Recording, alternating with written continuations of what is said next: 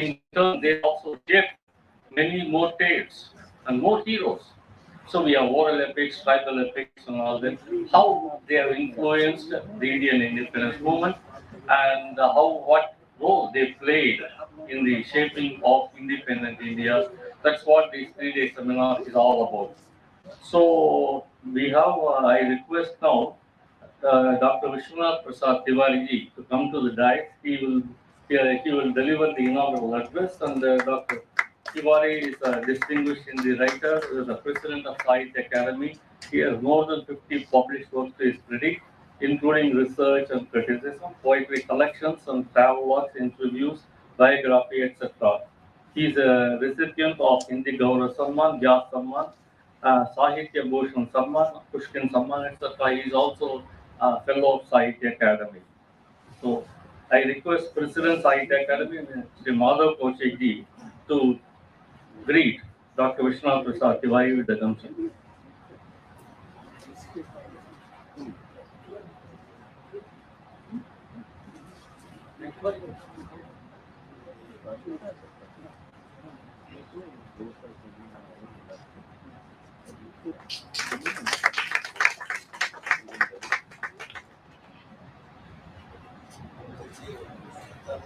Professor Ashish Nandi, very well known political psychologist, social theorist, and critic. He will deliver the keynote address.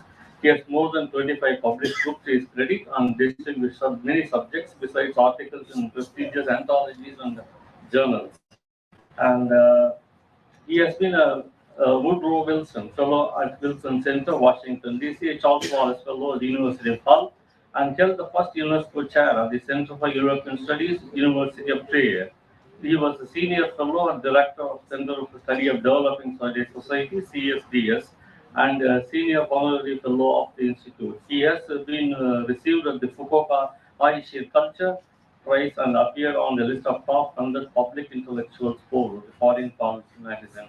Now I request Professor Kumar Sharma, Vice President of Right Academy, to greet Professor Ashish Nandi.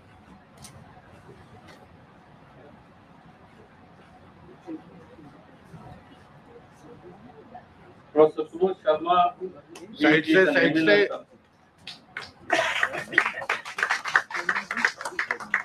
on the dais, Sri Madhav Kaushik ji is the president of Sahitya Academy. He is an eminent Hindi writer and he has more than 30 published works to his credit. And he is a recipient of Shiromani Sahityakar Samman, Mahakavi Surdas Samman, Babu Bal Mukund Gupta Samman, Hans Kavit Samman, etc. Professor Kumar Sharma, she is a vice president of Sahitya Academy. She is an eminent Hindi writer. Presently, she is working as a professor, Department of Hindi, University of Delhi. She has 13 published books on various subjects such as media, women discourses, literature to her credit. Besides published articles on more than, she has delivered more than 300 lectures in different Indian universities and important social forums. She is a recipient of Sahitya Bhushan Samman, Bharatendra Harishchandra Puraskar, Damodar Chaturvedi Smriti Samman, Sahitya Shri Samman. The order of program in the inaugural session is Dr. K. Srinivas Rao, Sahitya Academy, will deliver the welcome address. It will be followed by release of Indian literature issues, 6 issues together, and then Dr. Tiwari ji will deliver the inaugural address, followed by Professor Ashish Nandi's keynote address, and Professor Madhav Kaushik ji will deliver the presidential address. Professor Kumar Sharma will deliver concluding remarks. Now I request Dr. K. Srinivas Rao, Secretary Sahitya Academy, to deliver the welcome address. Thank you. Thank you, Rajamohan. Namaskar and good morning to all of you. Respected Professor Vishwanath Prasad Tiwari ji, distinguished poet, fellow and former president of Sahitya Academy, Sri Madhav Kaushik ji, President Sahitya Academy, Professor Ashish Nandi, eminent social theorist, Professor Kumar Sharma, Vice President Sahitya Academy, all the writers and scholars who are participating in this program, and friends. I'm glad to welcome all of you for this national seminar on memories of epics, Indian independence movement, and nation building. Friends, although well known, the role played by literary creations in social movements is often underrepresented. Across the continents and over the past century or so, one can see the role of literature in the movements in different countries, from Russian Revolution to French Revolution to movements in America to Indian independence movement, to name just a few as examples. The writings of Karl Marx and that of Mahatma Gandhi, though written in different circumstances for different purposes and in different regions, continue to inspire people from all over the world till today. Of all the literatures, epics in all the countries played massive role of uniting the masses for any and all purposes. These epics permeated the popular consciousness, and soon the epics were given representation in different forms.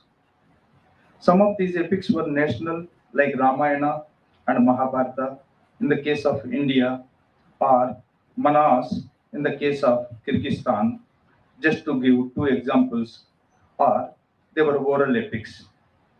In Indian independence movement, masses used characters from Ramayana and Mahabharata, such as Ravana, Kumbhakarna, Shakuni, and Duryodhana, to depict the oppressive Britishers on their own and without any goading by any leader. Such use of characters from the epic spread like a wildfire and set off chain of events that culminated in the eviction of Britishers. There are some who do not take epics seriously as they consider them as nothing more than mere mythologies and should not be taken to measure social structures and processes.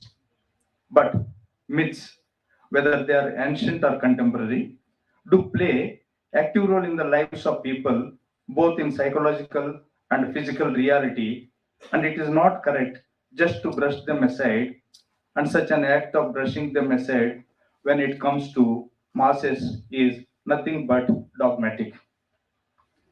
During Indian independence movement, several leaders, starting from Balagangadhar Tilak and Mahatma Gandhi, highlighted in their writings and speeches the cultural importance of epics in national identity.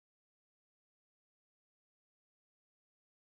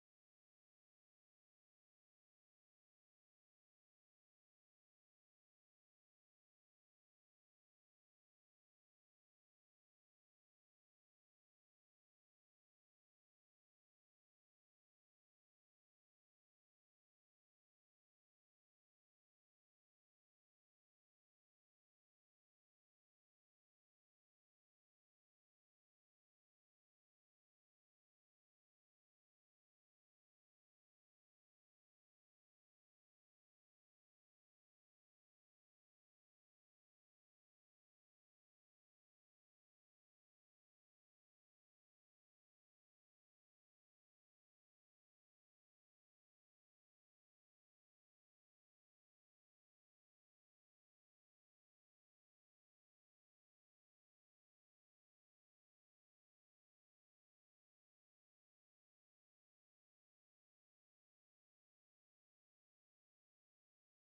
national identity.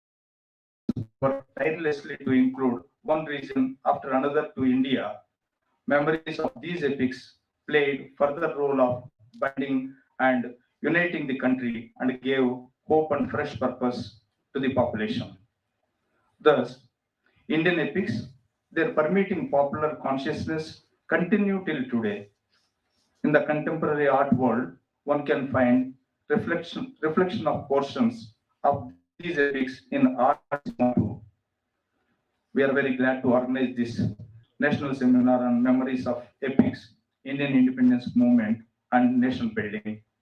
I sincerely hope everyone who is participating and attending the seminar stands benefited. With these few words, I'm glad to welcome the dignitaries on the dais and off the dais. Thank you all.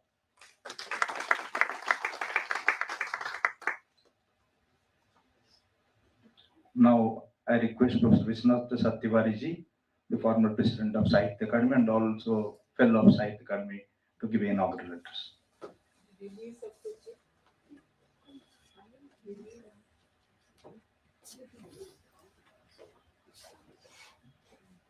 मंच पर विराजमान सभी सम्मानीय श्री माधव कौशिक जी, आशीष नंदी जी, कुमुद शर्मा जी, के श्रीनिवास राव जी तथा हमारे सामने उपस्थित देवियों और सभी आदरणीय सज्जनों,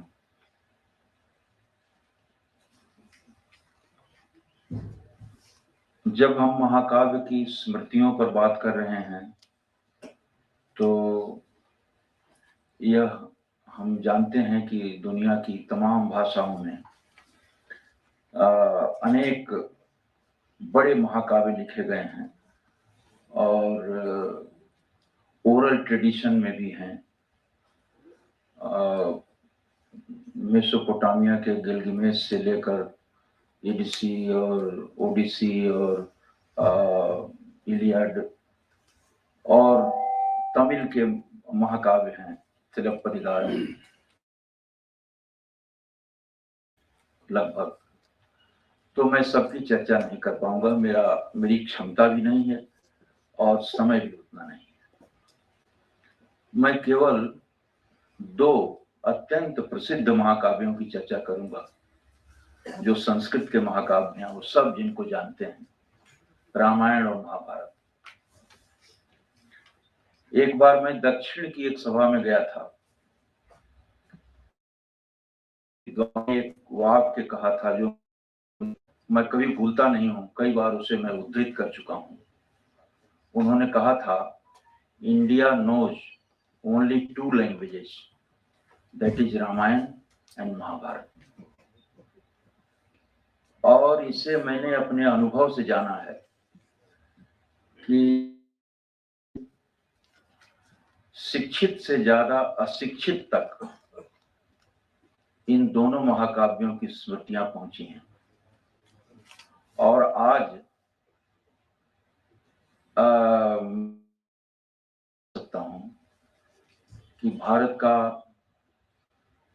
अर्ध शिक्षित या अशिक्षित समुदाय जितना भारतीय संविधान से परिचालित नहीं होता, उतना इन दोनों महाकाव्यों से होता है।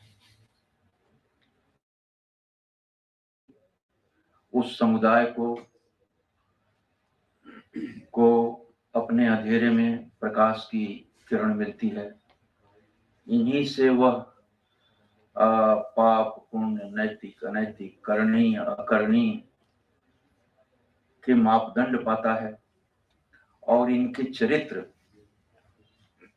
हर संशय, भ्रम और संदेह में उसका रास्ता दिखाते हैं। इतिहास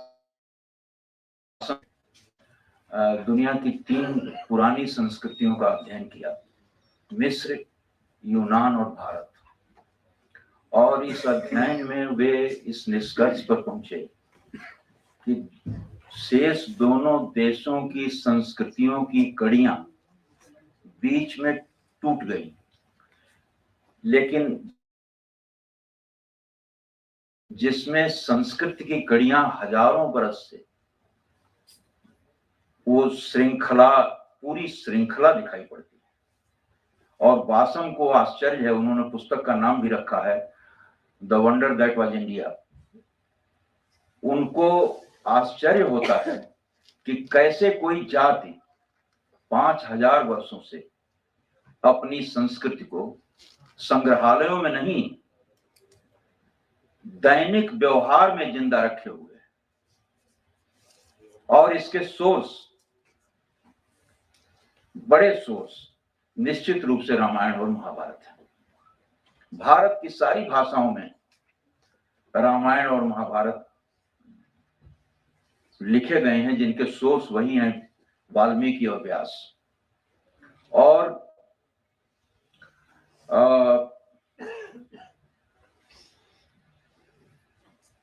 जिन जिन जातियों में भाषा नहीं है, उनमें भी रामायण और महाभारत की कथाएं हैं, और पूरा देश उनसे प्रभावित होता है, किसी न किसी रूप में प्रभावित होता है। हमारे यहाँ आप समझिए कि करोड़ों बच्चों, करोड़ों लोगों के नाम भारत में रामायण या महाभारत से लिए गए हैं, करोड़ों नाम।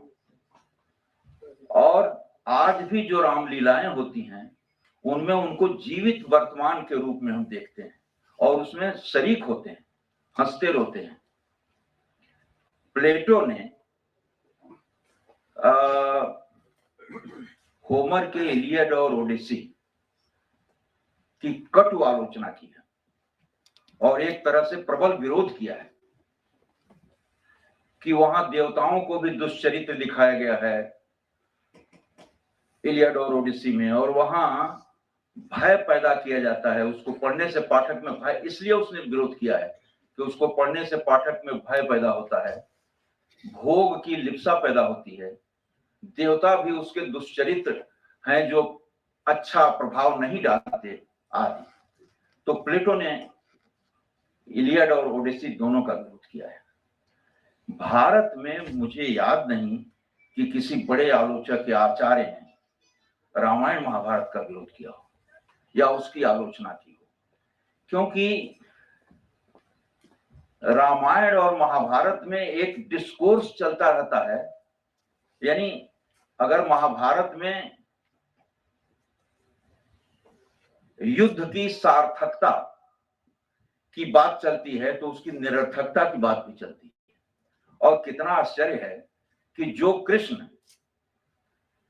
अर्जुन को लड़ने की प्रेरणा देते हैं, युद्ध की प्रेरणा, वही शांति संदेश लेके जाते हैं, शांति का प्रस्ताव भी लेके वही जाते हैं। यानी युद्ध और शांति दोनों का पर बहस चलती रहती है। और रामायण में एक धर्म और अधर्म के बीच में एक डिस्कोर्स चलता रहता है। और तुलसीदास जो राम के सबसे बड़े भक्त हैं, वो राम को अधर्मी साबित कर देते हैं। एक जब बाल का प्रसंग आता है तो तुलसीदास पूछते हैं, धर्म हेतु दो अवतरे गोसाई, मारे सिमोह व्याधि की नहीं। आपने धर्म के लिए अवतार लिया है और बहेलिया की तरफ मुझे मार रहे हैं। यानी यहाँ एक तरफ धर्म है, दूसरी तरफ बहेलिया है। ये तुलसीदास इसको पैदा कर देते हैं। तो हमारे इन काव्यों में, महाभारत में देखिए एकदम खुला पाठ है, ओपन टेक्स्ट। उस टेक्स्ट में कहीं कोई ऐसी गुंजाइश नहीं है कि आप एक पक्ष की बात करें, एक दूसरा पक्ष भी वहां खड़ा रहता है। जब धर्म के बारे में पूछा जाता है तो महाभारतकार कहता है, श्रुति विभिन्ना। इस श्लोक को सुप्रीम कोर्ट ने भी उद्धृत किया है। जब वो धर्म के बारे में बात किया है तो इस श्लोक को उन्होंने कोट किया है। श्रुति विभिन्ना, वेद जो हैं अलग अलग है, श्रुतियां अलग अलग हैं। स्मृत्यस्य भिन्ना, स्मृतियां भी अलग अलग हैं। नएको मुनिर यस्य वचः प्रमाणम, एक भी मुनि का वचन प्रमाण नहीं है। एक मुनि दूसरा कहता है, दूसरा दूसरा कहता है। मनुस्मृति है तो उसके पैरेलल याज्ञवल्क्य स्मृति भी है, और भी स्मृतियां हैं। तो श्रुति विभिन्ना स्मृत्यस्य भिन्ना नएको मुनिर यस्य वचः प्रमाणम धर्मस्य तत्त्वं निहितम गुहायाम महाजनो येन गतः सुपंथा।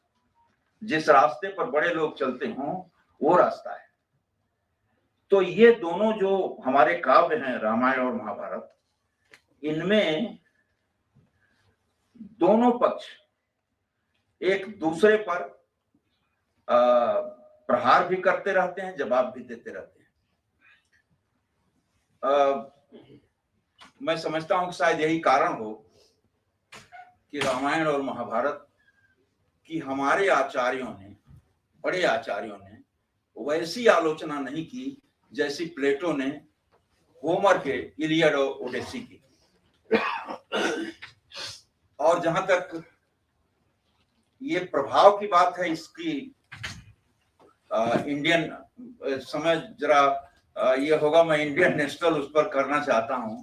इंडियन नेशनल मूवमेंट में जो प्रभाव पड़ा रामायण और महाभारत का, आप सब जानते हैं कि तिलक ने गीता का भाष्य लिखा, और गीता तो महाभारत का ही एक अंश है। और तुलसीदास गांधी जी ने गीता का भाष्य लिखा,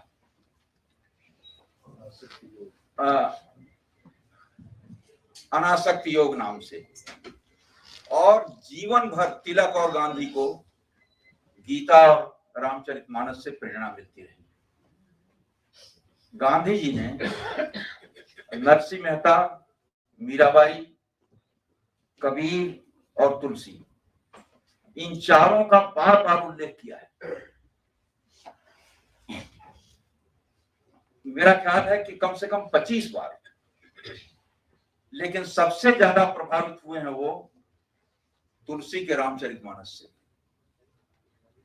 और उन्होंने हिंद स्वराज जब लिखा तो हिंद स्वराज में उन्होंने एक दोहा कोट किया है, दया धर्म को मूल है, देह मूल अभिमान, तुलसी दया न छोड़िए, जब लग घट में प्राण। इसको कोट करने के बाद गांधी जी लिखते हैं, मुझे यह वाक्य शास्त्र वचन की तरह लगता है, जैसे 2 और 2 4 ही होते हैं, ऊपर के वाक्य पर मुझे उतना ही भरोसा है। दया बल आत्मबल है, वह सत्याग्रह है। अब देखिए, इसको उन्होंने इस तुलसी के दोहे को उन्होंने सत्याग्रह से जोड़ दिया, जो उनका की वर्ड है गांधी जी का आजादी की लड़ाई में। हिंद स्वराज में ही वो लिखते हैं, जब तक अंग्रेज हमारे देश में हैं तब तक हमें चैन नहीं मिल सकता, पराधीन सपने सुख नहीं। गांधी जी का राजनीतिक उपयोग कैसे हो सकता है, ये गांधी जी करते हैं, पराधीन सपने सुख नहीं। 4 अगस्त 1920 के यंग इंडिया में उन्होंने लिखा, मैं कहूंगा कि भगवत गीता अंधकार और प्रकाश की शक्तियों के बीच असहयोग के सिद्धांत का प्रतिपादन है। अब जो 1920 में वो असहयोग आंदोलन चला रहे थे, उसे वो पाते हैं गीता में। तुलसीदास ने संतों को असंतों से दूर रहने की सलाह दी है, इसी को असहयोग कहते हैं।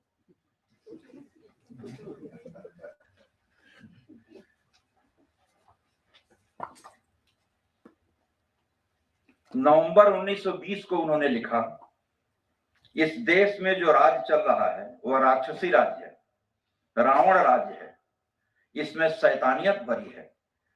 इसके हमारे पास 2 उदाहरण हैं, पंजाब और खिलाफत। खिलाफत के मामले में दिए हुए वचन पाले नहीं गए, धोखा दिया गया। पंजाब में बिना कारण हत्याएं की गई।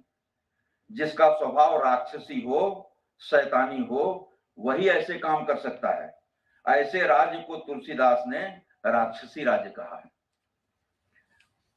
पूरे ब्रिटिश हुकूमत और उसको उन्होंने, तुलसी ने जिसको राक्षसी राज्य कहा उससे जोड़ दिया।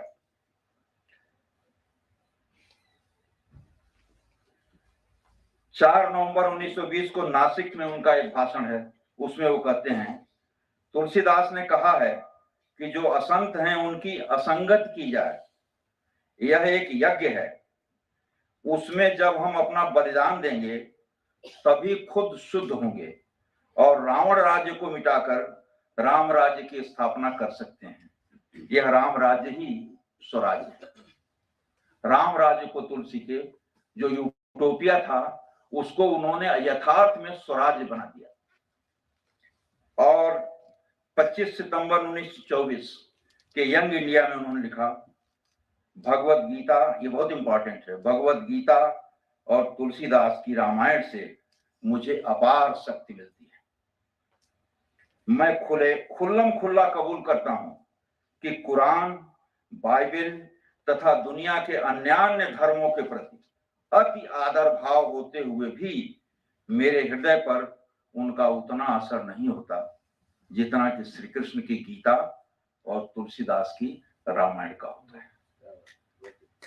ये गांधी के तमाम बहुत उदाहरण हैं, लेकिन मैंने 5-6 इसलिए पढ़े कि किस प्रकार उन्होंने असहयोग से, राम राज्य से वगैरह से, तो असल में गांधी जी राजनीतिक स्वाधीनता नहीं चाहते थे, वो सभ्यता, उनको कहते थे कि इन लोगों ने हमारी सभ्यता को गुलाम बनाया है, इसलिए जब तक हम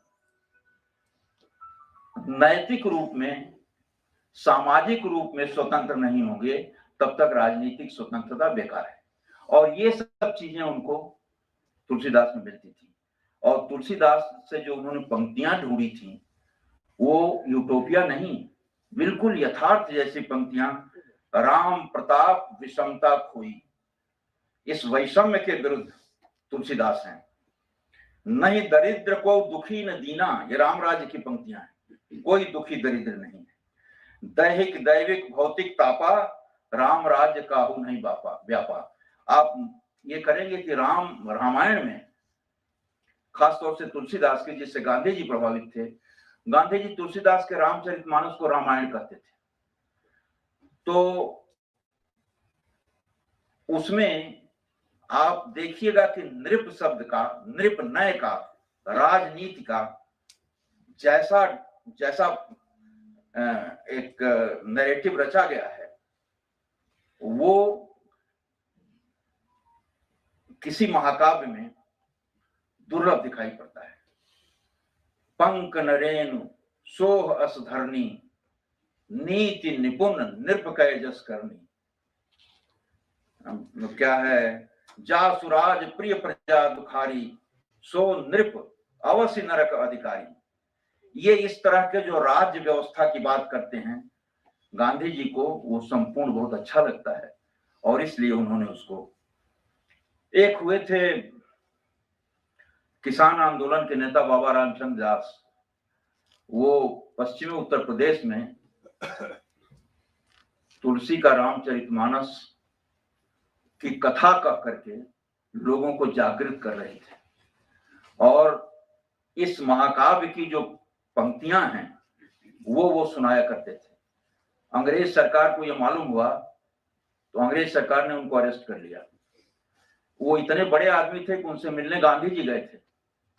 उनके बारे में उस समय गणेश शंकर विद्यार्थी के प्रताप में, कर्मवीर में, माखनलाल चतुर्वेदी के, और हिंद स्वराज में, मतलब बहुत सारे उसमें उनके बारे में चर्चा है। तो बरेली जेल को कहा जाता है कि 1 लाख लोगों ने घेर लिया था जब ये पता चला कि बाबा रामचंद्र दास को मार दिया गया है। तो उस थाने के अंदर एक बड़ा भारी पेड़ था, उस पेड़ पर चढ़ाकर पुलिस वालों ने दिखाया कि देखो ये जिंदा है, मरे नहीं है, तब जाकर के वो भीड़ छंटी थी। ऐसा महत्व था बाबा रामचंद्र दास का, जो तुलसी के रामचरितमानस का पाठ किया करते थे, वही सुनाते थे लोग। तो ये सब चीजें जो हैं, वो महाकाव्यों का की जो ये स्मृति है, वो हमारे जमीनी स्तर के नेताओं तक पहुंचा था, क्योंकि ये जो स्मृतियां हैं महाकाव्यों की, वो केवल लिटरेचर और पढ़े लिखे लोगों तक ही नहीं है, बल्कि भारत के लोग तक हैं, सामान्य लोग तक हैं। मैं इन्हीं शब्दों के साथ आपके प्रति अपना आभार व्यक्त करता हूँ। धन्यवाद।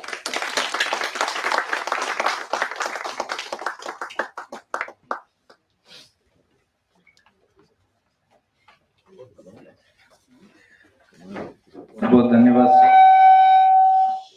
बहुत धन्यवाद sir. As in the beginning we mentioned that we have to release the last year 6 issues of Indian literature.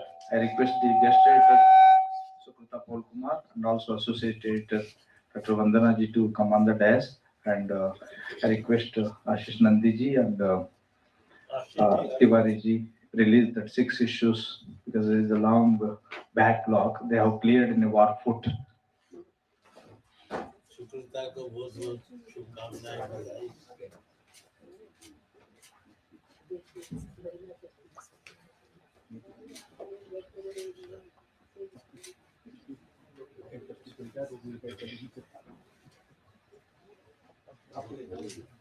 Wait करा लेना क्लिक करके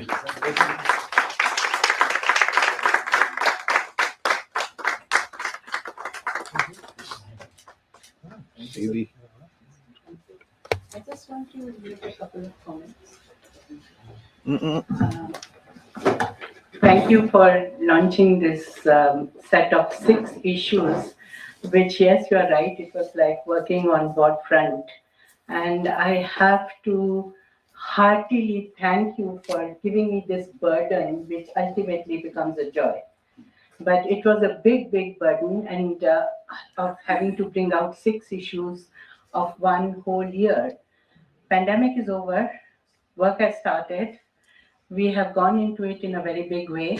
And I have to thank, it's not just me, but a whole team, which I, with a lathi, worked with.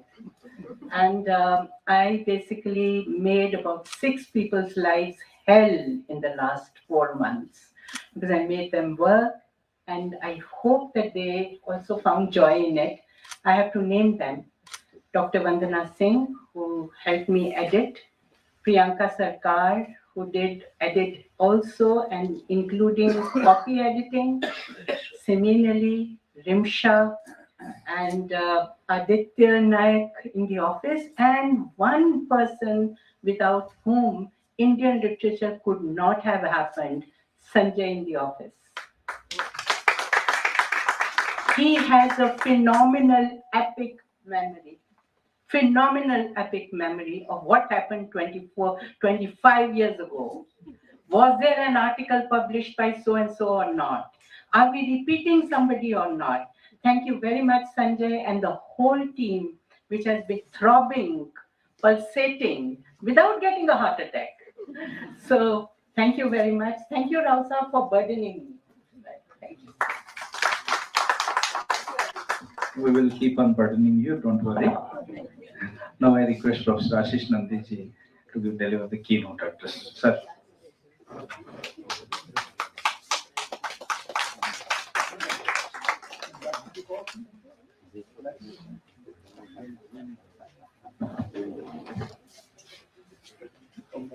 The title here is quite big, so I will only speak on the epic part of it. I think because it has come here also this pattern, I liked very much this last presentation. I liked it because it started by talking of 5,000 years of Ramayana and Mahabharata, but ended with mostly with Tulsidas' Ramayana, because 2 of the greatest interventions in present culture, public culture of India, this not only India, the Indic civilization as a whole, Gandhi and Rabindranath Tagore both insisted that India's unity as it obtains is not a product of the ancient classical texts, the Shruti texts, but dependent on the culture of medieval India, not 5,000 years, 500 years. 500 years. Shruti, this is very important, particularly in the case of Rabindranath Tagore. He defied the Brahmo Samaj. There were 3 religious reform movements over the last 150 years. Brahmo Samaj, then Arya Samaj, and Ramakrishna Mission. They tried to reform Hinduism. And all 3 wanted to go back to the Vedas and Upanishads as the prime resource for reforming Hinduism. But Vedas and Upanishads were written in Sanskrit and accessible to a minor percentage of Indians, very few. Others were discouraged from reading them, not only because of their absence of access to Sanskrit, but also because it was also forbidden. It's forbidden. Now, what happened in medieval India, which many Indian scholars had already started calling the Dark Ages of India. This was in early 20th century. Following the Western tradition of calling medieval Europe the Dark Ages of Europe. So if they have a Dark Ages, we should also have a Dark Age. Basically, that medieval period was India's one of finest stretch of creativity and innovation. I will come back to this issue again a little later. Only a week ago, I was hearing Devdas Patnaik, whose work on Puranas are very popular. So many people read it. Thousands read it, millions read it, I would say, because even non-resident Indians worship him.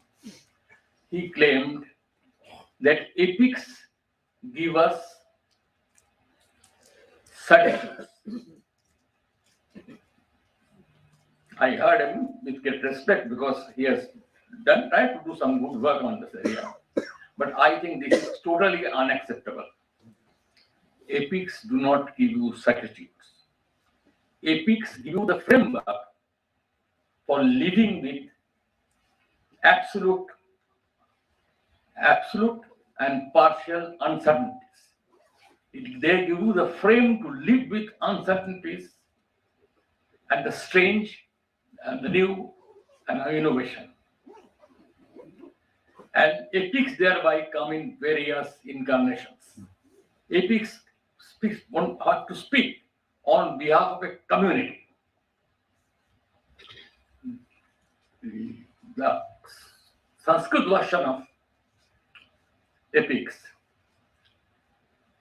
might be written in Dev Bhasha, but it cannot unite any community with direct access.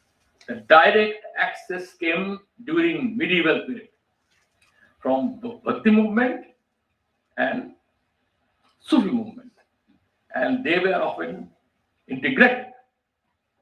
I mean, Amit Ghosh also in one of his poems uses the well-known lines, "Bhala hua टूटी मेरी गागरी, मैं तो पानी भरन से छूट गई." Now this is so much associated with Krishna's worship, and he uses it absolutely clearly within the straight line.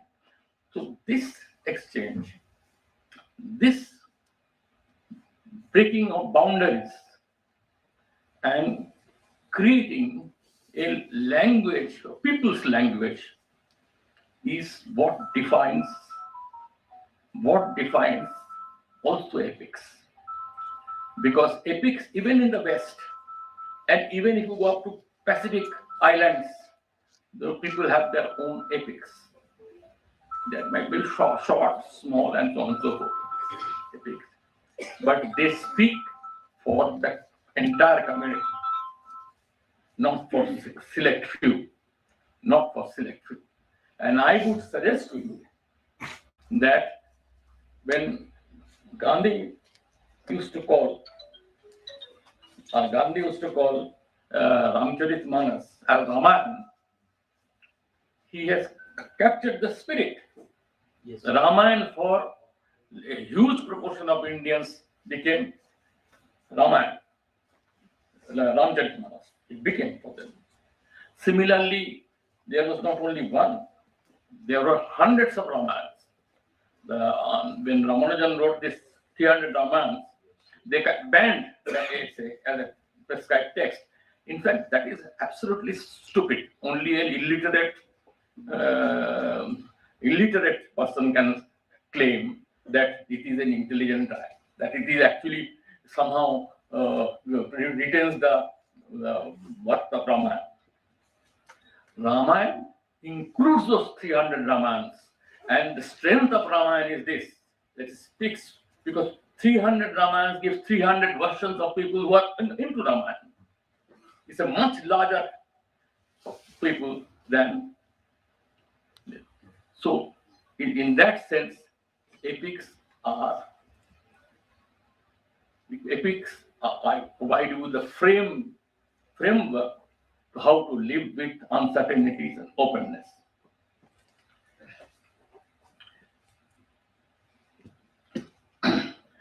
I say so because epics also have certain common characteristics. The first persons to try to make a universal case out of it were both Sigmund Freud and Otto Rank, two psychoanalysts, both from Europe. But they went all over the world, even India. Like for example, Sigmund Freud writes that Karna was the true hero of Mahabharata. Now, we can differ with that, but he has a point, which you can see it, and it has a connection with the kind of society you are living in. I mean, recent works on Mahabharata, the Karna is the hero. In Sam Benegal's movie, what's the name? Someone wrote this one where Kaliyug. That's right. In Kaliyug, it is Karna is the hero, and similar hero of Karna made in you get it in Marathi, you get it in Bengali, you get it many other ways. And the only modern epic written, which has been accepted as an epic, was Madhusudan Datta's Meghnad Kavya. There, Ram and Lakshmana are the villain, and Ravan and Meghnad are the heroes. This is also part of Mahabharata. I'm told that in Brahmachari practices, many people claim, not many people, quite a few people, particularly scholars in Tantra and so on, claim that 1/3 of India have access to Brahmachari practices. I mean, Vibhishan temples are there in South India and in Sri Lanka. Duryodhan temples are there in Uttarakhand, more than one, and so on. So Karna temples up there, and even name Karna is now popular name. A lot of people have named Karan or Karna, which shows an ability that to use epics in our everyday life in different ways. And it took some courage for Rabindranath Tagore to defy his Brahmo heritage, to declare that he believed that India's unity lies in medieval India, and not, he also said that, not in the word nation. Nation is not Indian, it has nothing to do with India. In fact, when he wrote nation, he wrote the English word in Bengali. Nation, in Bengali, nation, because it has no synonym in Indian languages. We also say nationalism and so on and so forth, but came to Europe also in 17th century. when the Treaty of Westphalia was signed, mid-17th century. They also didn't use the word nation. Though I tried to distinguish in one of my writings the difference between nation and nationalism and patriotism. Patriotism is biological. Nationalism is ideological. There is a difference between ideology and sentiment. Patriotism you get biologically because that sentiment comes because earlier learning is always more important and more sustainable than later learning. So where you have been in your childhood, in the atmosphere you have been brought up, ultimately that memory lies with you more than the later learning. Now, ideology you choose in your adolescence because you have to choose it. No. Patriotism comes to you normally. Patriotism is not a good word. It doesn't really distinguish between it. I'm using it as a handy word, but I'm just giving you try to convey that there is something distinct from nationalism. So Tagore wrote more than 150 poems during the early 20th century on patriotism. And his patriotism was such that he holds a unique record in the world that he has written not only the national anthem of India, but also the national anthem of Bangladesh. And Sri Lankans tell me, nowadays they say it a little differently at all. When first I heard from it, one Sri Lankan scholar said, actually the music was Tagore's and the words were Sinhala in Tagore's language, more or less. He said that. But nowadays they say, no, Tagore's influence was there, but basically it was the work of that man. They wanted Sinhala author for the national anthem. That's also nature of nationalism. So there is a difference between these two. And anyway, so I don't want to talk on that. I want to talk about epic. Now,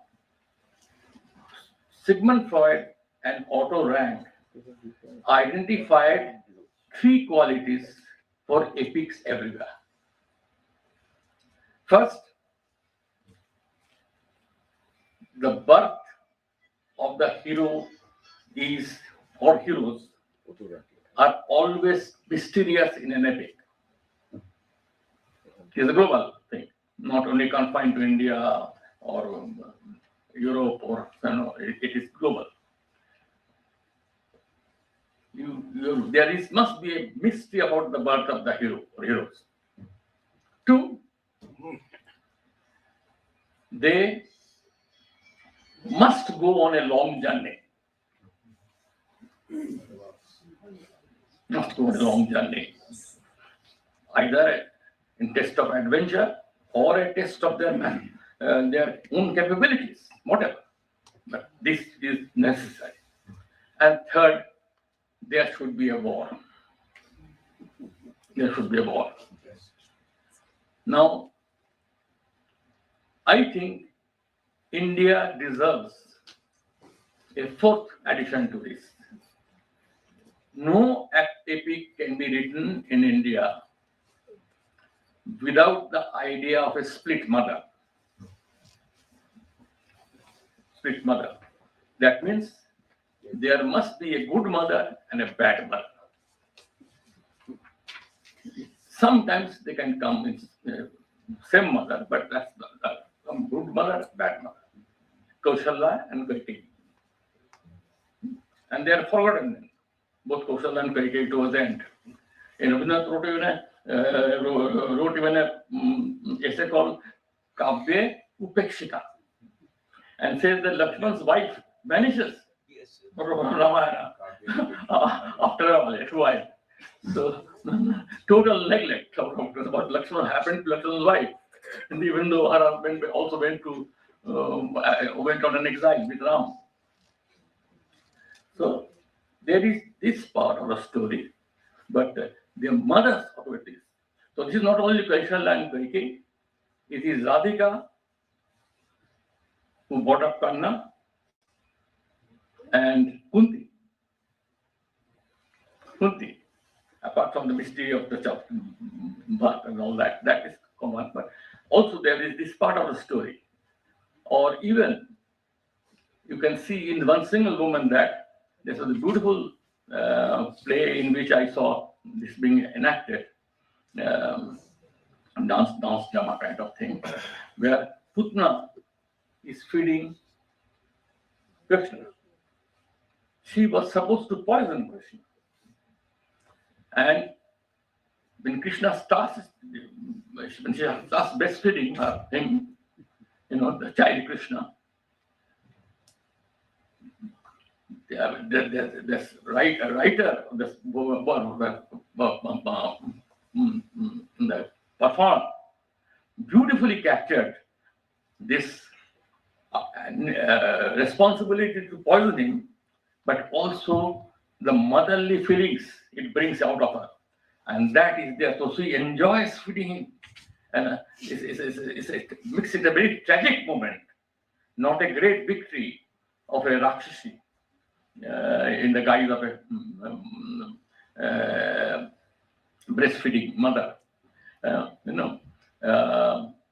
But in the you portray a person split between a good mother and a bad mother, trying to kill the child. And responsibility is to kill the child, but she also is enjoying that, and she knows she's going to die. So this is the nature of epics. This is the nature of epics. Similarly, there is this play of, I forget the name of on Karna in Manipuri. According to the name of the writer, the famous playwright, where the play begins with Karna's death. And Kunti wants to give him Karna, recognizes Karna as his son, and wants to give him a royal, cremation and royal rituals for the death ceremonies due to a king. And his mother, the person who has brought her up, the foster mother, Radhika, the charioteer's wife, she asked for his right because she has brought up the child, not Kunti. And so this is the strength of epics. This is how epics begin to speak for communities. It is said, how to, I do not know. People claim this, that in North Bengal, there is a huge population of Ravan worshippers who observe fast on Ram Navami. Ram Navami is not Ram's victory, but Ravan's defeat. So, Ravan. And in Tamil Nadu, there is another large community which has of Ravan worshippers. And one suggestion is this: Madhusudan Datta got his idea of Meghnad Kavya because he was in Chennai, and probably also he has heard of this community in Bengal itself. So that gave him the confidence to write the Meghnad Kavya in that fashion. So this is one thing I wanted to first emphasize. It is not the job of epics to give certitudes. That Patnaik said that I didn't there's any question about it, but I suggest that this is a very inappropriate description of epics. Epics are what speaks for an entire community, and the larger the community, the more difficult it becomes for the community of epic of the community. For example, Europe, there is the old Greek epics, but there is also Scandinavian epics centering around Viking villages and so on and so forth. So there are secondary epics also, which are there. Yeah. So this is the main task of it. Now, I would also like to point out that before I was coming here, I was hearing Mohan Agashe speaking, and he's a doctor by training and an actor, and he was saying that he has never written a play in his whole life. He has acted in it. And he was very modest enough to say that therefore he had no right to come and speak. Well, because in medicine he knows that the art of healing, and there is also a science of healing, and they are two sides. So he says that a play is not a play unless it is performed by somebody. And the writer sees it, then he's fulfilled. Yes, maybe that can be one definition, but I think it is a very narrow definition. It is a narrow definition because in the name of there being a science of healing and art of healing, over the years, gradually you will notice that the science of healing has taken it all over, and the art of healing has been lost. I can give you many examples of that. I was worked on the social psychology of science, so I can give you some examples of that. First, in the United States, a study was done of what kind of intrusive diagnosis is prescribed by the doctors and surgery is prescribed by the doctors. So they found that in the best of hospitals, I think they included 6 of the best known medical schools, Harvard, Sloan Kettering, House facility, so on and so forth, heart facility, and so on and so forth.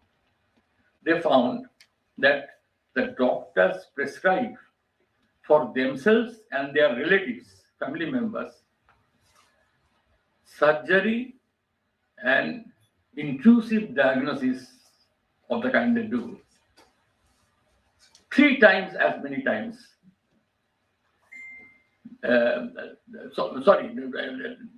To their own relatives, the ordinary patients they prescribe the surgery and intrusive diagnosis for 3 times more often than their own family and their own selves. So when you go next time to a surgeon, you should always take a second opinion at least. Anyway, that doesn't matter. This is the world's largest medical system, state of medical system. I can give you many examples. Even in India, that I can show you that. I persuaded my son-in-law, and when he was a journalist, to do a study of hospitals where how frequently cesarean section is done. So they found that government hospitals, cesarean section globally is known to be relevant for 9% of the people. 9% popular, 36, 9% popular globally. In India, in government hospitals, they do cesarean section 10% of the time. Understandable, because there is our nutrition level being what it is and so on and so forth. 1% extra is nothing much, 9 and 10. But in the private hospitals, 95%, more than 95% is cesarean section, particularly 5-star hospitals time. So there is that part of the story too.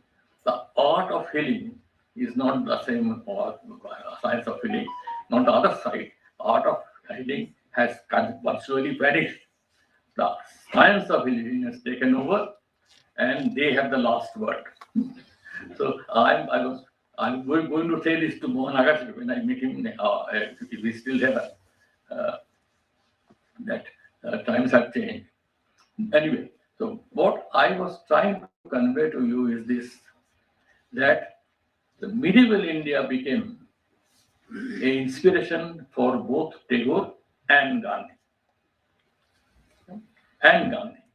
And I hope that this understanding will give you a different kind of understanding to it. I also propose to you that epics come from the deepest levels of a community's consciousness. This is the last point I'm trying to make. I've already taken some time. It speaks for the unspoken and often unfathomable ways about what is true of the community, because you are allowing this play of people writing on ethics. And that very process of writing, the scattered writing of different people, releases the inner world of the community, because you are getting a different, altogether different set of things there. And the need for this ethics is that, I can put it this way, that it is like the art of healing, that it comes to you unknown and often unmanageable. I once did a study of Srinivas Ramanujan, who claimed that his mathematics, this is my favorite example, that his mathematics came not from mathematical books, because he had already, everybody knew that he had only read a school text of mathematics. They studied up to class 8 or something. There was some school text written by some English teacher for beginners or whatever. And based on that book, he by himself did his work. And he claimed that this thing was not his coming out of his mind. It was coming out of the dreams he had, where goddess Panakkal, the local deity, opened her tongue, and he found written on the tongue the equations or the identities he had, on it. And he would wake up and write them down. Now, his discoverer, G.H. Hardy, he had first sent his writings to two Oxford towns, who returned them without any comment, just thinking some eccentric has written this. So the man has studied only up class 8. Then he sent it to G.H. Hardy. Somebody told him that his name. So G.H. Hardy also thought the same thing, that he would be either a scamster, trying a new trick, or a first-class fool. But when he went to his classes, giving his classes, I think, he thought that there must be, it's unlikely that is, because some of the identities seem very convincing also, even without a full calculation, very convincing. He couldn't prove, because proofs were not used in Indian mathematics. India, it was an unknown idea. So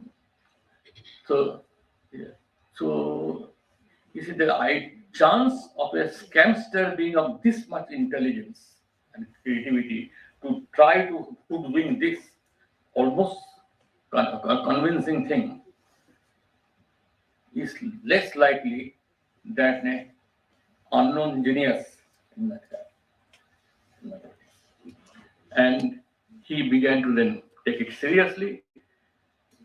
It was found that more than half of his work was recovery of work of others because he didn't know other advanced mathematics. So he also discovered them, people like Euler and others, you know. And then he, of course, the rest is history. I don't want to go into it. The last book on his mathematics came out of Wisconsin University year before last, 100 years after his death. Now, I would suggest that it is exactly like the kind of thing I'm trying to convey about the ethics, that you are having it, or the art of feeling for that matter, that you are depending on things, on ideas that you could not have courage to own up, or you don't have the capacity to explain, because you don't know history of mathematics, nothing. So you produce them as a gift of Panakal, goddess, not Panakal. But basically it is a part of yourself which is projected into goddess Panakal. It is a part of yourself that you have learned to project as Panakal, so you don't feel him. You don't think that you are the great thinker and so on and so forth. You are humble enough to think that, but you think it's a gift of the goddess. This is a part, you split your part in that sense. So this, and I think epics give you that play. Epics give you that play. Epics give you the right to interpret it differently. In fact, it invites you to do so, challenges you to do so, so that it becomes more and more relevant, because the more the variety of deviations and the more the variety of range of innovations, the more the epic gains in its different connotations. It is not an accident that Karna is a character in some Bengal's Kaliyug, but Karna has been a character also in Marathi classic. So then, similarly, Ramayana, same thing. Krittivasa's Ramayana is food, sweets that they eat are from Bengali sweets. so there is that part of the story. So it becomes you gradually increase the range of that epic, and that remains both the responsibility as well as character of an epic. Thank you very much for your patience.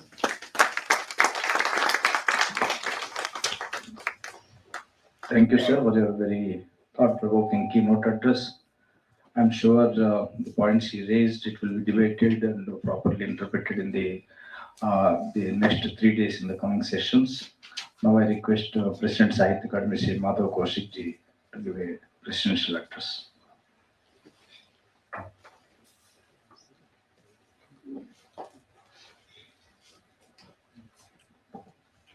नमस्कार परम आदरणीय professor Vishwanath Prasad Tiwari ji, श्रद्धेय आशीष नंदी जी, कुमुद शर्मा जी, हमारे सचिव के श्रीनिवास राव, मंच से बाहर बैठे सभी विद्वज्जन मित्रों, तिवारी जी और आशीष नंदी जी के वक्तव्य के बाद बौद्धिक स्तर पे तो बोलने को कुछ नहीं बचा। उन्होंने पूरे विश्व के जितने भी महाकाव्य हैं, उनकी संरचना है, उनकी परिधि है, उनकी संवेदना का विस्तार है, वो सब बता दिया। महाकाव्यों की स्मृतियां, भारतीय स्वतंत्रता आंदोलन और राष्ट्र निर्माण, मेरे पास छोटा सा रास्ता बच गया वहां तक जाने का। बातों की दोहराई भी ना हो और मैं कुछ कहने के लायक रहूं। बहुत सारे विदेशी विद्वान आज भी ये कहते हैं, जिसमें मैक्स मुलर भी शामिल है, कि हिंदुस्तान का लेखक आज भी इन दो महाकाव्यों से बाहर नहीं आया है, महाभारत और रामायण से बाहर नहीं आया। हजारों हजार पुस्तकें द्रौपदी पे हैं, सैकड़ों कर्ण पे हैं। हिंदी में हमारे पास नरेंद्र कोहली से लेके और धर्मवीर भारती तक दुनिया जहान की किताबें हैं। प्रतिभा राय से लेके हमारे शिवाजी सावंत तक। और कहने का अर्थ ये कि हर भाषा में हजारों हजार अब भी लिखे जा रहे हैं, अलग अलग पक्षों में, अलग अलग चरित्रों पे। वास्तव में हम बाहर नहीं आ पाए उससे। एक पुस्तक कुछ साल पहले हमारे प्रभाकर श्रोत्रिय जी ने लिखी और वो प्रकाशित हुई भारतीय ज्ञानपीठ से, भारत में महाभारत। जितने भारत में महाभारत के उड़िया में, बंगाली में, इवन के जो लोक भाषाओं में है, उसमें एक भील महाभारत का भी जिक्र है। और इन सब के वर्जन इतने अलग हैं, आप सुनोगे तो हैरान रहेंगे। अब कई चीजें बड़ी अजीब सी लगती हैं और कई बार हैरानी भी होती है। दक्षिण भारत का तो मुझे पता नहीं, उत्तर भारत के घरों में आज भी महाभारत की प्रति रखना वर्जित है। मेरे जैसा कोई बच्चा ले भी आता था पढ़ते हुए तो दादा दादी कहते थे इसे बाहर रखिया मंदिर में, मैं शिव मंदिर में रख के आया था, ये किताब घर में होगी तो झगड़े होने शुरू हो जाएंगे। ये सच है। महाभारत के चरित्रों पे तो आपको मिल जाएंगे घरों में, संपूर्ण महाभारत देखने के लिए आपको मंदिर में जाना पड़ता है। लेकिन बावजूद इसके कि वो एपिक हमारे सामने नहीं है, पूरा टेक्स्ट सामने नहीं है, लेकिन हर हिंदुस्तानी के दिल में उसकी एक एक बात है, उसकी वो साइकी का हिस्सा है। इंडियन साइकी को अगर किसी चीज ने बनाया है तो इन दो महाकाव्यों ने बनाया है। भारतीय मन, भारतीय मनीषा, भारतीय मेधा इनसे अलग सोच नहीं सकती किसी भी हालत। तो ये जनता तक कैसे पहुंचे? आम आदमी जो निरक्षर है, जो पुस्तक पढ़ना भी नहीं जानता, पुस्तकें छपती भी नहीं है, उसको पहुंचाने के लिए निरक्षर लोगों ने ही काम किया और इतना बड़ा काम किया जो साक्षर भी नहीं कर सकते। लोग गायक हैं, मेवात के इलाके में जंगम लोग हैं, पूरा आपको शिव पुराण सुना देंगे, उनको कुछ भी नहीं आता। और लोग का अपना चरित्र है, लोग की मोरालिटी के पैरामीटर्स अलग है। लोक साहित्य में द्रौपदी प्रातः स्मरणीय नहीं है, याद रखिए। लोक में विभीषण वही है, घर का भेदी लंका ढाए। तो ये लोग की ये चीजें है। भील रामायण में भील अर्जुन को परास्त करके द्रौपदी को बंधक बना के रखता है पत्नी की तरह। इतने वेरिएशन, सीता के कितने सारे वेरिएशन, कितने सारे जैन जात ग्रंथों में तो पता नहीं किस तरह। इन सब अंतर विरोधों के बावजूद ये दोनों महाकाव्य हमारे जीवन को संचालित करते हैं। हम आज भी अंधेरे में, इस देश के पास कभी बहुत पैसे रहे या नहीं रहे, लेकिन अंदर से बहुत समृद्ध रहा है। आज भी हिंदुस्तान का बड़े से बड़ा जज सुप्रीम कोर्ट में जब भी कोई फैसला ह्यूमन राइट्स पे देता है या आज के LGBTQ पे देता है, वो भी कहीं ना कहीं से ढूंढ के कोई उदाहरण, कोई श्लोक लेके आता है कि ये हमारी परंपरा रही है और ये जो आधुनिकता है उसके बीच के गैप को मैं पूरा कर रहा हूँ। तो ये इनकी महानता है। रेशियल मेमोरीज का रिजर्वायर एक कितना बड़ा महासमुद्र है, सागर है, जिसमें हमारी जातीय स्मृतियां रखी हुई हैं, सुरक्षित है, आज भी सुरक्षित है। और इतना बड़ा भंडार है, उसमें कोई क्षरण नहीं होता, उसमें थोड़ा थोड़ा जुड़ता भी रहता है। अब सवाल ये उठता है कि इन्होंने स्वतंत्रता आंदोलन में, अब देखिए महाभारत यथार्थ का दस्तावेज है। महाभारतकार का दावा है अगर संसार में जो कुछ है वो इसमें है और जो इसमें नहीं है वो संसार में भी नहीं है। अब इतना बड़ा दावा महाभारतकार कर रहा है। यूनिवर्स की जितनी जीवन शैलियां हो सकती हैं, चारित्रिक पतन हो सकते हैं, चारित्रिक उत्थान हो सकते हैं, वो सब इसमें मौजूद हैं। हमारे यहाँ वर्ग संघर्ष नहीं होता। तिवारी जी का मैं कोट कर रहा हूँ, हमारे यहाँ संघर्ष सत्य और असत्य के मध्य रहा है। और हैरानी की बात है, ये देश असत्य को त्याज्य नहीं समझता। हवन करते हैं तो असत्य की भी सुविधा डालते हैं, उसका भी करते हैं। तो मित्रों, जब स्वतंत्रता आंदोलन शुरू हुआ तो इस स्वतंत्रता आंदोलन की दो धाराएं थी।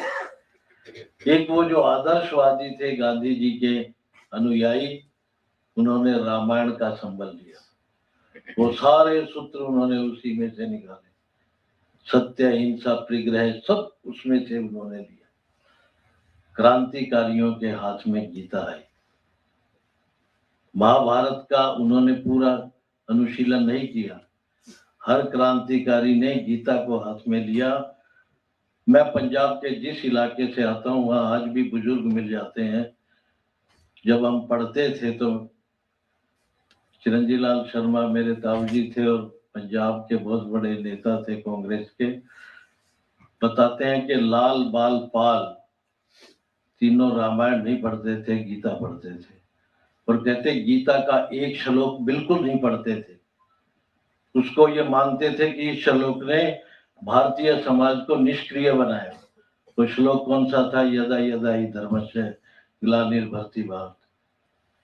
उसका अर्थ यह है कि जब धर्म की हानि होगी तो मैं आऊंगा। क्रांतिकारी कहते हो पता नहीं कब आएगा, आएगा नहीं आएगा। हमने केवल वही श्लोक पढ़ा, जो अत्याचार करता है वो पापी है, जो सहन करता है वो महापापी है, और महापापी को दंडित करना हमारा धर्म है। केवल हमने गीता का वो पोर्शन पढ़ा और हम आगे बढ़ते रहे। तो मित्रों, ये है जिसने जिस तरह से इस्तेमाल किया अपनी क्षमता के अनुसार, अपनी विचारधारा के अनुसार। लेकिन कमाल की बात यह है कि दोनों का ध्येय एक था कि देश को हमने आजाद बनाना। अब कई बार हम अंतर्विरोध ढूंढते हैं, अरे महात्मा ने ये नहीं किया, वो कर सकता था। क्रांतिकारी दूसरे पक्ष के महात्मा गांधी के अनुयायियों की, महात्मा गांधी की पूजा करते थे। वो भी पूजा करते। एक माँ के दो बेटे हैं, एक बेटा कहता है मैं आसानी से तुझे एक रास्ते पे आजाद करा दूंगा, दूसरा बेटा कहता है इसका रास्ता बहुत लंबा है, पता नहीं कब आएगा, हम पहले करके देख लेते हैं। तो दोनों बेटों के प्यार में कोई अंतर नहीं है, दोनों के अंदर उतना ही बड़ा जज्बा था। और राष्ट्र निर्माण का जो संकल्प राम राज्य का महात्मा गांधी लेके चलते हैं वो भी। अब अगले पे बोलते हुए थोड़ा सा मैं डर रहा हूँ। राष्ट्र निर्माण, आजकल राष्ट्र निर्माण का इस महाकाव्य पे क्या हो सकता है, बहुत अधिक जानने की जरूरत नहीं है। कई बार महाकाव्यों की इंटरप्रिटेशन इतनी गलत कर दी जाती है कि अच्छी खासी बहुत बड़ी जनता समझ नहीं पाती सच क्या है, झूठ क्या है। महाकाव्य को पढ़ने के लिए, समझने के लिए आपके पास एक क्लासिक ब्रेन भी तो होना चाहिए, वो बौद्धिक इंटेलेक्चुअल विगर भी तो होना चाहिए जो समझ सके। अब एक महाकाव्य का निर्माण जो लेखक कर रहा है, वो लेखक हीरो भी खड़े करता है, विलेन भी खड़े करता है। विलेन के मुंह से कही हुई बात विलेनस ही होगी, बुराई की होगी। हम उस पंक्ति को उठाएंगे बुराई वाली को और प्रचारित करेंगे, देखें लेखक ये लिख के गया है। ये नहीं सोचते लेखक ने नहीं लिखा, वो उस बुरे कैरेक्टर के मुंह से बुराई, वो उस संघर्ष को नहीं दिखाएगा तो सत्य की जीत तक कैसे जाएगा। वो एक आर्टिस्टिक, एक तनाव की स्थिति पैदा करता है। हर महाकाव्य करता है। जैसे आप कह रहे थे युद्ध का होना जरूरी है, युद्ध का होना कोई विचारों का भी तो युद्ध है, जीवन शैलियों का भी तो युद्ध है। तो आजकल ये हो रहा है कि महाकाव्यों के जो बुरे चरित्र हैं उनके मुंह से कही हुई बात उस लेखक के नाम से प्रचारित हो जाती है और ऐसा शो करते हैं जैसे उसने कहा या उसके प्रोटैगनिस्ट ने कहा। तो महाकाव्यों के राष्ट्र निर्माण में जब इस तरह की चीजें आती हैं तो महाकाव्य लगता है कि निर्माण कम कर रहे हैं, विध्वंस की स्थिति पैदा कर रहे हैं। अब बेचारे इसमें महाकाव्य का तो कोई दोष नहीं है, महाकाव्यकार के भी कोई दोष नहीं है। तो समाज को भी ये जानना चाहिए कि महाकाव्य को पढ़ने के लिए, समझने के लिए एक जिस तरह की मानसिक पृष्ठभूमि, इन चीजों को समझना बहुत जरूरी है। तो मित्रों, महाकाव्य जो राष्ट्र निर्माण कर सकते हैं और अब तक उन्होंने किया है, जब हमारे व्यक्तित्व का निर्माण किया है, हमारे डीएनए का वो हिस्सा बन चुके हैं। लेकिन कोई भी व्यक्ति इनकी इंटरप्रिटेशन को ठीक से करने में हमारा ये दायित्व है, हम जैसे विद्वानों का दायित्व है, आप सबका दायित्व है कि समाज से इस कलुष को दूर करने के लिए अगर कोई रास्ता सुझाएगा तो ये दो महाकाव्य ही सुझाएंगे। धन्यवाद, बहुत बहुत आपका।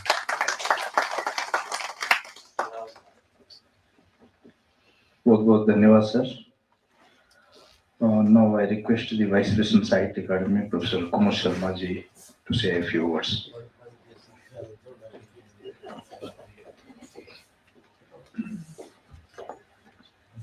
आदरणीय विश्वनाथ प्रसाद तिवारी जी, आदरणीय आशीष नंदी जी, आदरणीय श्री माधव कौशिक जी, श्री के श्रीनिवास राव जी और इस सभागार में उपस्थित विद्वान मित्रों, महाकाव्यों की स्मृतियां भारतीय स्वतंत्रता आंदोलन और राष्ट्र निर्माण पर हमने बहुत ही सुंदर वक्तव्यों को सुना। बहुत सारी बातें यहाँ कही गई, बहुत सारे सूत्र हम लोगों को मिले। रामायण और महाभारत, जैसा कि तिवारी जी जब बोल रहे थे तो कह रहे थे कि ये भाषाएं हैं तो हिंदुस्तान की, इस रूप में भी जाना जाता है।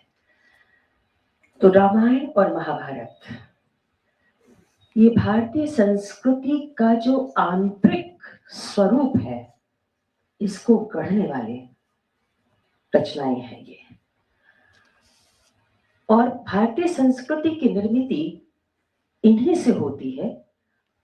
मैं नाम लेना चाहूंगी स्वर्गीय पंडित विद्यानिवास मिश्र का। उन्होंने संस्कृति की बहुत ही खूबसूरत परिभाषा इस जगह की है। उन्होंने कहा कि इस देश की संस्कृति सीता है जो जनक के हल की नोक से पैदा हुई। इस देश की संस्कृति गोविंद है जिनकी अलकों में गांव की धूल समाई हुई है। इस देश की संस्कृति भगीरथ है जिन्होंने परिश्रम से पहाड़ खोद के गंगा को निकाला था।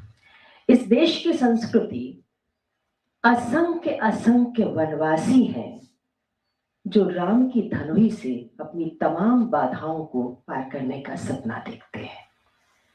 ये भारतीय संस्कृति है जो इन दो हमारे जो महाकाव्य हैं उनसे निकल करके आती है। महाकाव्यों की स्मृतियों का किस तरह से भारतीय स्वतंत्रता आंदोलन में योगदान रहा और उससे कैसे राष्ट्र निर्माण होता है, इसको भी देखा जाना चाहिए। और बातें यहां निकल करके आशीष नंदी जी ने एक बहुत अच्छी बात कही। उन्होंने कहा कि महाकाव्य के लिए 3 चीजें जरूरी होती हैं: नायक का जन्म, लंबी यात्रा और युद्ध। कौशिक जी ने कहा कि युद्ध तो विचारों का युद्ध भी हो सकता है। मैं चाहूंगी कि महाकाव्य के लिए नायक जरूरी है, संघर्ष जरूरी है, और स्वाधीनता आंदोलन का जो दौर है उसमें अगर हम देखें तो वहां अचानक तमाम भारतीय भाषाओं में महाकाव्य लिखे लगे। अगर आप इस बात को देखें तो महाकाव्य इसलिए लिखे जाने लगे कि राष्ट्रीय जो स्वतंत्रता का जो आंदोलन था उसमें नए नायक की संभावना उभर आई थी और प्राचीन संस्कृति की उदात्तता के परिवेश में राष्ट्र चेतना की अभिव्यक्ति आनी थी। तो इसके लिए नया नायक चाहिए था। तो भारतीय संस्कृति का पुनरुत्थान, वर्तमान के प्रति आस्था, कर्म में प्रवृत्त जीवन, व्यष्टि का समष्टि में पर्यवसान और नर का नारायण से संबंध, अगर आप ये देखें तो स्वाधीनता आंदोलन का जो साहित्य लिखा जा रहा था उसके बड़े महत्वपूर्ण ये चरण हैं। और जो नए नायक की संभावना थी, और उस समय नायक वही हो सकता था क्योंकि संघर्ष का दौर था, नायक वही हो सकता था जो संघर्ष को वहन कर सकता, और संघर्ष को वहन कर सकता था साधारण आदमी। गांधी जी ने भी ये बात कही कि सूरज की किरणें उसकी पीठ पर पड़ती हैं, फिर भी वो जो हल चलाता है वही नायक हो सकता था। और अचानक देखिए कि किसान जो है वो नायक बनता है क्योंकि वो संघर्ष कर सकता है। तो गांधी जी की बात अभी आई। गांधी जी ने स्वतंत्रता आंदोलन को जो मूल्य दिए, उसमें सबसे बड़ा मूल्य था कि स्वतंत्रता से बड़ा कोई मूल्य नहीं है, और ये स्वतंत्रता है जिसके लिए आप अपना बलिदान कर सकते हैं, सब कुछ गंवा सकते हैं। और स्वतंत्रता को पाने की पद्धति भी बताई गई। अगर आप देखें तो रामराज्य से उन्होंने लिया, गांधी जी ने सत्य और न्याय की आधारशिला पर स्वराज का सपना उन्होंने दिखाया, अहिंसा और सत्य के मार्ग पर। उन्होंने उस स्वतंत्रता को पाने की जो पद्धति हम तक पहुंचाई, जनता तक पहुंचाई, जन जागरण जिसके लिए किया, वो था कि दो चीजें, संकल्पशील मन और कष्ट भोग की तत्परता, कि अगर संघर्ष है तो आप उसको सहना है, यानी वेदना को आपको सहना ही होगा, ये पद्धति थी। और अगर आप देखें रामायण से जो पात्र निकल करके आते हैं उस समय, प्रिय प्रवास है निका, राधा, सीता, कृष्ण, ये जो निकल करके आते हैं हमारे महाकाव्यों की स्मृतियों से, वो आपका एक प्राचीन आपका सांस्कृतिक बोध है, मैं था कि वहां से आते हैं, लेकिन वर्तमान धरातल पर आकर के वो प्रतिष्ठित होते हैं एक नए स्वरूप में। प्रिय प्रवास की अगर मैं राधा की बात करूं तो वो जनसेवा का जो संकल्प लेती है वो राष्ट्र सेवा ही है। कमाईनी की श्रद्धा अगर संघर्ष करती है तो वेदना को सहती है, तो वेदना को सहना है स्वाधीनता आंदोलन में। तो ये जो मूल्य स्वाधीनता आंदोलन में आए, वो कहीं ना कहीं हमारे जो महाकाव्यों की स्मृतियां हैं, महाकाव्यों की जो सूत्र है, उसके जो मूल्य वहां से निकल करके आए। रामचरितमानस की बात कर रही हुई यहाँ पर, रामचरितमानस के लिए मैं कहना चाहूंगी, रामचरितमानस आज और ये शाश्वत है, कालजयी साहित्य जो है वो अपने समय के साथ यात्रा करता है और हमेशा आपको देता है। समय नहीं है, लेकिन रामचरितमानस के आज स्त्री विमर्श की बात बहुत होती है। रामचरितमानस के सारे स्त्री पात्रों को निकाल के देखें तो आज देखें कि आज के संदर्भ में भी वो किस तरह से जुड़ते हैं, अहिल्या तक जुड़ते हैं। तो हमें बहुत कुछ देते हैं वो जो हमारे जो पात्र हैं, और उनको पूरे भारतीय भाषाओं का जो साहित्य है उन महाकाव्यों से पात्रों को निकाल करके स्वाधीनता आंदोलन के दिनों में राष्ट्र निर्माण का मार्ग प्रशस्त किया गया है। उसको देखें पूरे स्वाधीनता आंदोलन के साहित्य को अगर आप देखते हैं तो आधुनिक काल में जब प्रथम स्वाधीनता संग्राम होता है, उसके बाद अंग्रेजों और भारतीयों के बीच में जो जातीय कटुता पैदा हो जाती है, वहां से राष्ट्रीय चेतना जो है राजनीतिक विशिष्ट स्थितियां, उसमें राष्ट्रीय चेतना को एक नया स्वरूप प्रदान होता है, और उस नए स्वरूप की अभिव्यक्ति में महाकाव्यों की स्मृतियों की बहुत बड़ी भूमिका है, मैं कहना चाहूंगी। और आज इस मंच पर बहुत ही महत्वपूर्ण हस्तियां हैं, और आशीष नंदी जी अपने व्यस्त समय में से यहाँ समय निकाल करके आए, आपका बहुत बहुत आभार। आदरणीय विश्वनाथ प्रसाद तिवारी जी का बहुत आभार। साहित्य अकादमी के अध्यक्ष श्री माधव कौशिक जी का आभार, उन्होंने बहुत अच्छी बातें कही। रास जी का बहुत आभार, और आप सब यहाँ पर उपस्थित रहे, आपने सभी वक्ताओं को बहुत गौर से सुना, उसके लिए आपका बहुत बहुत आभार। नमस्कार। बहुत बहुत धन्यवाद. Friends, now we have a lunch break. We will reassemble here at 2:30. We have a session on literature and the Indian independence movement that's going to be chaired by Professor Harish Trivedi ji, and we have wonderful speakers in that. Professor Alok Gupta ji, Professor Arun Kamal ji, Professor C. Mrinalini, Professor Seema Sharma ji. And thereafter we have a session on Bhagavad Gita, Indian freedom movement and nation building. It's going to be chaired by none other than Professor S.R. Bhatt ji, who was a former chairman of SCPR. And we have a paper presentations by Dr. Vinayak Mundapadhyaya, Dr. M.A. Alwar, Professor Surprasad Dikshit, and Professor Srinivas Varkade. So I request all of you to have a not a quick lunch, leisurely. You can take, because you have a sufficient time. Have a lunch, and if you have a time, you can attend some other sessions also going on there in the lawns. And we'll reassemble here at sharp at 2:30. Thank you so much. Wonderful. Thank you very much.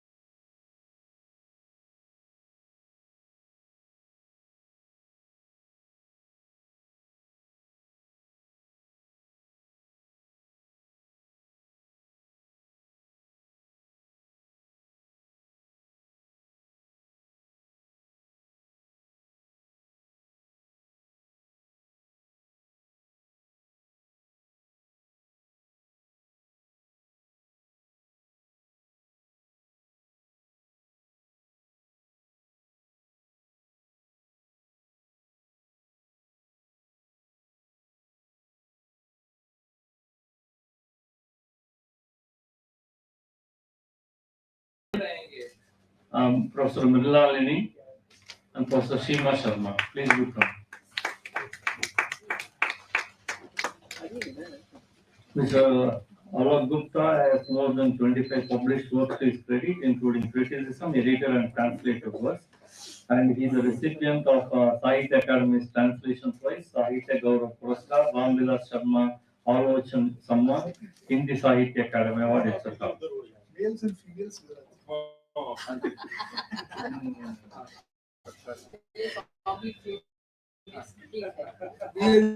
Shuffling the cabinet. Yeah. Separate the men from the women, not Essayist and translator. He has 6 poetry collections and 3 compilations of poems, translations to his credit. Besides, he has published 2 volumes of critical essays and a book of conversation, and also a short novel. He is a recipient of Sahitya Academy Award, Bharatiya Bhasha Parishad's highest contribution for highest prize for total contribution, Soviet Land Nehru Award, etc. Dr. Mrilalini, she is an eminent Telugu writer and translator. She has 24 published works to her credit, including criticism, short stories, biography, translations, besides 50 essays in different journals and magazines. And she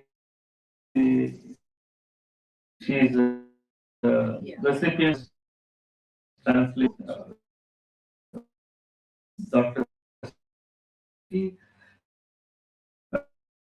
She was engaged in such project called African American Literature, Post-Colonial Literature, Associate Professor of English Literature at Jai Hind College, University of Mumbai. So Professor Trivedi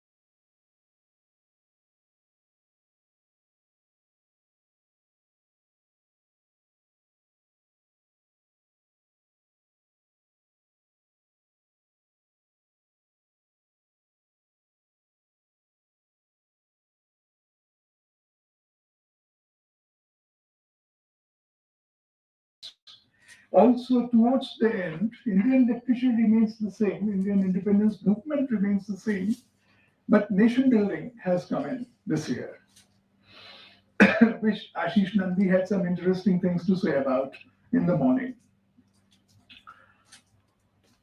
Because we choose a certain theme for a certain conference, we assume that that is the main aspect of that theme. This may or may not be true. The same subject may be amenable to discussion from several different points of view. We are here to highlight not only the memories, but the continuing, never-ending resonances. It's not so much memory. Memory is a thing of the past. Resonance keeps resounding over and over. In a sense, a continued relevance. So that perhaps is a more appropriate word. Of the epics. Already the definition of epics has been diversified in the previous session. There are, of course, preeminently the Ramayana, the Mahabharata, and then there are oral epics, then there are variations on the Ramayana, the Mahabharata in the modern languages, and so on. So all that is encompassed within it. And at the same time, what I wish to suggest to you,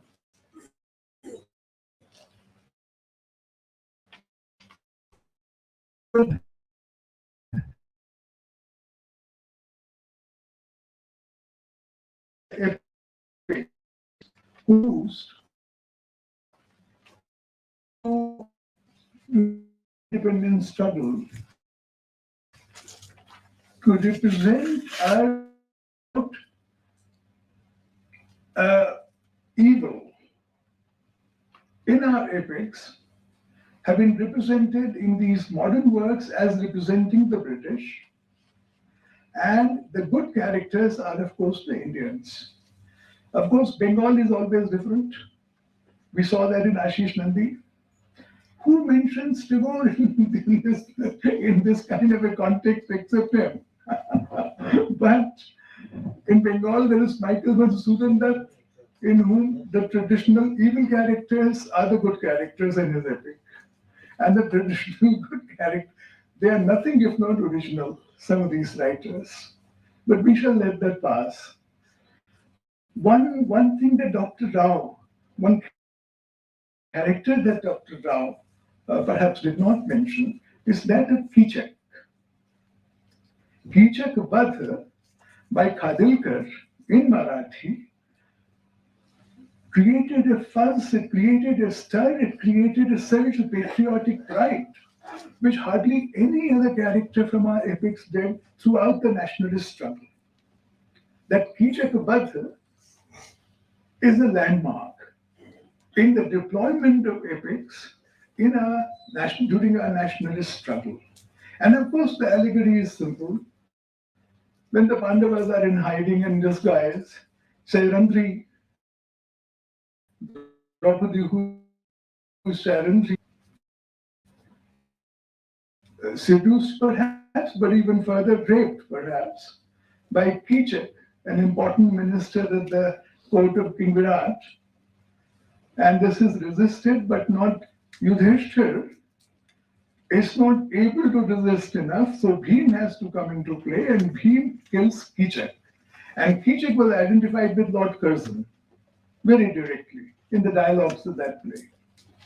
That Kichak was, I think, if I had to choose just one example from the deployment of our epics throughout the nationalist struggle, would be my exhibit A, the prime example. It was so successful as well.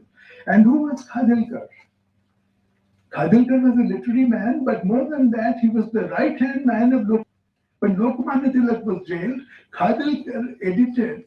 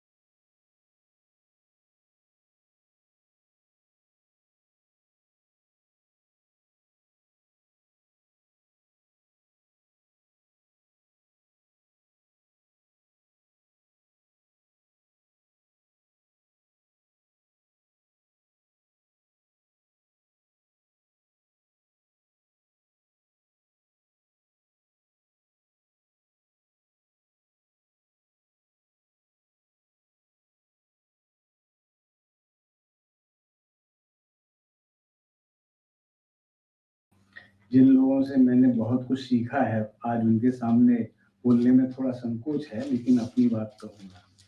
मैं त्रिवेदी साहब ने जो चीजें की हैं उसमें नहीं जाऊंगा, क्योंकि मैं अपना भूल जाऊंगा इसलिए उस चीज को छोड़ के मेरे 2-3 चीजें हैं। एक तो सुबह जो उद्घाटन बैठक में बहुत सी चीजें स्पष्ट हुई और बड़ी ताज्जुब से ये चीजें आई कि किस तरह से मीडिएवल लिटरेचर स्वतंत्रता आंदोलन में ज्यादा कारगर सिद्ध हुआ। ये बहुत बड़ी मेरे लिए भी चीज थी। हम ज्यादातर एपिक्स में ज्यादा जाते हैं, लेकिन जो उसका तुरंत का असर था वो दिखाई देता है।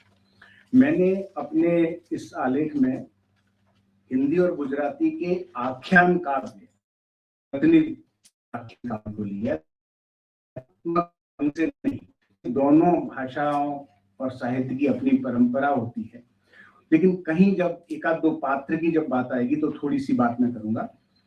एक और जो इसमें मेरा प्रस्तुतिकरण है वो है कि सांस्कृतिक पुनरुत्थान को हिंदी में ज्यादातर नकारात्मक रूप में लिया गया, जबकि उसके सकारात्मक पक्ष बहुत प्रबल थे, और वह चीज इस माध्यम से हमारे सामने आती है। इस ऐतिहासिक भूमिका में राजनेताओं ने भी और पत्रकारों ने भी, साहित्यकारों ने भी बहुत महत्वपूर्ण भूमिका निभाई। 19वीं सदी के नर्मद गुजराती में और भारतेंदु और उनके समकालीन, जिसको हम कहते हैं, हम अपने अतीत को भूल चुके थे अंग्रेजों की तथाकथित भाषा में, इन्होंने उस जन समाज को अपने इतिहास से और सांस्कृतिक विरासत से परिचित कराया। उनके लेखों में आपको हिंदी और गुजराती में उस जन समाज के लिए, इंटेलेक्चुअल के लिए नहीं, नर्मद ने तो ये लिखा भी है कि मैं संस्कृत के विद्वानों के लिए नहीं लिख रहा, क्योंकि वो तो संस्कृत पढ़ सकते हैं, मुझे उन लोगों के लिए लिखना है जो इस परंपरा से जुड़े हुए हैं। और तिवारी साहब ने बड़ी अच्छी बात कही कि अशिक्षित और शिक्षित लोगों को रामचरितमानस ने ही संस्कार किया, एक दूसरे से जुड़ रही थी। राजनेताओं ने लोकमान्य तिलक, भगवत गांधी जी ने किया, लेकिन जो गणेश उत्सव महाराष्ट्र से भले शुरू हुआ, लेकिन पूरे भारतवर्ष में जो उसका एक सांस्कृतिक पहलू सामने आया, ये बहुत महत्वपूर्ण है। इसी तरह गांधी जी ने गीता, रामायण, अन्य पात्रों के माध्यम से एक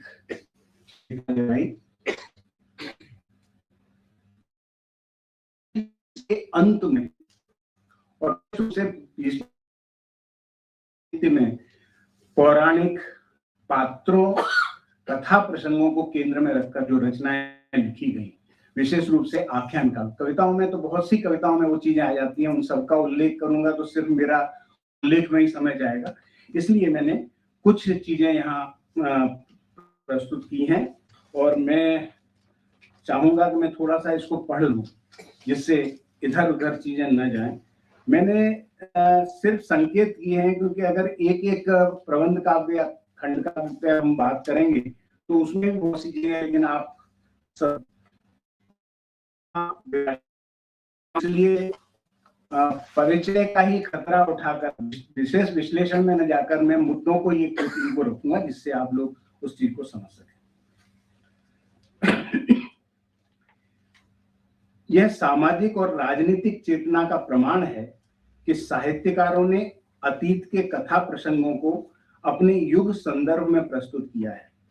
पौराणिक प्रसंगों एवं चरित्रों से संबंधित घटनाओं के विनियोग में तत्कालीन समय की स्थित परिस्थितियों के संकेत मिलते हैं। इस संदर्भ में अज्ञे जी का कथन मिथकों की ओर आकर्षित होने के कारण की ओर संकेत करता है। उन्होंने लिखा था, जहां आस्थाएं टूटी हैं वहां पूरे के पूरे समाज फिर से मिथक की ओर गए हैं। अज्ञे जी ने मनुष्य और संस्कृति के अटूट संबंध को रेखांकित किया है। सांस्कृतिक पुनर्जागरण की साहित्यिक परिणति को इस आलोक में देखना आवश्यक है। हिंदी काव्य परंपरा में मैथिली शरण गुप्त ऐसे कहा गया, जबकि भारतीय आख्यान परंपरा को युग संदर्भ में विनियोग करने वाले वे शीर्षस्थ कवि हैं। भारत भारती की राष्ट्रीयता को तो स्वीकार कर लिया जाता है, लेकिन उनके आख्यान काव्यों को इतिवृत्तात्मक कहकर चलता किया जाता है। जयद्रथ वध, पंचवटी, साकेत, जय भारत, नहुष जैसे काव्य अपने समय के प्रश्नों, समस्याओं, मूल्यों और आदर्शों को पूरी गंभीरता से अभिव्यक्त करते हैं। इसी तरह अयोध्या सिंह उपाध्याय का हरियोध का प्रिय प्रवास, कुमुद जी ने इसकी बात की, निराला का के तुलसीदास, राम की शक्ति पूजा, दिनकर के कुरुक्षेत्र और रश्मि को देखना आवश्यक है। दिनकर का यह उद्घोष पौरुष और वीरता की स्मृति है। हिमालय कविता में वो लिखते हैं, रे रोक युधिष्ठिर को न यहाँ, जाने दे उसको स्वर्ग धीर, पर फिरा हमें गांडीव गदा, लौटा दे अर्जुन भीमवीर। अर्जुन भीमवीर की आकांक्षा स्वतंत्रता आंदोलन के परिप्रेक्ष्य में आत्मगौरव, शौर्य और दृढ़ता का संकेत देती है। इसका प्रारंभ जयद्रथ वध 1910 में होता है। पद दलित प्रजा का कारुण्य, अभिमन्यु का आत्म बलिदान, अर्जुन के शोक के बीच कृष्ण का तत्कालीन युवकों को रोमांचित करने वाला था। मैथिली शरण गुप्त के अर्जुन उद्घोष करते हैं, जयद्रथ को संबोधित करते हुए ये पंक्तियां हैं, विषधर बनेगा रोष मेरा खल, तुझे पाताल में, दावाग्नि होगा विपिन में, बाड़व जल जाल में, तू व्योम में, जो व्योम में तू जाएगा तो वज्र वह बल जाएगा, चाहे जहां जाकर रहे, जीवित न तू बन रह पाएगा। पंचवटी नंदकिशोर नवल ने सही उल्लेख किया है कि स्वतंत्र आंदोलन में महत्व केवल संघर्ष का ही नहीं, बल्कि नैतिकता और चारित्रिक दृढ़ता का भी था। शूर्पणखा के मानवीय पक्ष को गुप्त जी लक्ष्मण के नारी के प्रति दृष्टिकोण के द्वारा प्रस्तुत करते हैं। ये एक नया संदर्भ है। मैंने मैथिली शरण गुप्त का इसलिए भी उल्लेख किया कि हिंदी आलोचना में बड़े चलताऊ ढंग से मैथिली शरण जी का उल्लेख ज्यादातर किया जाता है, लेकिन उनकी वो सजगता देखिए। शूर्पणखा के संदर्भ में पंचवटी में चारुचंद्र की चंचल किरणें को तो सब याद करते हैं, लेकिन जो उसका हार्द है उसकी चर्चा कम होती है। जानते तो सभी हैं उसको। लक्ष्मण के नारी के प्रति दृष्टिकोण को प्रस्तुत करते हैं। मैथिली शरण गुप्त के लक्ष्मण बड़ी विनम्रता और लेकिन दृढ़ता से शूर्पणखा को कहते हैं, नारी के जिस भव्य भाव का स्वाभिमान भाषी हूं मैं, भव्य भाव उसे नरों में भी पाने का उत्सुक अभिलाषी हूं। अब आप देखिए, ये एक जो संदर्भ है कि नरों में भी वो होना चाहिए। बहु विवाह विभ्राट क्या कहूं, भद्रे मुझको क्षमा करो, तुम कुशला हो किसी कृति को करो, कहीं कृतित्व वरो। तुम कहीं और ये प्रस्ताव ले जाओ, मैं उसी तरह से उस भव्य भाव को मानता हूं। इसी तरह एक और प्रसंग पंचवटी में आता है, जब स्वयं के राम जाते हैं और आवाज आती है, लक्ष्मण कहता है मुझे आज्ञा दी है, लेकिन उन पर आक्षेप करती है सीता, तो चुपचाप नहीं चले जाते, वह उनका जो स्वाभिमान है वहां पर प्रकट होता है। तो ये जो संदर्भ छोटे छोटे हैं, हमेशा वेरिएशन में ही तो उस चरित्र की दृढ़ता होती है, नहीं तो पौराणिक पात्रों की कथा तो एक जैसी ही होती है। साकेत एक ऐसा काव्य है जिसकी संरचना पर प्रश्न उठे हैं, लेकिन यहाँ पात्रों के मानवीय रूप के प्रतिष्ठापन के बारे में दो मत नहीं है। रविन्द्रनाथ की और द्विवेदी जी के कथन के बारे में सब जानते हैं।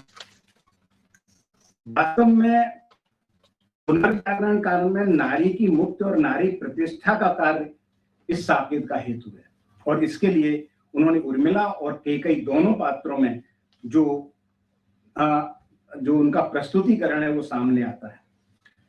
घर परिवार के रीति रिवाजों में बंधी नारी की नियति समर्पित होना ही था। उर्मिला भी अपने मन को समझाती है, रे मन तू प्रिय पथ पर विघ्न न बने। लेकिन जब 14 साल के बाद लौट कर आते हैं और सखी के उसका श्रृंगार करती है, तो बड़ी मार्मिक बात उर्मिला उससे कहती है, पर यौवन उन्माद कहाँ मैं लाऊंगी। 14 साल के बाद आ गए हैं, श्रृंगार तो तुम कर दोगी, पर यौवन उन्माद कहाँ से लाऊंगी मैं, वह खोया धन आज कहाँ सख पाऊंगी मैं। लक्ष्मण मिलते हैं और कहते हैं कि अब मैं योग्य स्वामी हूं। अब देखिए, मैथिली शरण गुप्त अजाते ही कवि है, लेकिन कहाँ वो काम करते हैं। उर्मिला कोई जवाब नहीं देती उनको, लेकिन जो उद्गार प्रकट कर दी है, स्वामी स्वामी जन्म जन्म के स्वामी मेरे, किंतु कहाँ वे अहोरात्र वे सांझ सवेरे। खोई अपनी हाय कहाँ वह खिलखिल खेला, प्रिय जीवन की कहाँ आज यह चढ़ती वेला। कि वो चढ़ती वेला कहाँ है, 14 वर्ष के बाद की स्थिति है। कांप रही थी देर लता उसकी रह रहकर, टपक रहे थे अश्रु कपोतों पर बह बहकर। आप देखेंगे तो उर्मिला उस साधारण भारतीय समाज की नारी का प्रतिनिधित्व करती है उस समय, कि उसकी इच्छा अनिच्छा को कहीं पूछा नहीं जाता। मैथिली शरण गुप्त हिंदी के अकेले कवि हैं जिनकी सांस्कृतिक चेतना के केंद्र में स्वाधीनता आंदोलन रहा है। वे समय समय पर अपने काव्य में पौराणिक कथा प्रसंगों में पात्रों के माध्यम से समाज को संस्कारित करते रहे। प्रिय प्रवास की बात हुई, ये पहला महाकाव्य है, उसमें कृष्ण और राधा दोनों को त्याग के पथ पर बताया गया और उसकी चर्चा बहुत नहीं की जा सकती, लेकिन राधा कहती है कि प्रीतम जिस तरह से काव्य में गए हैं, मैं भी उसी तरह से उनके मार्ग में बाधा नहीं बनूंगी। दिनकर का विशेष महत्व इसमें है। अपने उत्तर काल में वे पौराणिक काव्यों का सर्जन करते हैं, और उर्वशी तो बहुत बाद की रचना है और उसका एक अलग विषय है, लेकिन कुरुक्षेत्र और रश्मि रथी ये दो उनके महत्वपूर्ण। द्वितीय विश्व युद्ध की पृष्ठभूमि में कुरुक्षेत्र रचा गया और भूमिका में वो लिखते हैं कि कुरुक्षेत्र में न तो दर्शन है और न किसी ज्ञानी के प्रौढ़ मस्तिष्क का चमत्कार, वह तो अंततः एक साधारण मनुष्य का शंका कुल हृदय ही है जो मस्तक के स्तर पर चढ़कर बोलता है। कुरुक्षेत्र में युधिष्ठिर भीम के दो पात्रों के अंतर्द्वंद और संवाद के द्वारा ही पोषित युद्ध के पक्ष और विपक्ष को प्रस्तुत किया गया है। यहाँ आत्मबल की चर्चा हमारे सारे पौराणिक करते हैं कि आप में अगर दृढ़ता है, आत्मबल है, तो कोई वैयक्तिक चीजों के, लेकिन युद्ध में शरीर बल भी चाहिए। और भीष्म का पक्ष लेते हैं दिनकर। पंक्तियां हैं, मैं समझता हूं इसी से चीज हो जाएगी। त्याग तप करुणा क्षमा से भीग कर, व्यक्ति का मन तो बली होता, मगर हिंस्र पशु जब घेर लेते हैं उसे, काम आता है बलिष्ठ शरीर ही। कौन केवल आत्मबल से जूझकर जीत सकता देह का संग्राम है, पाशविकता खड़क जब लेती उठा, आत्मबल का एक वश चलता नहीं। ये भले ये सीधा सीधा ओजस्वी वाणी में कहा गया कथन हो, लेकिन ये विचारणीय उस समय था और इसकी चर्चा भी बहुत हुई। उन्होंने बहुत स्पष्ट इसमें एक प्रश्न किया, पापी कौन, मनुष्य से उसका न्याय चुराने वाला, या कि न्याय खोजते विघ्न का शीश उड़ाने वाला। और हम जानते हैं कि दिनकर दूसरे के पक्ष में खड़े होते हैं। दिनकर की रश्मि रथी एक अलग संदर्भों में कर्ण के चरित्र को उतारती है। कर्ण के चरित्र की चर्चा काफी और कई मैंने भारतीय भाषाओं का थोड़ा सा जो मेरा अध्ययन है उसमें देखा, कर्ण के प्रसंग को बहुत अच्छी तरह से लिया गया। रश्मिरथी खंड काव्य में कर्ण में जो ओजस्विता दिखाई देती है, जो विद्रोह का तत्व उन्होंने डाला है, यह कुलीनता, वर्ण के ऊपर पुरुषार्थ की विजय, ये जो नए मूल्य स्थापित हुए थे उनको केंद्र में रश्मि थी। इसलिए इसकी तेजस्विता अपने जगह से है। लेकिन विशेष बात यह है कि कृष्ण जब उनको प्रस्ताव देते हैं, तीसरा सर्ग, और उसे अपने जन्म का रहस्य बताते हैं, तो और पांडवों के पक्ष में आने के कहता है, तब वह मित्रता की बात जो करता है वो दिनकर जी का एक बहुत बड़ा समय है। मित्रता बड़ा अनमोल रतन, कब इसे तौल सकता है धन। धरती की तो क्या है विसात, आ जाए अगर बैकुंठ हाथ, उसको भी न्यौछावर कर दूं, कुलपति के चरणों में रख दूं। हिंदी के मैंने ये कुछ उदाहरण आपके सामने रखे। अब मैं गुजराती पौराणिक काव्यों की थोड़ी सी बात करना चाहूँगा। सितांशु जी बैठे हैं और वो तो मर्मज्ञ हैं हर चीज़ के, लेकिन उनके सामने भी मैं अपनी बात कहूँगा, शायद वो मुझे बाद में सुधारेंगे। इस संदर्भ में 20वीं सदी में कांत के 3 काव्य मिलते हैं, अतिज्ञान, वसंत विजय और देवयानी। अतिज्ञान में सहदेव और द्रौपदी की कथा से संबंधित है। सहदेव त्रिकालदर्शी थे और वह युधिष्ठिर को जुए में आमंत्रित करना और उसका परिणाम जान चुके थे। और वो है प्रसंग आता है इसमें कि वह इस समय द्रौपदी उनके शयन कक्ष में है, लेकिन वह विवश हैं उनको चेताने के लिए कि अब बहुत कठिन समय आ गया है। गुजराती के एक बड़े भाषाविद और विद्वान हरिवल्लभ भायणी, उन्होंने इस संदर्भ में कहा है कि इस समय की कांत की इन तीनों रचनाओं में कारुण्य प्रबल है, और ये कारुण्य के पीछे का कारण तत्कालीन 19वीं सदी के अंत का जो निराशामय वातावरण था वह केंद्र में है। तो इसी तरह आप देखेंगे कि जब वो कहता है, सहदेव, कवि ने कलात्मक संयम रखा है, लेकिन जो सहदेव के कथन है, धिक धिक कृतज्ञ हूं आम मौन धरी रहूं, आवतू वादुणु देखी मुक्ति न कछु कहूं। ये जो द्वंद्व है उसका बड़े ही सांकेतिक ढंग से उन्होंने इस चीज को ले लिया है।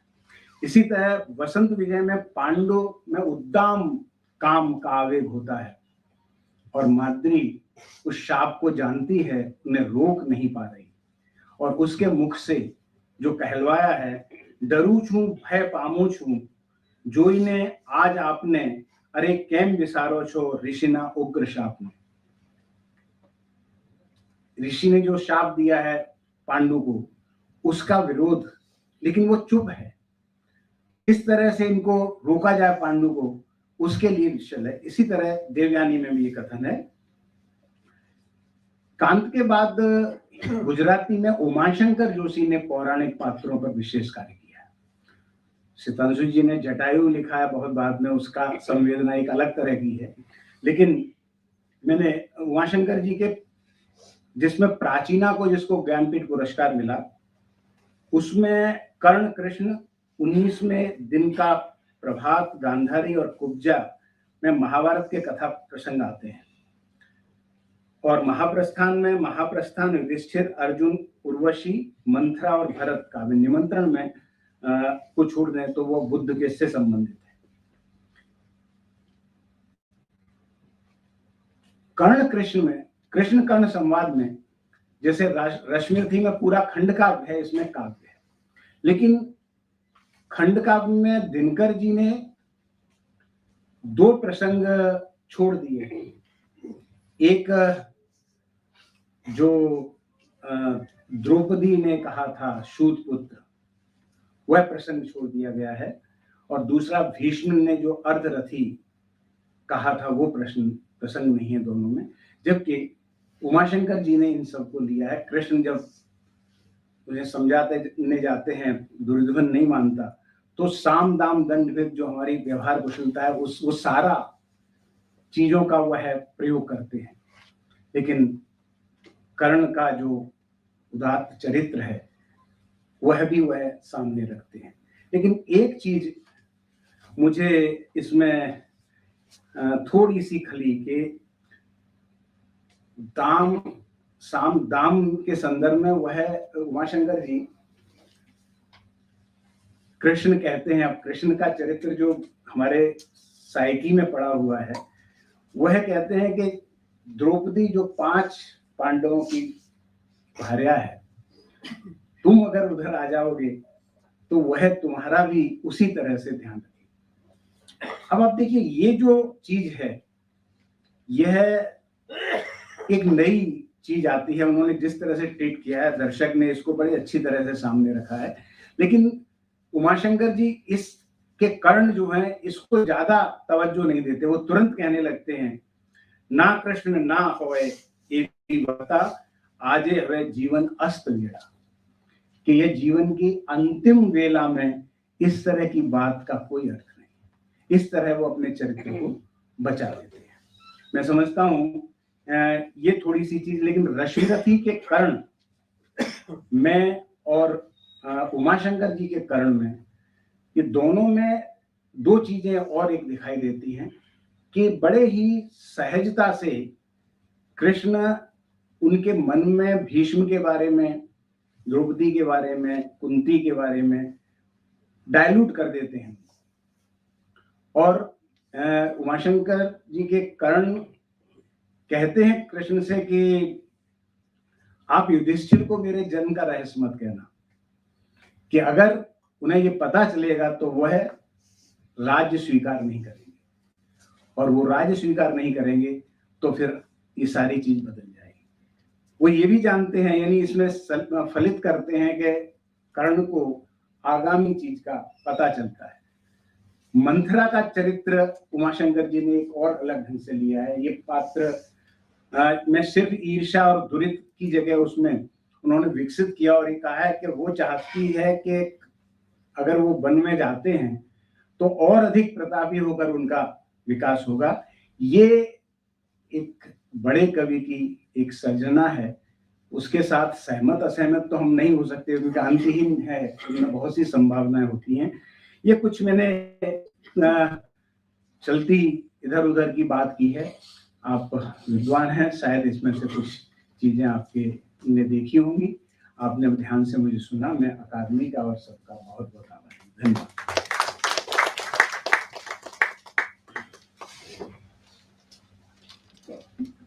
Thank you, Alok ji. Yours was the most commendable paper for 2 reasons at least. One is that there are very few papers we gather from all over India at these Sahitya Academy conferences. We meet each other, we belong to different lands. क्या हो गया? और 5? अच्छा, मेरा camera सीधा कीजिए। अरे भाई हो ही रहा है तो एक बार फिर आप तो सो गए थे पीछे। खैर मैं वहां से नहीं बोला, यहाँ से बोल रहा हूँ। There are 2 things as I sing.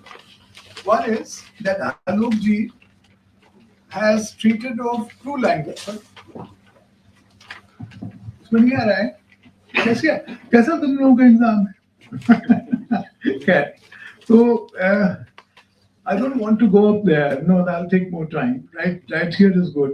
He spoke of 2 languages, which I think is a very healthy example for people coming to speak on this pan-Indian platform.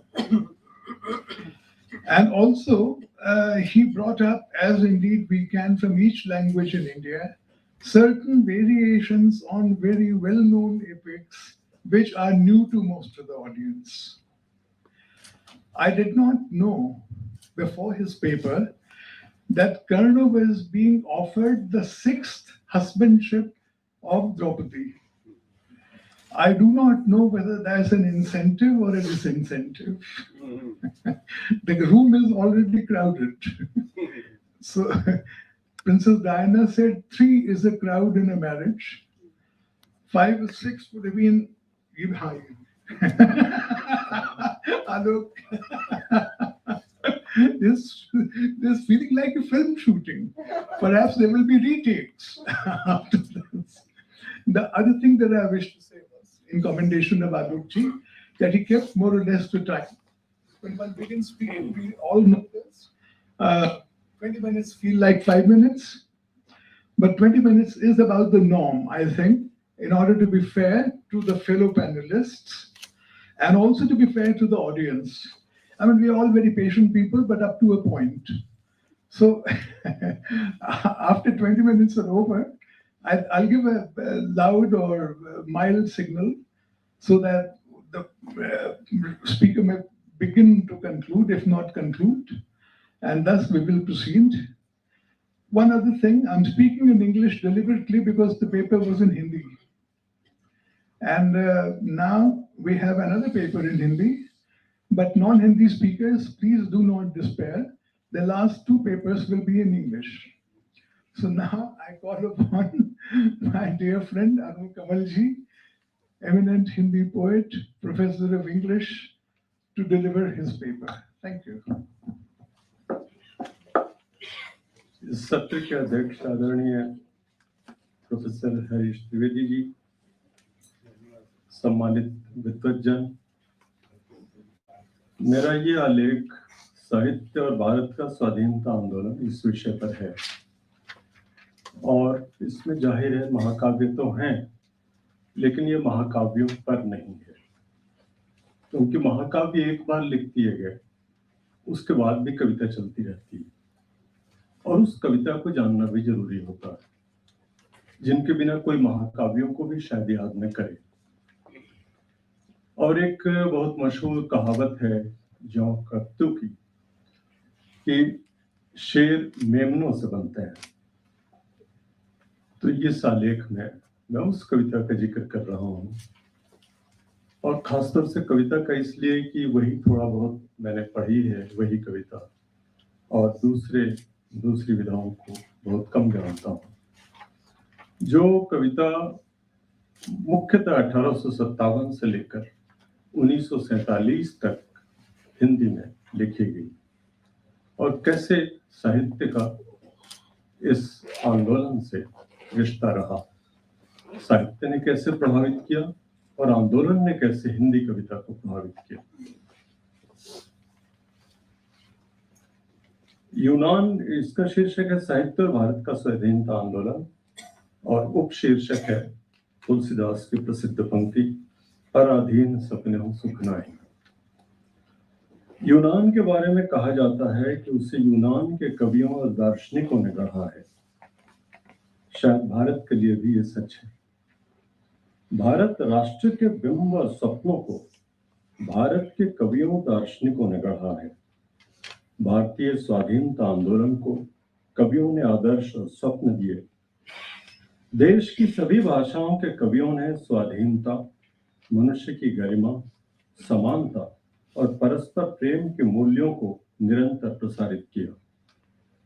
पराधीन सपने हो सुख नाही से लेकर शबरे ऊपर मानुष सत्य ताहरे ऊपर नाही और संपूर्ण भक्ति आंदोलन ने स्वतंत्रता के भाव से भारतीय चित्त को सिंचित किया। देश की सभी भाषाओं में व्याप्त भक्ति आंदोलन ने ललदर, अक्क महादेवी, मीरा, कबीर, तुकाराम, शाह लतीफ, गुरु नानक सब ने स्वाधीनता, बराबरी और मानव गरिमा को सर्वोच्च मूल्य के रूप में स्थापित किया और किसी भी सांसारिक सत्ता के सामने कभी सिर नहीं झुकाया, कभी किसी मनुष्य के सामने माथा नहीं टेका। स्वाधीनता और आत्मगौरव के इन्हीं महान मूल्यों ने स्वाधीनता आंदोलन की नींव रखी।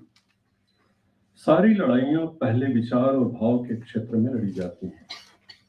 विदेशी हुकूमत और गुलामी का विरोध शुरू से स्वतः ही स्फूर्त तरीके से लगातार होता रहा, जिसमें सिद्धू कानू, तिलका मांझी और बिरसा मुंडा के विद्रोह भी शामिल हैं। ये सारी धाराएं 1857 के स्वाधीनता संग्राम में, जिसे संभवतः पहली बार कविवर गया प्रसाद शुक्ल सनेही ने अपनी कविता में सन 1857 की जन क्रांति नाम दिया। जन क्रांति इसके पहले किसी ने नहीं कहा और बाद में भी ये पद व्यवहार में नहीं आया। पहली बार कविवर गया प्रसाद शुक्ल सनेही ने अपनी कविता में सन 1857 की जन क्रांति नाम दिया आकर मिलती हैं। और यह भी आकस्मिक नहीं है कि इस जन क्रांति ने एक कवि को, बहादुर शाह जफर को, अपना प्रधान चुना। मीर और गालिब की कविता की पीड़ा और मुक्ति की लालसा भी अंततः स्वाधीनता की भूख है, जो बाद में भारतेंदु की कविता में प्रत्यक्ष प्रकट होती है। भारत जननी जिय क्यों उदास कविता ने भारतीय चित्त को चेतना प्रदान की, भारत दुर्दशा का भान कराया और अंधेर नगरी के विरोध का आह्वान किया। यह भी आकस्मिक नहीं है कि गांधी जी ने हिंद स्वराज में तुलसीदास और नरसिंह मेहता को स्मृति से उद्धृत किया और इस तरह कवियों की वाणी भारतीय स्वाधीनता आंदोलन का घोषणा पत्र बन गई। श्रीमद् भगवद गीता ने भी स्वाधीनता संग्राम को अनुप्राणित किया, जो अपने आप में महान काव्य भी है। स्वाधीनता की आहट को भी देश के कवियों ने सबसे पहले दर्ज किया। सुमित्रानंद पंत की प्रसिद्ध पंक्ति है, प्रथम रश्मि का आना रंगिणी तूने कैसे पहचाना। जिस तरह पक्षी सूर्य का पदचाप पहले सुन लेते हैं, वैसे ही हमारे कवियों को भी स्वाधीनता का आभास हो रहा था। कहा जाता है कि भूकंप घटने के बहुत पहले पशु पक्षी और चींटियों को अंदाज मिल जाता है। रविंद्रनाथ की कविता निर्झरेर स्वप्नभंग इसका सबसे ज्वलंत लाक्षणिक उदाहरण है। इसी के साथ स्वाधीनता आंदोलन ने साहित्य को भी बहुत गहराई से प्रभावित किया। आंदोलन का यह काल भारतीय साहित्य में अनेक युगांतरकारी परिवर्तनों और नव उन्मेष का काल है। साहित्य ने यदि स्वाधीनता संग्राम को महान स्वप्न और आदर्श दिए, तो स्वाधीनता संग्राम ने भी साहित्य को नई अंतर्वस्तु और रूपाकार दिए। इस संग्राम ने साहित्य को नया सौंदर्य शास्त्र दिया। उत्तर भारत के जनपदों में स्वाधीनता की चेतना के प्रसार के साथ खड़ी बोली हिंदी का विकास और प्रसार हुआ। भारतेंदु से लेकर निराला तक प्राय सभी कवियों ने लेखन की शुरुआत ब्रजबोली से की, लेकिन धीरे धीरे ब्रजबोली का स्थान खड़ी बोली हिंदी ने ले लिया, जो अधिकांश जनपदों की सर्वनिष्ठ भाषा के रूप में उभरी और समादृत हुई।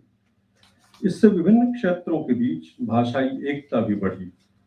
हालांकि इसी के साथ साथ भगिनी भाषाओं में भी स्वाधीनता एक नए विषय और मूल्य के तौर पर उभरी और लोक गीतों में खास तौर से इसे सबसे जबरदस्त अभिव्यक्ति मिली।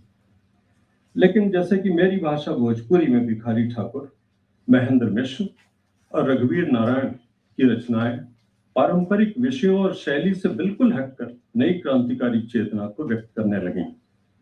रघुवीर नारायण की कविता बटोहिया, सुंदर सुभूमि भैया भारत के देसवा लोकप्रिय नारा बन गई और भिखारी ठाकुर के नए शिल्प के नाटकों ने प्रतिरोध की चेतना मुखरित की। महेंद्र मिश्र ने जेल यातना सही और शहीद हुए। ऐसा ही अन्य लोक भाषाओं में भी हुआ होगा, जिन पर हमें बात करना चाहिए। एक और बात यह हुई कि गांव-गांव में लोकगीत रचे गए। आजादी की लड़ाई और गांधी जी के गुणगान में एक छोटी चवन्नी चांदी की जय बोलो महात्मा गांधी की। कथा साहित्य में भी बहुत बड़े परिवर्तन इसी दौर में हुए। फसाना, दास्तान, अय्यारी का स्थान यथार्थवादी शैली के उपन्यासों ने ले लिया और साधारण किसान का दैनंदिन जीवन केंद्र में आ गया। किसान, मजदूर, गरीब लोग साहित्य के नायक बने और इस कथा साहित्य को अपार लोकप्रियता भी मिली। प्रेमचंद इस परिवर्तन के महानायक हैं, जो क्रमशः आर्य समाज, गांधी जी और बोल्शेविक उसूलों से प्रभावित हुए और जिनके पहले ही संग्रह की कहानी दुनिया का सबसे अनमोल रतन ब्रिटिश हुकूमत का कोपभाजन बनी और किताब जब्त कर ली गई। बाद में प्रेमचंद को नौकरी भी छोड़नी पड़ी। यूरोप में यदि उपन्यास का उद्भव मध्यवर्ग के विकास से जुड़ा माना जाता है, तो हिंदी में और संभवतः भारतीय भाषाओं में यह स्वाधीनता आंदोलन से जुड़ा हुआ है। जहां तक हिंदी कविता की बात है, यह निश्चयपूर्वक कहा जा सकता है कि भारतेंदु से लेकर 1947 तक की संपूर्ण हिंदी कविता का प्राण स्वाधीनता की भावना है। जो अलग अलग कालखंड में अन्य भावों या प्रवृत्तियों से मिलकर भारतीय जन के चित्त को अभिव्यक्त और प्रभावित करती रही। भारतेंदु काल में देशभक्ति और ब्रिटिश हुकूमत की भर्त्सना के साथ साथ राजभक्ति का स्वर भी मौजूद रहा, जो आगे चलकर तिरोहित हो गया। भारतेंदु की भारत दुर्दशा, अंधेर नगरी, मुखरियां, होली जैसी रचनाएं प्रतिरोध का प्रतिमान रचती। प्रेमघन की क्षोभ, वंदे मातरम, चरखे की चमत्कारी तथा प्रताप नारायण मिश्र की कांग्रेस की जय या दीन दयाल दया करिए राष्ट्र प्रेम की नवीन कविताएं हैं। श्रीधर पाठक, हरिऔध, सत्यनारायण कविरत्न सरीखे कवियों ने कविता के तथ्य और रूप को बदल दिया। हरिऔध की उर्दू बहर में लिखी गई भारत शीर्षक कविता देशभक्ति की भावना और उसकी अभिव्यक्ति की प्रांजलता दोनों में अनूठी है, और विबोधन शीर्षक कविता में राष्ट्रीय जागरण को अंतर्राष्ट्रीय जागरण से जोड़कर देखा गया है। दूर हुआ अवसाद, अवनि की जनता जागी, केवल भारत की ही नहीं, अवनि की। जागरण इस काव्य का सबसे प्रमुख स्वर है, जो आगे निराला की जैसे जागो फिर एक बार, प्रसाद, हिमाद्री तुंग श्रृंग से प्रबुद्ध शुद्ध भारती, स्वयं प्रभा समुज्ज्वला स्वतंत्रता पुकारती, दिनकर से लेकर उर्दू कवियों इकबाल, जोश, मजाज सब में मिलता है। संबोधन और पुकार की ऐसी वक्तृता भक्ति काल को छोड़कर पहले कभी नहीं मिलती और बीच में भी नहीं मिलती। मैथिली शरण गुप्त की भारत भारती के साथ स्वाधीनता और देशभक्ति की भावना को महाकाव्यात्मक विस्तार और सौष्ठव मिलता है।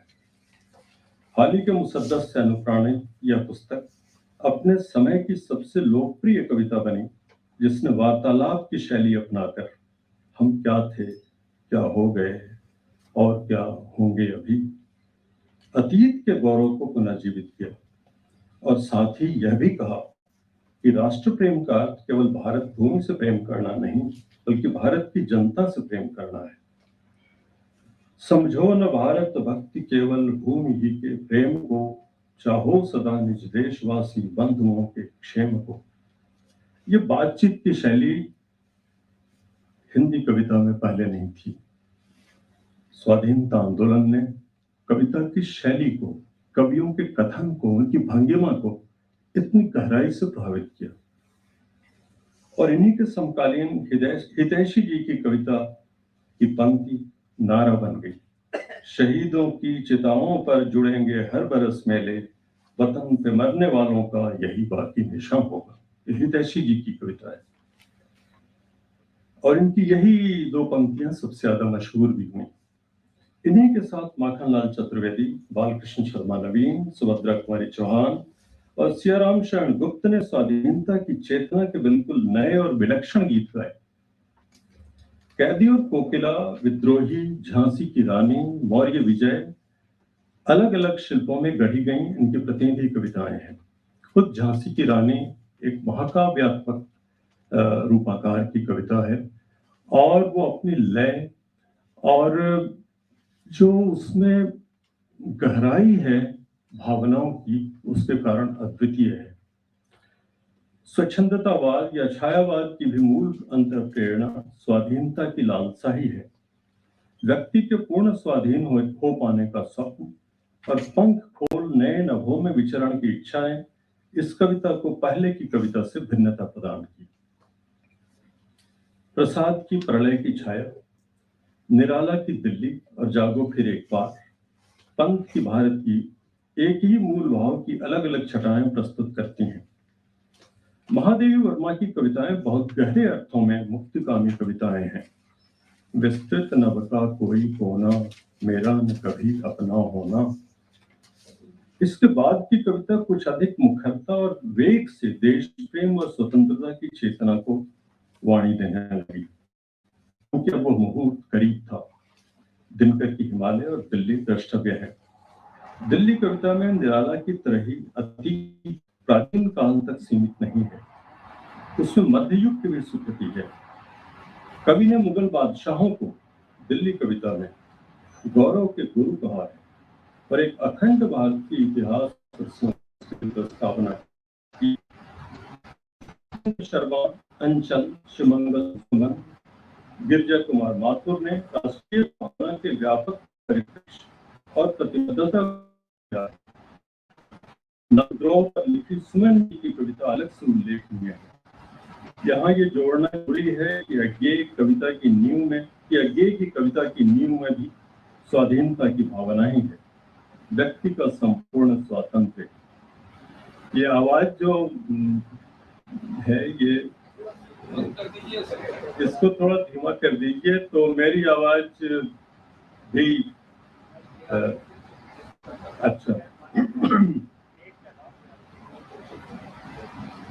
तो बंद कर दो, हो गया, ये हो गया।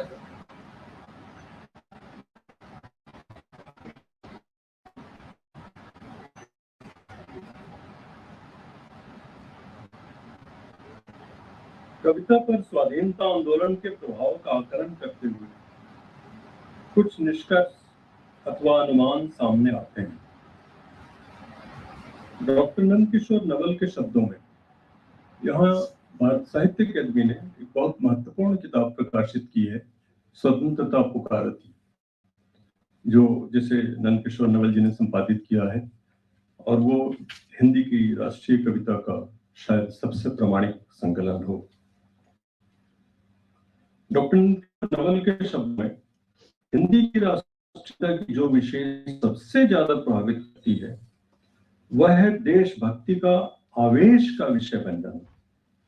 जैसे मध्ययुगीन काव्य में ईश भक्ति आवेश का विषय बन गई थी। ईश भक्ति से देशभक्ति तक और वैयक्तिक मुक्ति से राष्ट्र की मुक्ति तक की यह यात्रा हिंदी कविता की एक बड़ी प्रगति का परिचायक है। यहाँ देशभक्ति एक नई भाव घटना बन गई, एक नया काव्य रस। इस संदर्भ में दूसरी बात यह है कि इन कवियों ने बहुधा देश के अतीत का गौरवान किया है, नए सिरे से अपने महाकाव्यों, पुराणों और धार्मिक ग्रंथों, प्रतीक अवगाहन और पुनर्व्याख्या का काम किया। यह ताकि साम्राज्यवादी दुष्प्रचार की काट की जा सके कि भारत में कुछ था ही नहीं। यहाँ धर्म ने, भारत माता या शिव राष्ट्र की कल्पना ने देशभक्ति को सशक्त किया। किसी भी धर्म का पालन, किसी अन्य का तिरस्कार या संप्रदायवाद ही हो ये जरूरी नहीं। वो यहाँ नहीं था। यहाँ धर्म का पालन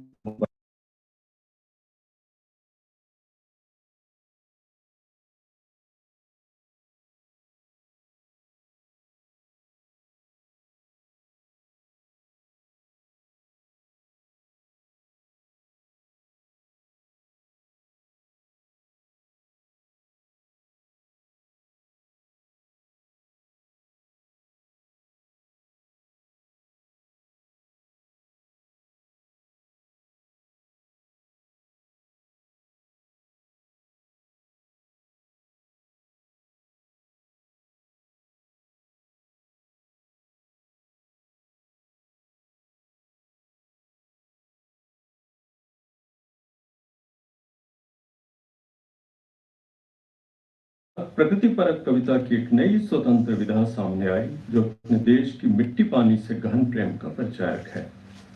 छायावाद और उसके बाद की कविता ने यह भी रेखांकित किया कि स्वाधीनता का अर्थ केवल एक भौगोलिक क्षेत्र की विलायती शासन से मुक्ति और उस पर देशी प्रभुओं का राज नहीं है। स्वाधीनता का अर्थ है हर व्यक्ति की हर तरह की स्वाधीनता। निराला के शब्दों में अंधेरे के हर ताले को खोलने की स्वाधीनता। इस अर्थ में स्वाधीनता आज भी एक स्वप्न है।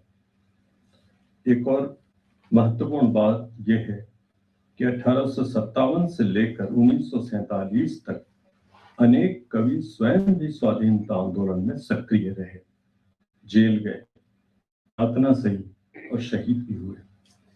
सच्चे अर्थों में वे लेखक योद्धा थे, राइटर एक्टिविस्ट। आजादी के बाद कवि की इस भूमिका को नजरअंदाज करने की कोशिश मिलती है, लेकिन जन आंदोलन के हर दौर में ऐसे कवि लेखक अवतरित होते हैं। स्वाधीनता आंदोलन और साहित्य का संबंध एक बार फिर सिद्ध करता है कि कवियों और कविता की वास्तविक भूमि हमारा जन्म और जीवन है स्वाधीनता सबसे बड़ा मूल्य है और स्वाधीनता का केंद्र एवं संवाहक स्वयं मनुष्य है। नमानुसार श्रेष्ठतरम ही किंचित। धन्यवाद।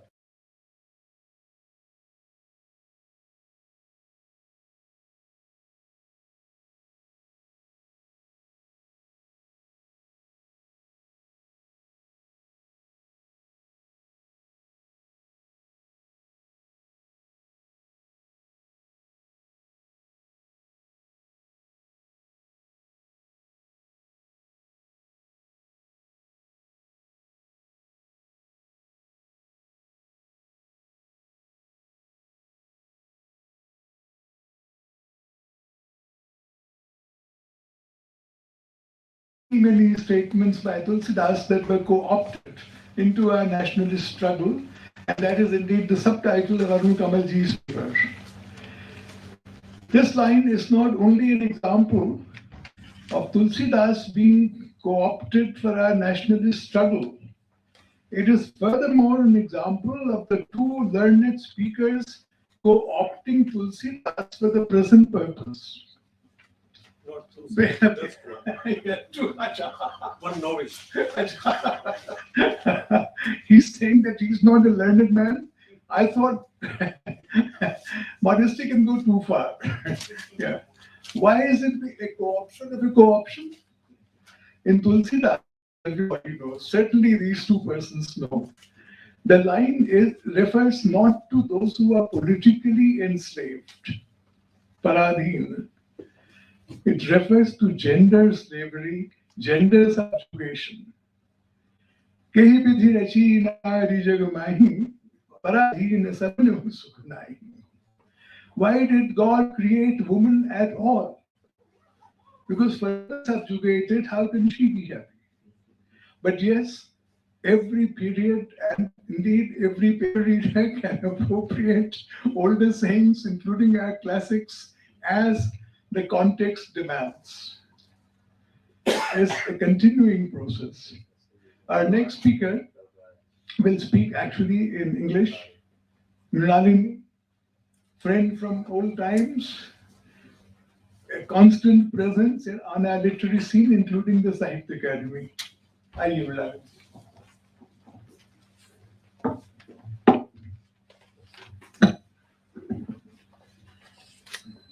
I will just say one word of greetings in my mother tongue, Telugu. వేదిక పైన ఉన్న వారికి, ఎదురుగా కూర్చున్న వారికి అందరికీ నమస్కారం. ये जस्टिस जो सभी मंच पे है और जो आगे बैठे हैं सबको मेरा प्रणाम. Now we'll continue in English. In Telugu, I'm going to confine myself to Telugu literature. In Telugu, actually, the fervor of national movement started in 1907. Initially, I thought I would start with the very first poem on the British, criticizing the British, which was like an outburst during a meeting. From 1907 to 1947, maybe I could give a chronological information, analysis of who wrote what on which issue in the independence movement. But that definitely will be boring for one thing, because you won't be able to make out what the names I'm giving, what the names of the authors or the titles, they won't mean anything to you. So I thought I would go more conceptually. So the way I've divided my paper,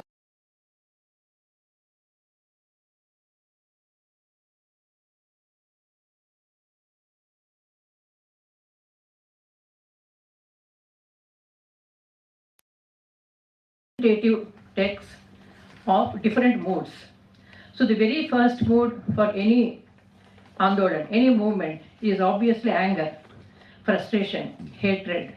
Most movements emerge out with this particular emotion because they're angry with somebody or something, the situation, the society, or the values. So even in Telugu, the same thing happened, because the very first emotion was anger vis-a-vis the Bengal division. When Bengal division happened, and Telugus came to know about this through the lectures of different Bengal leaders traveling all over the country and giving lectures on Bengal division, 1905. So in 1907, the Telugu poet who responded, who was actually translating the speech of Surendranath Banerjee into Telugu. While translating it from Bengali to Telugu, he got up and started giving his own poems spontaneously against the British. So that's how it started, with anger. And this anger sustained for the rest of the movement, as everybody knows. Anger is one mood. I'll just tell you the 4 moods I'm talking about. The second mood would be pride. You see, pride is something we need to have if we are going to direct a movement against an authority which is not so easy for us to fight with. So you need pride in yourself. You need to remind yourself yours is a great heritage, you have great inheritance, you have the capacity to fight. So that's where pride becomes the dominating emotion in a person. So the second emotion was pride. And the third one would be self-critical introspection. See, when we are supposed to be fighting together against a mighty power, like an imperialistic power, we should not have as many weaknesses as we have in our societal structure. So we are not united ourselves. Why blame the British for dividing and ruling?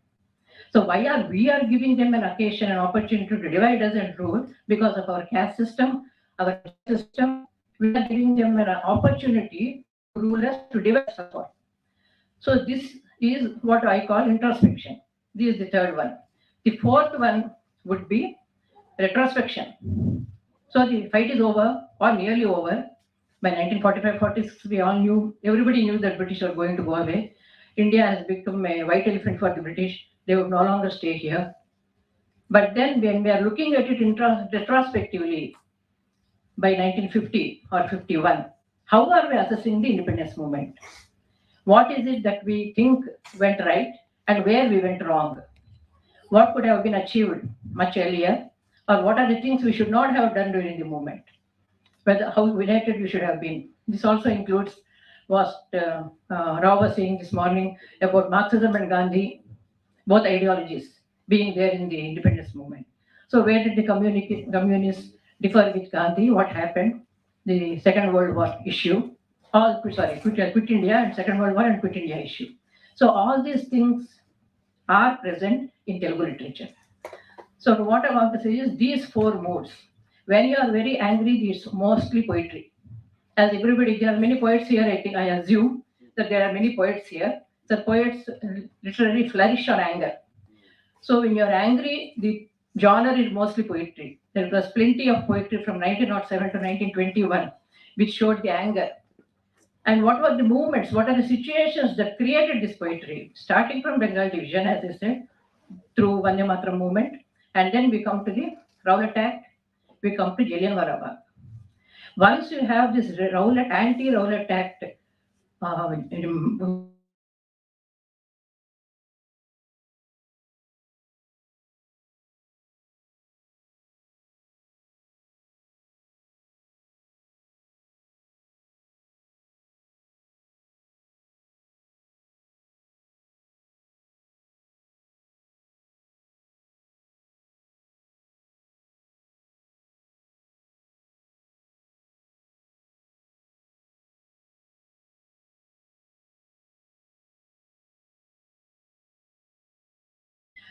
where Sairandri was shown as to being raped. Similar writing you can see in Panchali Parabhavam, a 5-act play in Telugu, which came in 1921. In that, Panchali obviously is Mother India. Dayarasura, you see, General Dayar was called Dayarasura. He was Asura. So he was addressed as Dayarasura in the first 3 acts of the play. So he is damned, blamed, and obviously he is the villain of the piece, and he is Dayar. So who is Dayar? Asura. He started as an Asura. But since this is Panchali, you can't have an Asura there. You need a Dushasana. So Dayar becomes Duryodhana cum Dushasana in 1 act. So he becomes Duryodhana cum Dushasana and talks exactly a repetition of the Telugu Mahabharata dialogues. In Telugu, we have probably the best Mahabharata, I feel, in Telugu. So that Mahabharata has given us lots of episodes and dialogues for us to recite even now. So he becomes Duryodhana cum Dushasana. Panchali, Mother India becomes Panchali. And obviously the Krishna who saves her, his honor is Gandhi. So Gandhi enters, and just like when they are trying to disrobe her, Mother India, Gandhi enters in the form of Krishna. And so the symbol here is very clear for all of us. I don't have to explain. In fact, Nehru is Yudhishthir. There are dialogues. Nehru becomes Yudhishthir. Shekhawat Ali becomes Bhima. Even Gokhale has a role. Lala Lajpat Rai has a role. They all become different characters from Mahabharata. So this is a long drawn 5-act play. So this play was the first one which took the epic symbols very effectively.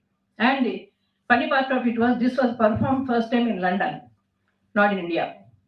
And by the time the play was over, by the time the 5 acts are over, Dyer's effigy was burnt on the stage.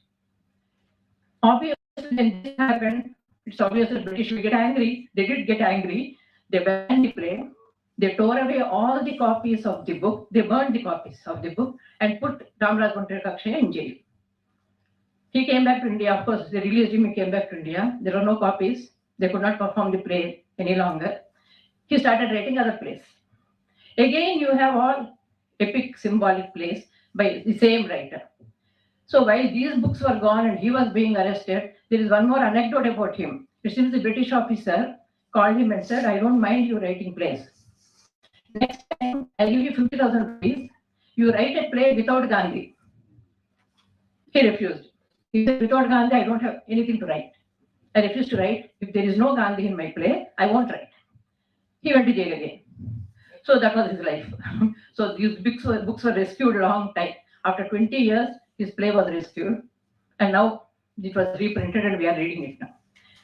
And in his whole work, he kept on having Gandhi as one symbol or other, either Rama or Krishna. In fact, there is a lullaby by him. We have a lullaby which mothers sing for children before sleeping. Ramalali, Mega Shamalali, Tamarasa Nayana, Dasharatha Tanaya Lali. He changed it. Gandhi Lali, Mohan Gandhi Lali. Wow. So Gandhi becomes Rama in a lullaby. So anything he does, anything he writes, it has to be only Gandhi. So that was the level of his contribution to Telugu drama through epics. He always used only epic images. And simultaneously to him, I just want to show the contrast. There was one writer, Chinta Dikshitulu. Here you have Ramayana. The play was called Jatayu. So Jatayu is as everybody knows, Ravanasura has kidnapped Sita, he's taking him away. Jatayu comes. There is a fight between Ravana and Jatayu. Jatayu dies. Just he is in his last breath when Lakshmana and Rama reach him. So that story is told now. Here, quite obviously, Sita is Mother India. Ravanasura is a British soldier.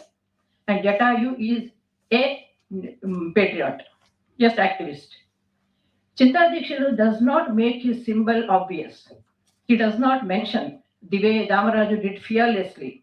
What did Damaraju did fearlessly? Chinta Dikshitulu could not do for the very simple reason that he was an employee of the British government. He worked as an inspector for government schools, so he did not want to get them to their bad books and lose the job. So he was very subtle.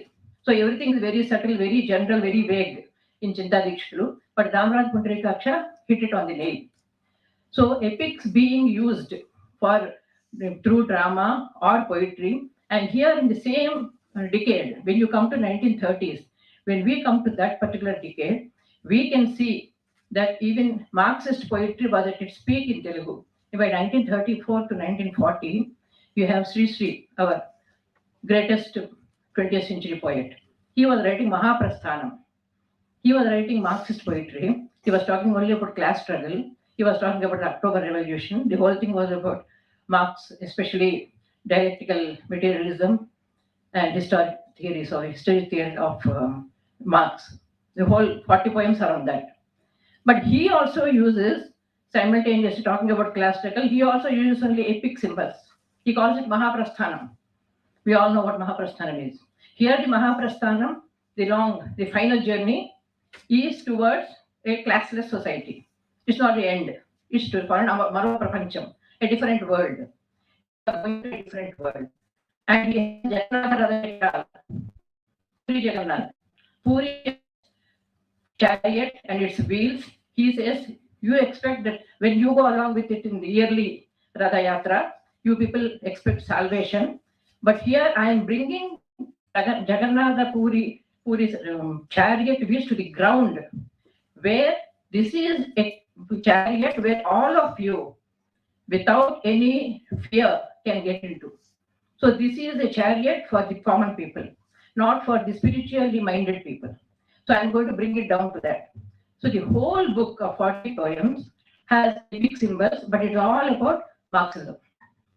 So which went simultaneously during the national movement and the movement in Telugu, we can see that we are all very happy to use epic symbols. I think the reason for this is pretty obvious, because these epic names or symbols are in our collective unconscious.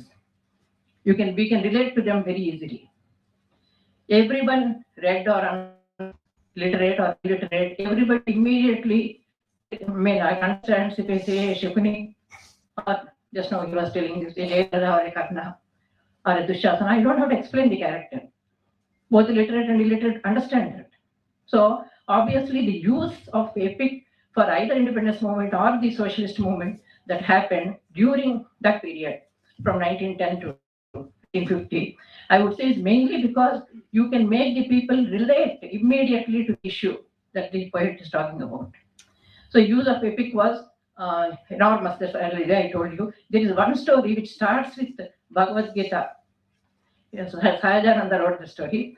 A youth is sitting, he is reading Bhagavad Gita. It starts with Krishna sounding the Panchajanya, and then Krishna talks to Arjuna. He listens to the whole story. He is listening to Gita on a spiritual plane. He is assuming it is a spiritual rendition. Most of us assume that. Once we forget the context of Gita, we think it is spiritual. Of course, it's spiritual, but the context was not spiritual. Context was for Arjuna to get up, take the Gandiva and go to war. It was to provoke, to make him active, not to sit inactive. The whole purpose of Krishna's Gita was to make Arjuna get up, stop feeling self-pity or stop feeling crying for his job, but getting up and taking up the Gandiva and going to the field. That was the purpose of Gita. This man went upon thinking of it on a spiritual plane, listening to Panchajanya in his mind. Slowly, while he's listening, sitting in his room, outside there's a commotion, there's a big agitation, plenty of lathi charge. Police are beating up Indian Congress activists. When he hears that, this Panchajanya sound becomes less and less. Then he gets up and said, now I'm going to take my Panchajanya. Who is Krishna to tell me what to do or what not to do? I don't need a Krishna. Maybe Arjuna needed a Krishna. I don't need Krishna. I am going to war. So this apathetic, laid back youth suddenly goes into action, and the whole story has only Panchajanya, that couch as a symbol. The whole story has only that as a symbol. So this is one rare story which uses couch as a symbol instead of characters. So these type of stories, poems, and plenty. Since I'm still in the second one, this is about self-pride.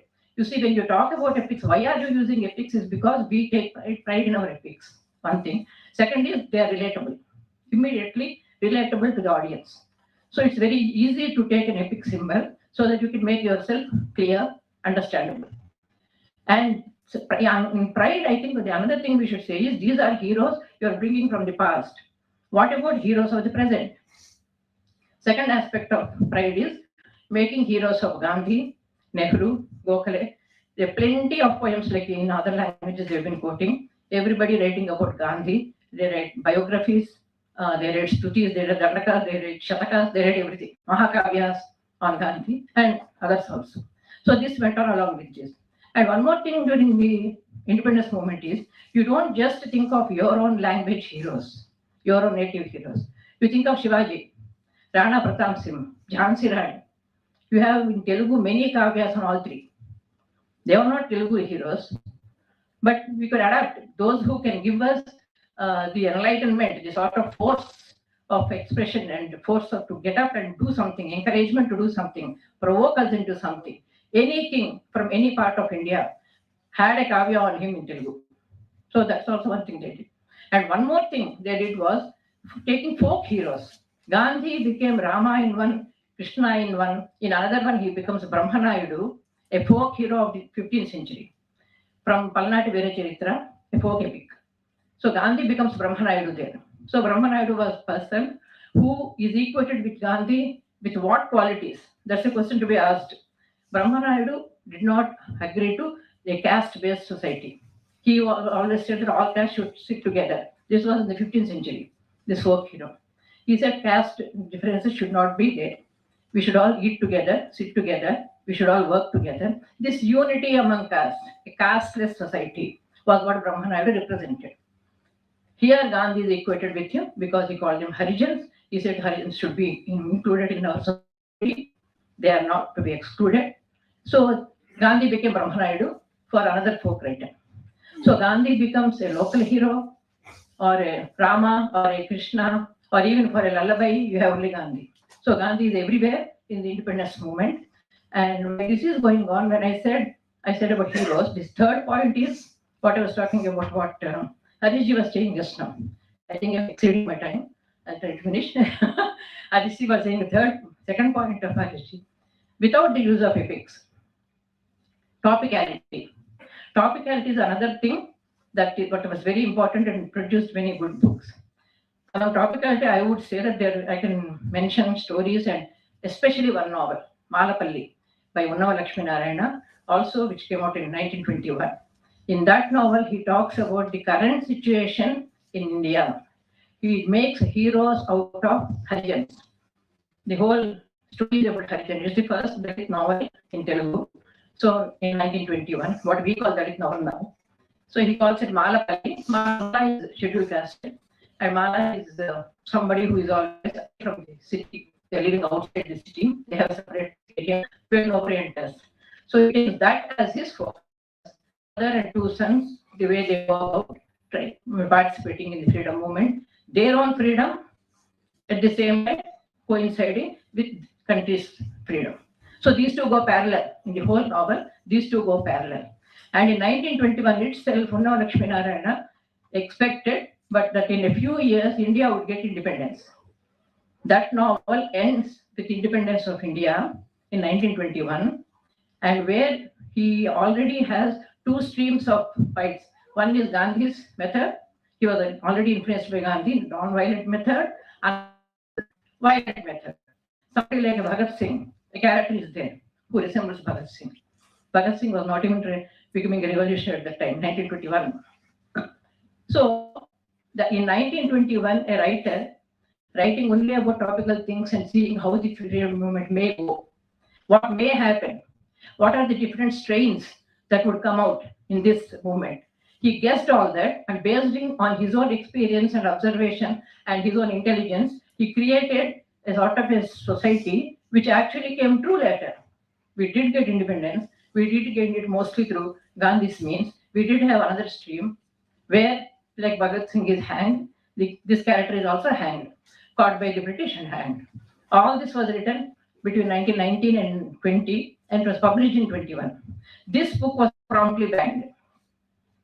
Many books of Telugu writers were banned during the movement. Most of them were talking about this. Here there is no Lord Krishna, there is no Lord Rama. It's only realistic on the clearly a clear picture of the present conditions and circumstances, what was happening at that point of time. So this is the third one where you are being self-critical, introspective. This is what I said when I was saying, as long as we have so many weaknesses in our own social system, you can't expect an imperious ruler to go away. We have to rectify ourselves first. That's what Gandhi said. That's what most of these novels say. There are many short stories which I'm not going to mention for lack of time. And the fourth one, I'll just end with the fourth one, is retrospection, which is where, again, I would like to quote Harishji, which I didn't actually say it in such beautiful words as he, but it's actually this sort of a movement, freedom movement. The concepts arising of the freedom movement are continuing to now. So this continuance you can see in these two novels. One was written in 50 and one in 1951. One was Kodabatti Kutumbarao Chaduvu. The another one was Uppal Lakshman Rao's Atadu Amma. These novels actually look back into the freedom movement, and they just want, have we got independence? Yes, physically, politically. True, we have got independence. So what are the remnants of that independent freedom fight?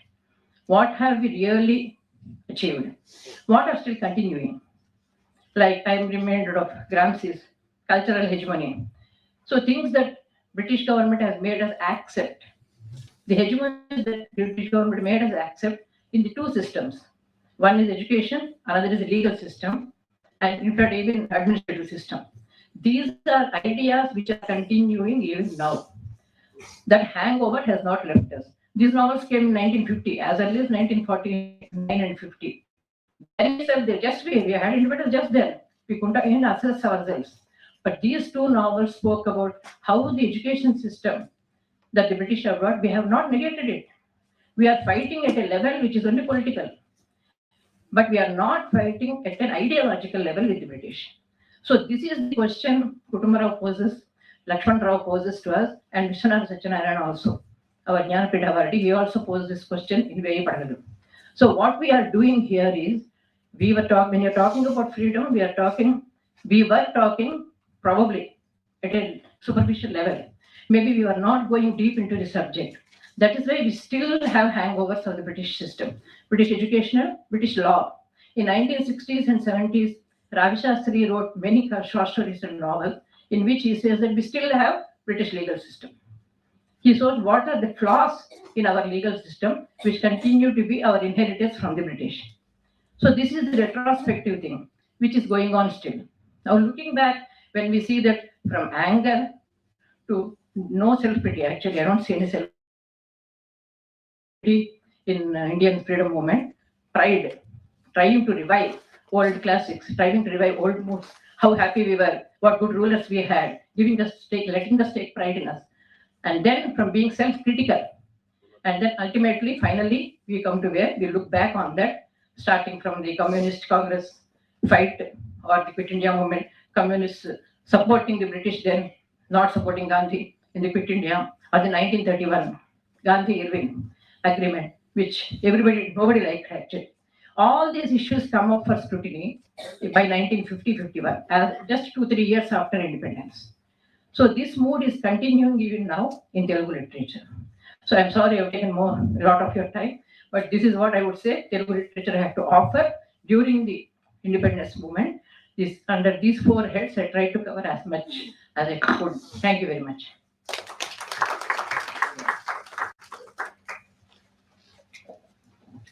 Thank you, Mridalini ji. Wonderful paper, but also wonderful strategy of presentation. The first time that I looked at you and I thought I might interrupt you, you cited me. And after 5 minutes, when I again thought I might draw your attention, you again cited me. No, but after that, you forgot to cite me, so you have to come to an end. But I really enjoyed your paper for several reasons. One is that you created 4 rasas of the independence movement. Bharat had 8, it later became 9 rasas. But the rasas that you outlined very early, and also your approach to the nationalistic reappropriation of our epics and our literature, described not chronologically, but in terms of phases and moods. I think you are very modest on behalf of Telugu. We should all be modest on behalf of all our languages. The more names we mention, the more we confuse the reader. It's not only Telugu names, it's all names. A catalogue of names, a catalogue of dates does not get very far. An order has to be imposed, such as you imposed on it, of anger, self-pride, introspection, retrospection, and continuing retrospection. One question that came to my mind was, in Panchali Parabhavam, already in 1921, Gandhi is Krishna. I would like all the experts in all our languages to try and identify the first few works of Indian literature in which Gandhi is already deified, already become a god. His first major movement in India is the Pan-Indian movement. It's launched only in 1920. And already by 1921, he is Krishna. Even before that, he is Krishna. In Hindi, the earliest reference I found is to 1917. And it is, 17 is only Bardoli and Champaran. Two regional movements in India, not a pan-Indian movement. Of course, it helped that his first name was Mohan, same as Krishna. So Mohan and Krishna was an easy transference. But I also like the fact that you've told us, I don't think in Hindi, he also becomes Rama. The identification with Rama Raji is one thing. But to become Rama, to be seen as Rama is something else. One thing that Tiwari ji mentioned, and you also underlined, is you say Dushasana, and everybody knows what kind of a character you are describing. No, I'm very sorry to say, not everybody. Not anymore. In the British times, perhaps they did. But now, with what the British could not do, the English language has done in India. People educated in the English medium may not know who Dushasana is. In Delhi, Meenakshi Mukherjee was telling me, in the JNU, she had a student, and the name Radha came up in class, and he got up and said, "Who is Radha?" We have not only one or two students, we have a whole mass of people. Tiwari ji put it very well. Artha Shikshit ya Ashikshit. They are the truly learned in our Puranas, in our mythology, and the English Shikshit are not. We have come to a stage where we should recognize this and see whether we can do anything about it. One or two other ideas for the Sahitya Academy. I can make them freely because the Sahitya Academy office bearers happen not to be here at the moment. She has done a lot of good work and will continue to do that. Arun Kamalji referred to that wonderful anthology of which I also have a copy at home, as you do, many of you, Swatantrata Pukarti, of patriotic nationalist poems. I would like the Sahitya Academy to compile a list, annotated list, biographical list, literary list of all the writers whose works were banned by the British. And I would also like the Sahitya Academy, there will be some overlap, but doesn't matter, to compile another directory of writers who went to jail during the period. A very interesting case is that of Gandhi. His book was banned and his wife went to jail. He did not go to jail. One of them wanted to go to jail, and she was as Premchand wrote in the letter, she has beaten me to it. She went out picketing and was arrested. I think we need to honor people who were not, Arun Kamalji was saying, not only writers, but writer activists. Writers feel that writing is revolutionary enough. They are wrong.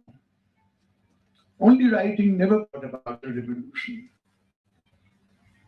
One has to be a citizen as well, as much as other citizens. I've taken enough time to make sure that we do not finish early, as we did in the first session. We finished 15 minutes early. The last paper of this session is by Seemaji. Seemaji will not only speak in English, she will actually speak about writing in English.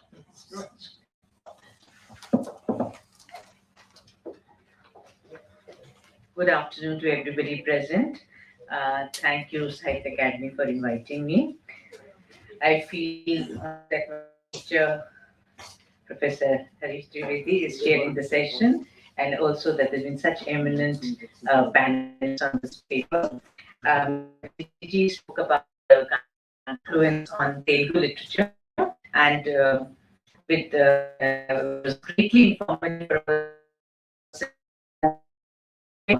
to other literatures, and especially literatures of the South. about Gandhian consciousness in Indian novels written in English. The anti-colonial period of 1920s and to 1940s greatly shaped the Indian novel in English. Further, with the entry of Gandhi on the national scene, the novelist reacted in one way or another to his political ideas of satyagraha, civil disobedience, and mass mobilization. Apart from his political consciousness, the writer also wove into their works themes of social reform, like upliftment of Harijans, removal of poverty, empowerment of women, and revitalization of village economies. This paper will explore novels like Mulk Raj Anand's Untouchable, published in 1935, Raja Rao's Kantapura, 1938, Bhavani Bhattacharya's with Gandhian philosophy. It will also discuss the factors which shape the aesthetics of the Indian novel in English, as it tried to, and this is what I'm quoting as a foreword from Raja Rao's Kantapura, as it tried to convey in language that is not one's own, the spirit of one's own. So the novel of the 1930s and the 40s were greatly influenced by the anti-colonial consciousness. This is a time when Gandhi reappeared on the political scene after a short hiatus after the Chauri Chaura incident, and he rejoined politics and launched a civil disobedience movement. The movement witnessed mass participation, participation of women, participation of people from low, and his famous Dandi March not only left a great imprint on people of this time, but even today we see a lot of Gandhi's iconography is centered around this event, which came to symbolize a defiance of British rule. Satyagraha became a buzzword and came to symbolize the defiance of British rule. Further, the journals Young India, which was published from 1919 to 1932, and Harijan from 1933 to 48, brought out by Gandhi, kept debates about political and social reforms alive in the mind of writers. Characters modeled on Gandhi or Gandhi himself became center stage in the fiction of the time, written in English and other Indian languages. Premchand's Prema and Rangbhumi in Hindi, Satyanath Baduri's Jagari in 1946 in Bengali, Ramlal Desai's Gram Lakshmi in 1940 are some of the works which were greatly influenced by Gandhian thought and his ideas about a more egalitarian India without the stigma of untouchability, the more participation of women, and so on. The twin Gandhian themes of anti-imperialism and social reform find articulation in several novels of the time written in English. Bhavani Bhattacharya's So Many Hungers, published soon after independence, addresses issues of national belonging. Set against the backdrop of Bengal famine of 1942-43, it traces the journey of Rahul Bose, who shuns his British education and belief of the superiority of Western civilization to take the Gandhian path of pride in his own culture and village economy. His guide in this transformed journey is his grandfather Devesh Babu, who lives a simple life in the village of Baruni and is referred to as Dev by the locals. Here Rahul learns the importance of bringing literacy to the villagers and need to revive village economy as opposed to the urban-centric development which his Western education had him for.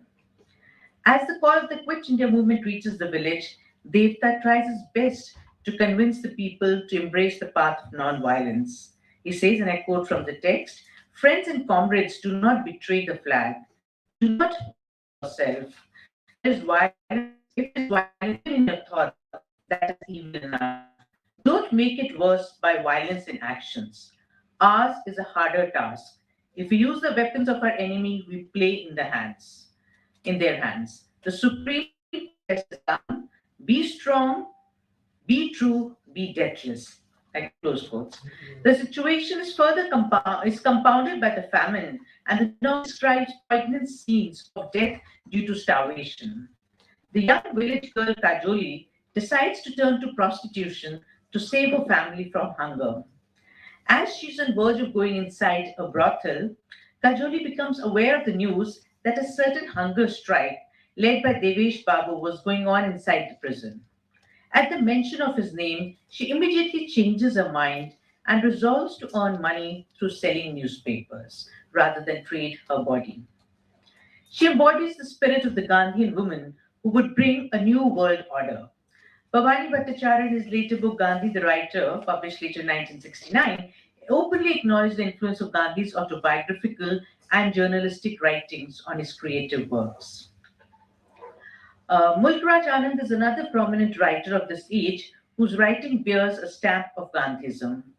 In fact, he redrafted his novel Untouchable, published in 1935, after reading Gandhi's description of Uka, a sweeper boy, in his journal Young India. He observed, and I quote, "The narrative was simple, austere, and seemed to be more truthful than my artificially concocted novel." He was further indebted to Gandhi for choosing English as the language of his fiction. Having started with writing in Punjabi and Urdu, he was conflicted if English would help him to reach a wider readership. He posed the question to Gandhi himself, who gave a realistic assessment that, and I quote what Gandhi would have to say to him, "The purpose of writing is to communicate, isn't it? If so, say in any language that comes to hand."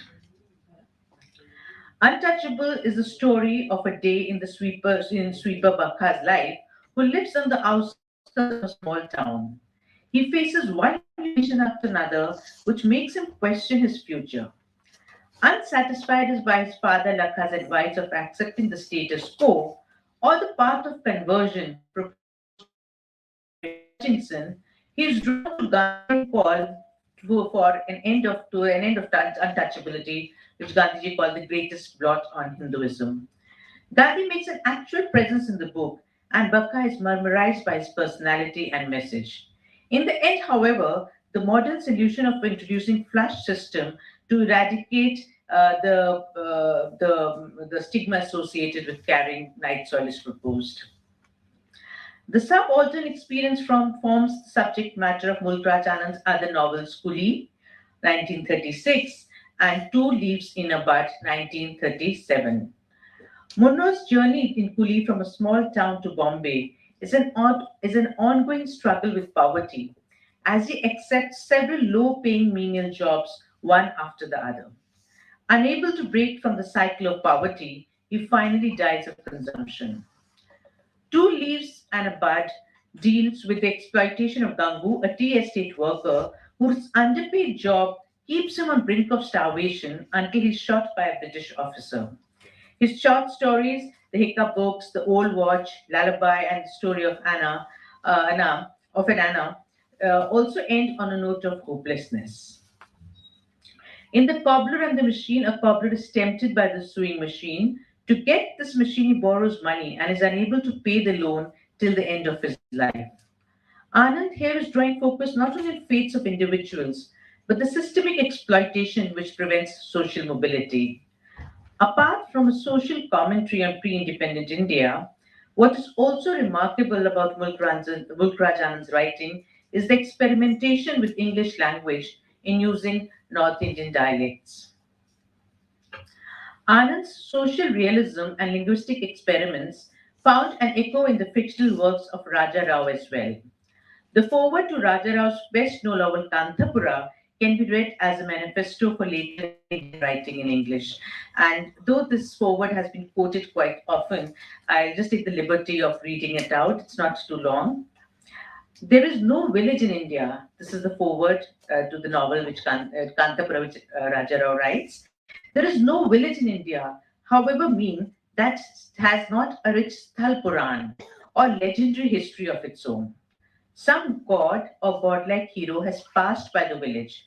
Ram might have rested under this peepal tree. Sita might have dried her clothes after a bath on this yellow stone, or the Mahatma himself, on one of his many pilgrimages through the country, might have slept in the hut, the low one by the village gate." So interesting how he brings the epic and contemporary reality, Ram and Sita and Vrindani in the same frame of every village having a Sthal Puran or a legendary history. In this way, the past mingles with the present, and the gods mingle with men to make the repertory of your grandmother always bright.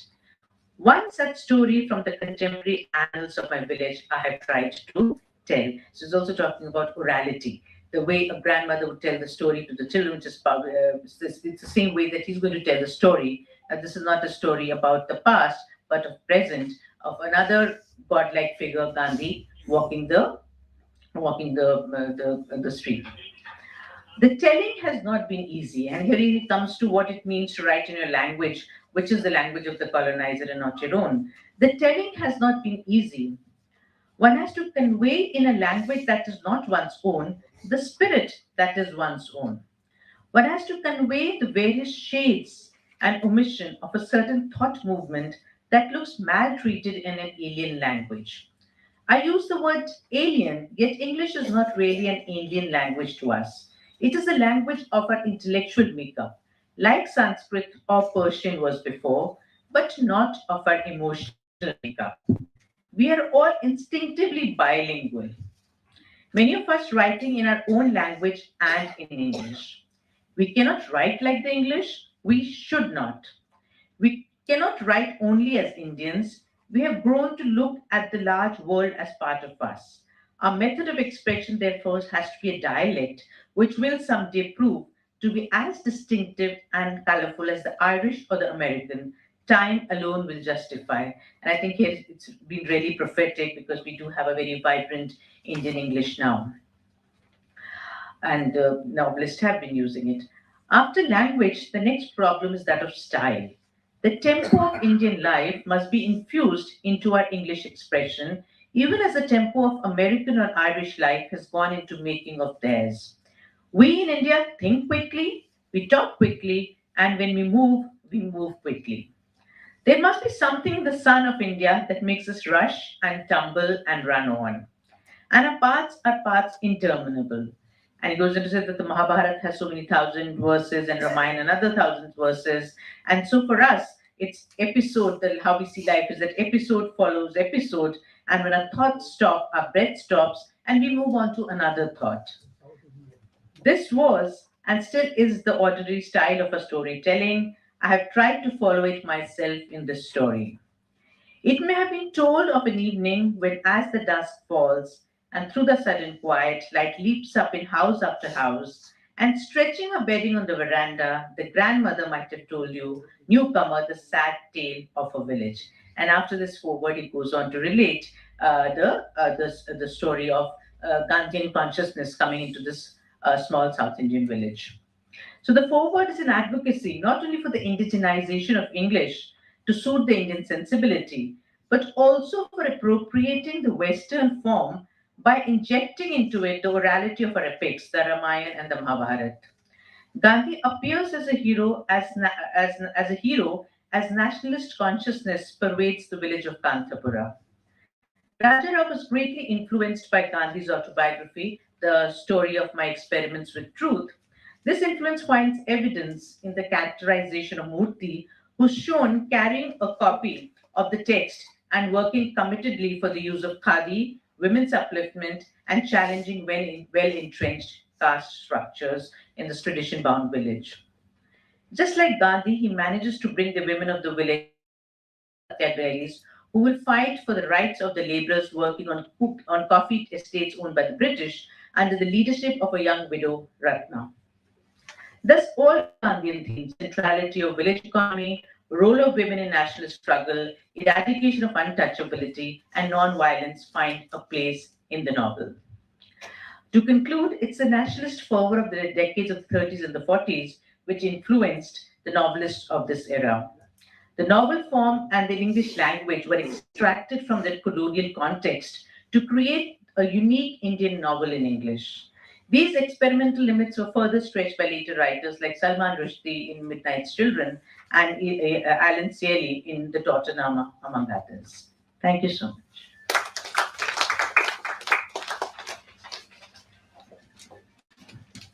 Thank you, Seemaji, for a very compact paper in which you were so gracious as to allow Raja Rao a lot of space in your own paper. Not many paper readers are so generous even to the greatest of writers. Now, about the Gandhian novel in English, which is what you were talking about, all of us who have taught English have had to make our peace with many forms of English, especially when deployed or deployable in a nationalist context. What you have said about the major novelists is perfectly true, but at the same time, it's a complex enterprise. It was then. Now the question seems to have been settled. I think it's far from settled. No, I'm not a worshipper of Salman Rushdie, not at all. I never was, I never will be, judging by his career progress. I'm very sorry he's been attacked and under a fatwa, but that's a person-to-person response. That's not a response to a writer. A writer is not judged by whether he's attacked or not. In the earlier writers that you are talking about are actually dealt with Gandhi. There is, remember, yes, Gandhi said Gandhi had one look at Mulraj Anand.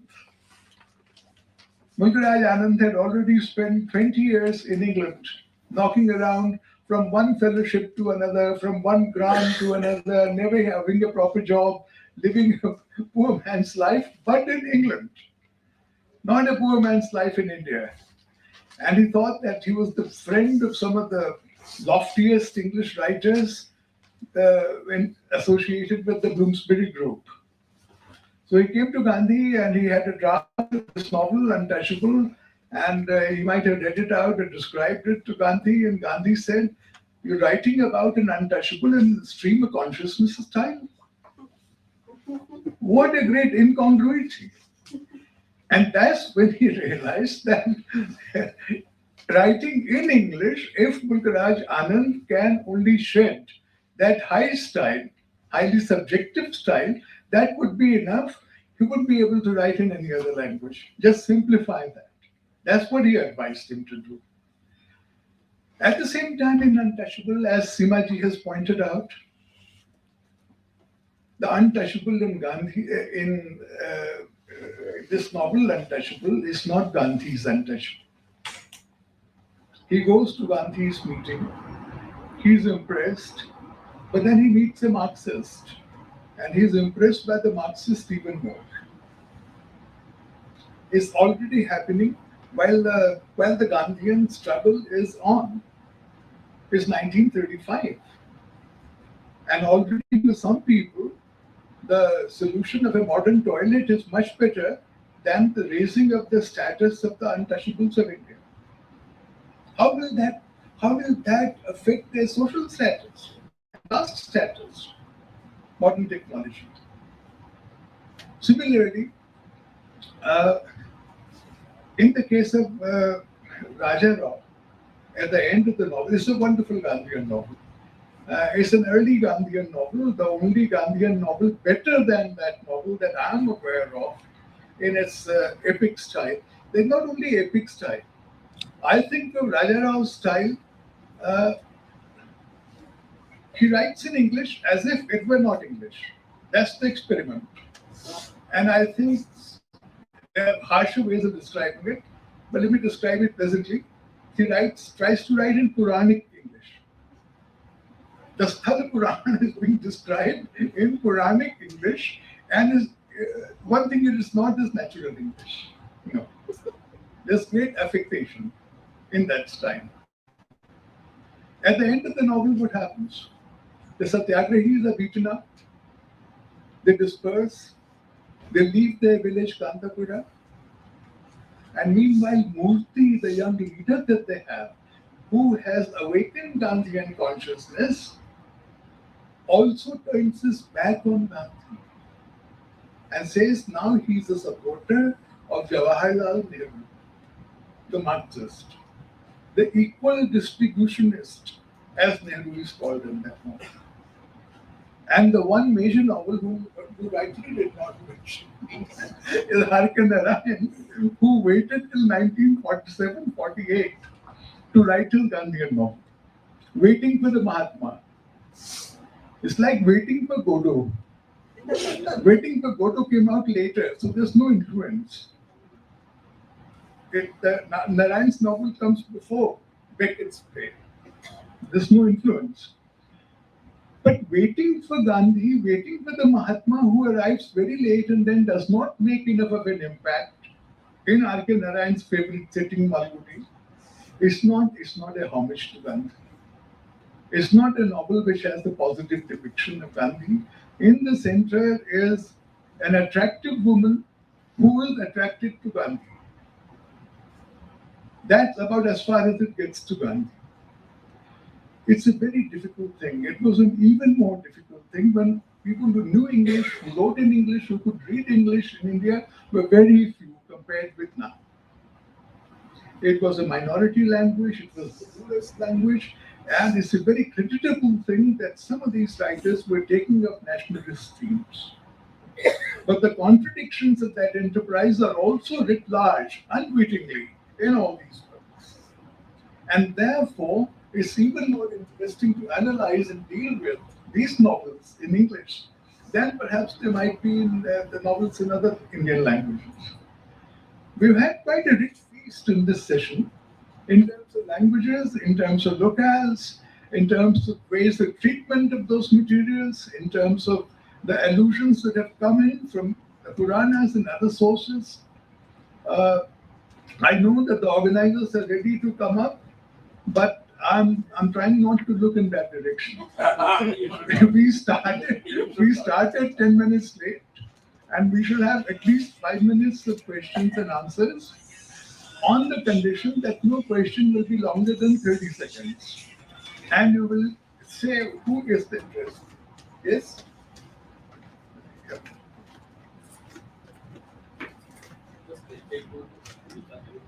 Right. No. I will pick the questions. Who is the questioner? Yeah. He says we will take 2 questions. Yeah. But I am in the chair. Nobody wants to. You have already told them that. He has told everybody privately that anybody who asks a question will not get tea. The only precondition is I would very much like somebody who's young and keen to ask a question rather than somebody who's as learned as the paper readers. Anybody? Yeah, you look very young, sir. सवाल तो नहीं है, लेकिन कुछ ऐसे literature का दिख रहा है, one published by साहित्य अकेडमी itself, और फिर एक जब्तशुदा नज़्में करके उर्दू में और हिंदी में देवनागरी में छपा हुआ।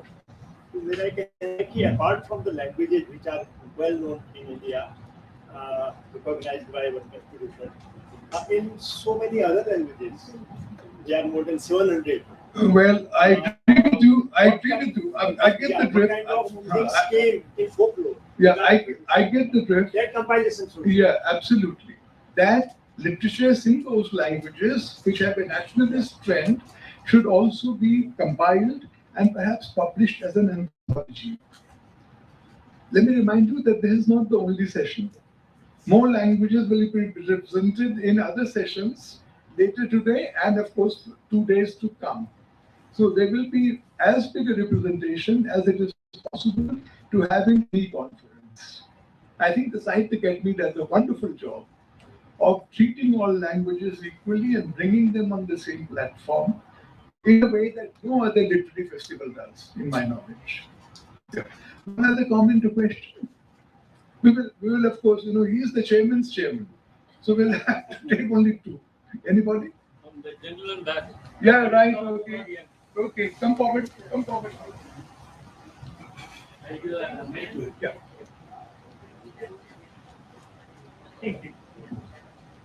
Speak loud enough. It's okay, sir. Last question. All right. No. We Yeah. also on last question. Who do you prefer? Chess.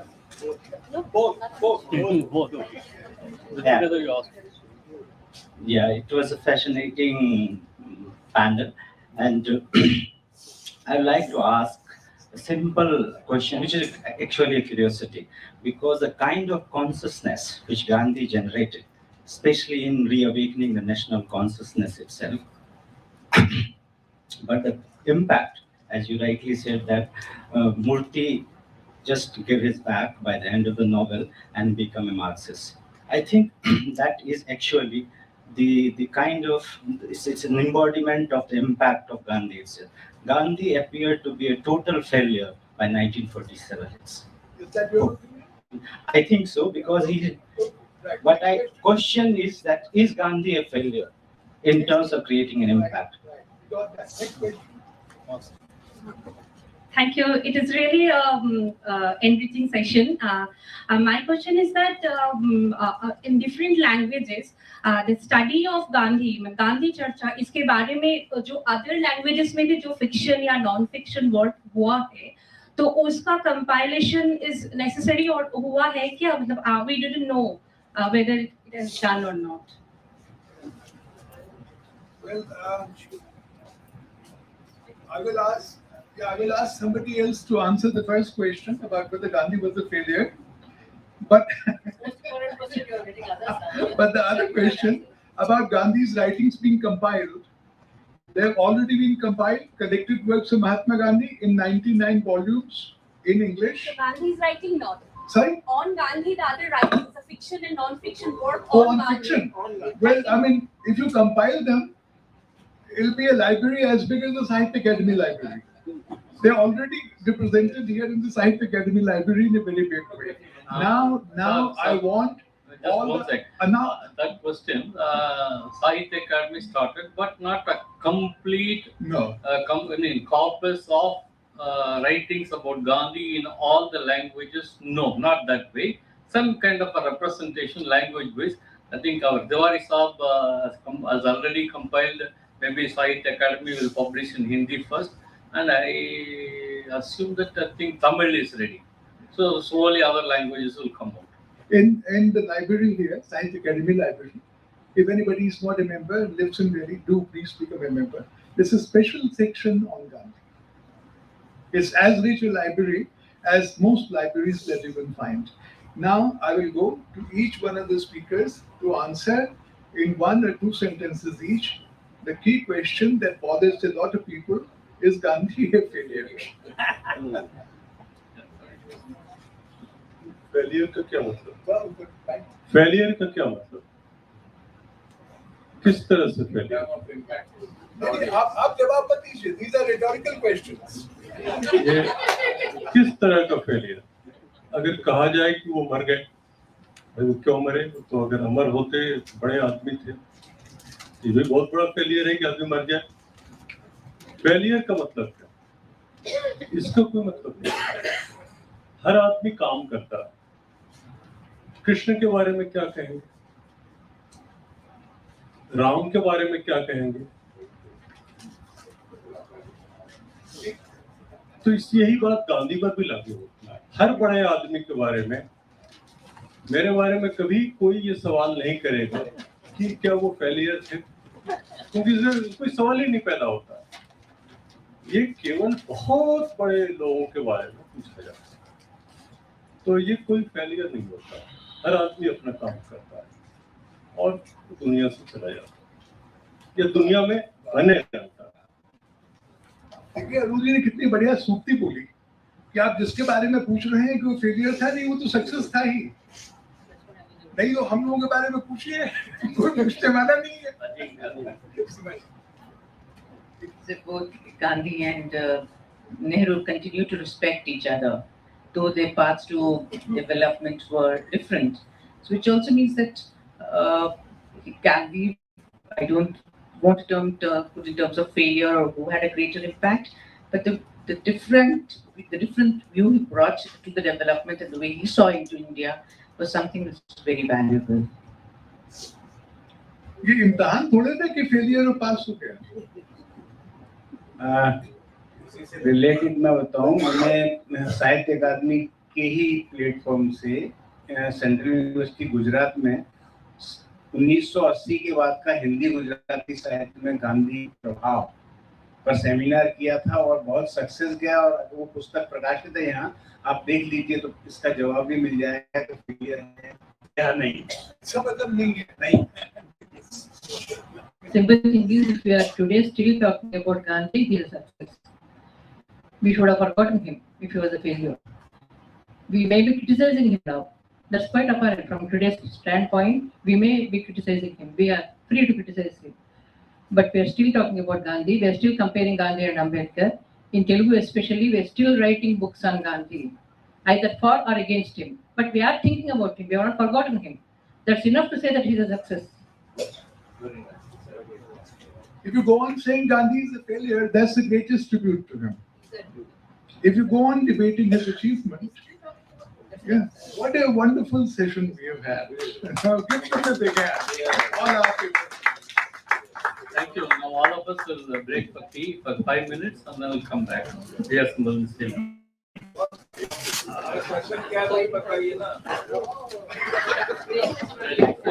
Bhagavad Gita on Indian independence.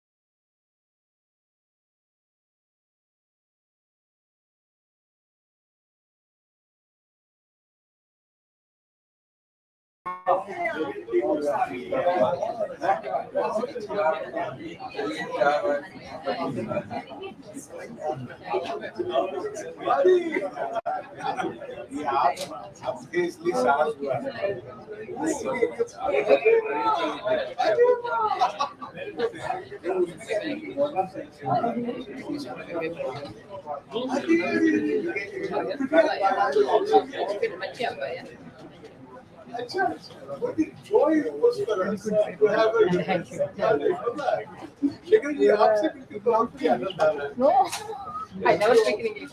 Except in Sahitya Academy, I never speak in English. I am a Telugu professor. I was working in Hyderabad. Now I am working for Telugu language. And now actually I am working for an NRA university and the HOD for Telugu. It's based in California. And Telugu NRIs have established a university there, in which we have all Indian culture, Kuchipudi dance, Bharatanatyam dance, courses, master's programs, Kuchipudi, Bharatanatyam, Carnatic music, Hindustani music, Sanskrit, Telugu. I am Telugu HOD, so I teach online. So I don't speak in English, but that's what I was telling you. I was supposed to read my paper. I don't like reading paper. Audience will go to sleep. How many bags will they give? Rajmohan ji, आपका bag आप ले लीजिए. नहीं check it थे मैं.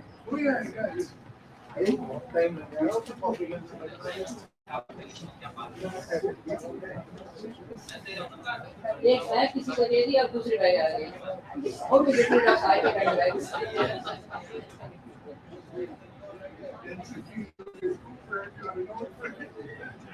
Very nice. You speak an English person, I'm very good for everybody.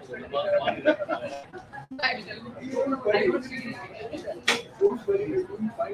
Better than most English professors.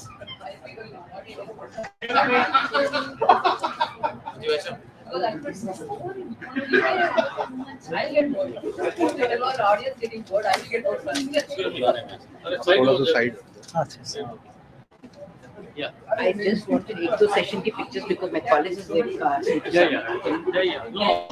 No, there is a boy. There is another boy sitting in second floor. I will tell him. I will tell him to WhatsApp you or email you or whatever. ठीक है. There is a boy who is collecting all the. अच्छा. Otherwise, this guy was saying, a boy was saying that he has it and he can give it But right. he will have hundreds of photographs. He will huge. That's the contact. No, Bharadwaj sir. Bharadwaj, yes. So that boy will send you. Yeah. Because he's got some even your computer will explode 200 GB. नहीं मुझे 200 नहीं चाहिए, मुझे तो बस 2 चाहिए because मैं college wants Yeah, it. that's okay. I will just tell that Bharadwaj to send you.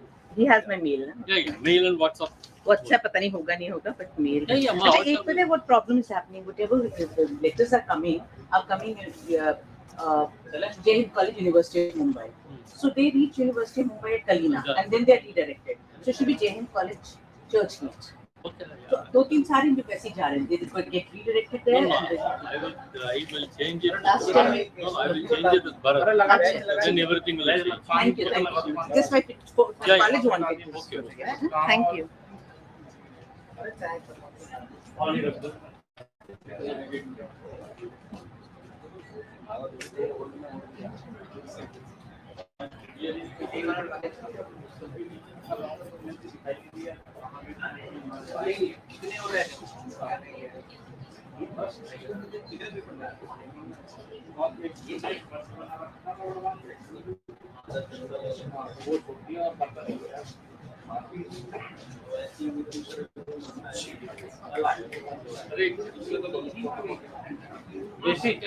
AC चालू करो। एक में चल रही है थोड़ा 5 मिनट सारे बंद कर दो। सारे चालू कर दो। चालू करके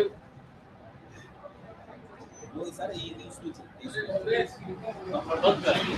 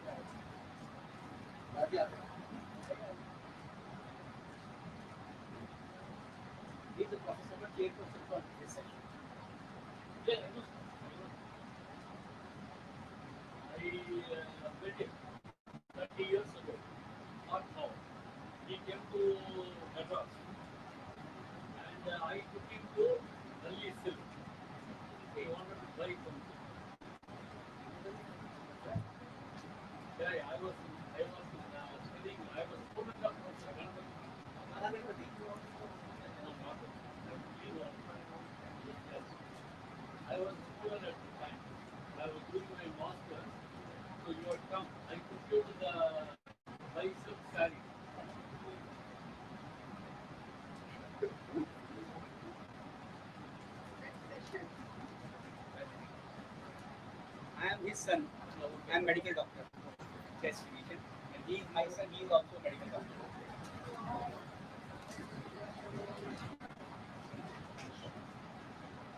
Just 5 minutes. Then no other participants. The audience are there or not, we are not bothered. One participant has been arrived. Professor Garke. This cafe. He is not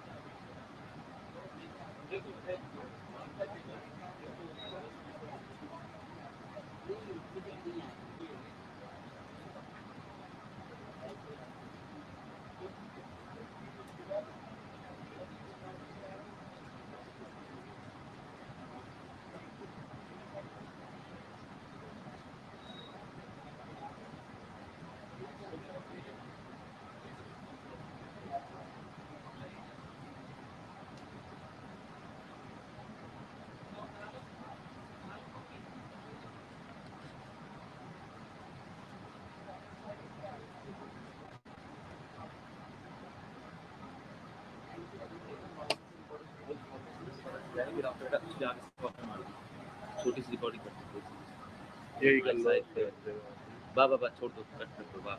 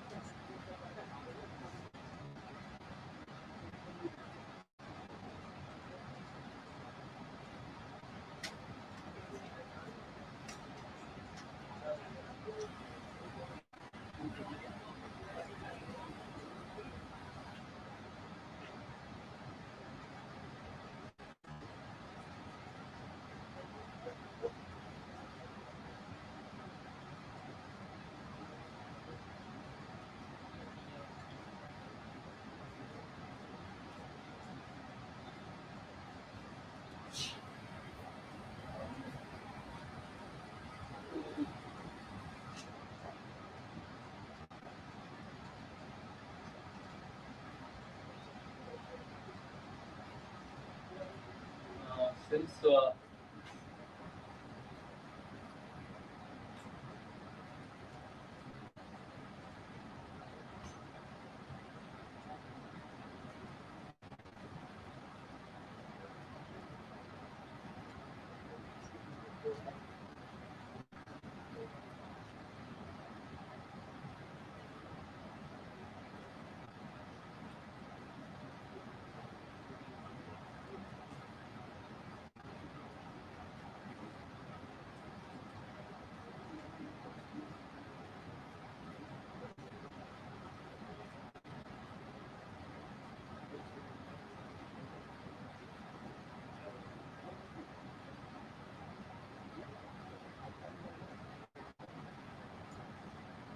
we have completely, from the session one, we are just cascading effect. We are getting delayed more and more. So this session is on Bhagavad Gita, Indian freedom movement and nation building. How Bhagavad Gita influenced independence movement and also helped the independent India to take its first steps. This session we have only 1 hour instead of 1.5 hours because of the delay in the previous sessions. So I request all the panelists to just limit themselves. If they already submitted a paper, just tell us the gist of it, and no need for us to read the whole thing. And now I request the Professor S.R. Bhatt to come to the dais. Professor S.R. Bhatt is an eminent philosopher and Indologist, and he retired as a professor and head department excuse of me, sir. philosophy in the University of Delhi. And he was also chairman of Indian Council of Philosophical Research.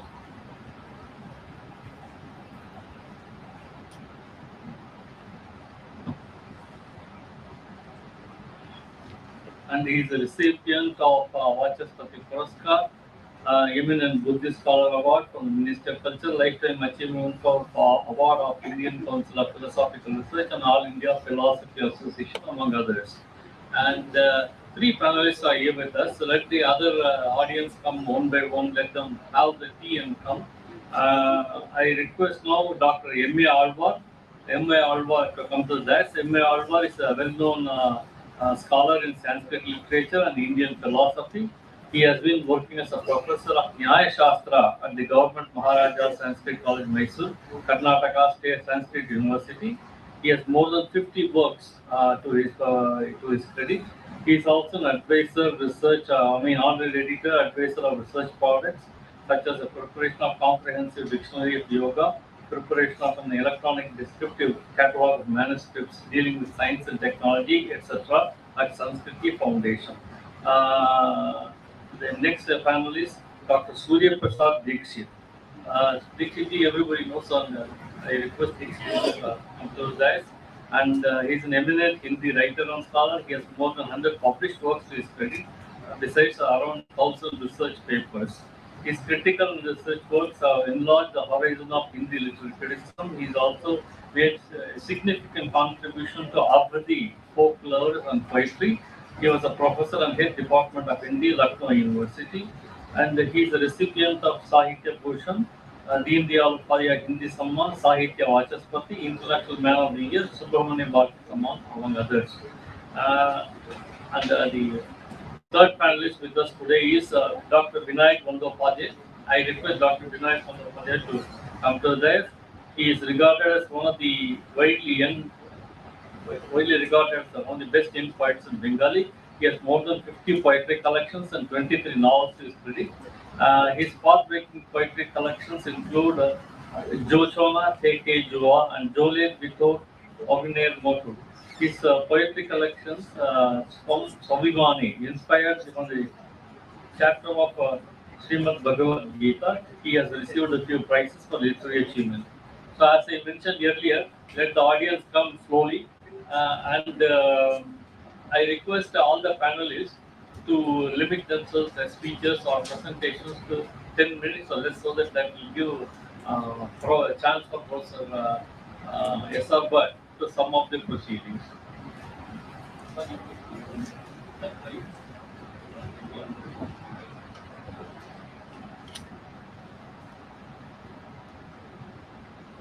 Sarvebhyo Namo Namah.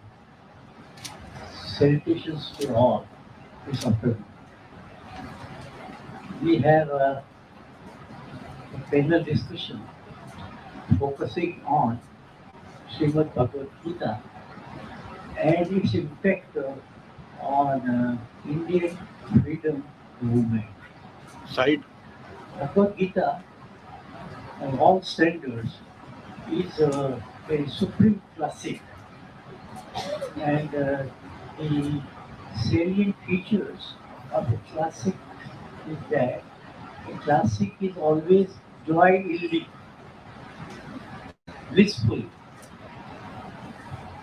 Here, Brahmananda Sahodara. The other characteristic of a classic is that it has a perennial value, lasting value, and you can say relevance is for all times to come, not only humanity. And the third is classic is always beneficial, useful for realization of both prayers, material prosperity, and shreyas, spiritual enhancement. Now, Bhagavad Gita has influenced not only the Indian mind, but the mind of the entire globe. It has been translated in most of the languages of the world. But it had a deep influence on the freedom movement. And I will pick up only four such eminent personalities who were inspired by Bhagavad Gita. One is Lokmanya Tilak from Gita Rahasya. Other is Mahatma Gandhi, Anasakta Yoga. And the third is Essays on Gita by Sri Aurobindo. All the three were freedom fighters. Of course, Sri Aurobindo initially indulged in freedom fighting physically, but later on spiritually.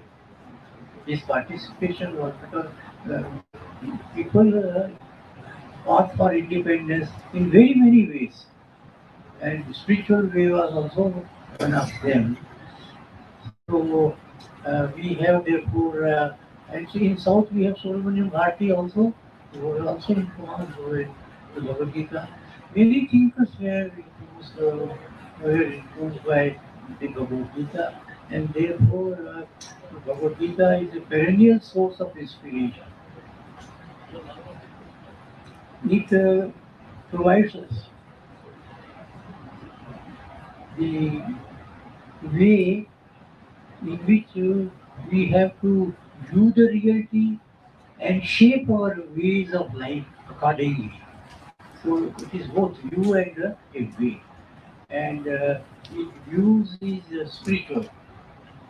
There is the spiritual orientation which is advocated in the Bhagavad Gita. And the most important part of it is the philosophy of karma, karma yoga. Of course, the karma is seasoned by knowledge and devotion. So, karma yoga, bhakti yoga, and jnana yoga, we have a symbiosis of the three in the Bhagavad Gita. Bhagavad Gita inspired Lokmanya Tilak. And Tilak says that Swarajya is my birthright. And this has been initiated by the Vedic seer, Rigvedic seer. It's Ani the Vatam Sodhaya Pradeka, Sudha, by one's own self. So everyone has to live by one's own self, not to be subjugated by others. And therefore, freedom is the essence of human existence. Similarly, Mahatma Gandhi also emphasized Anasakta Yoga, say,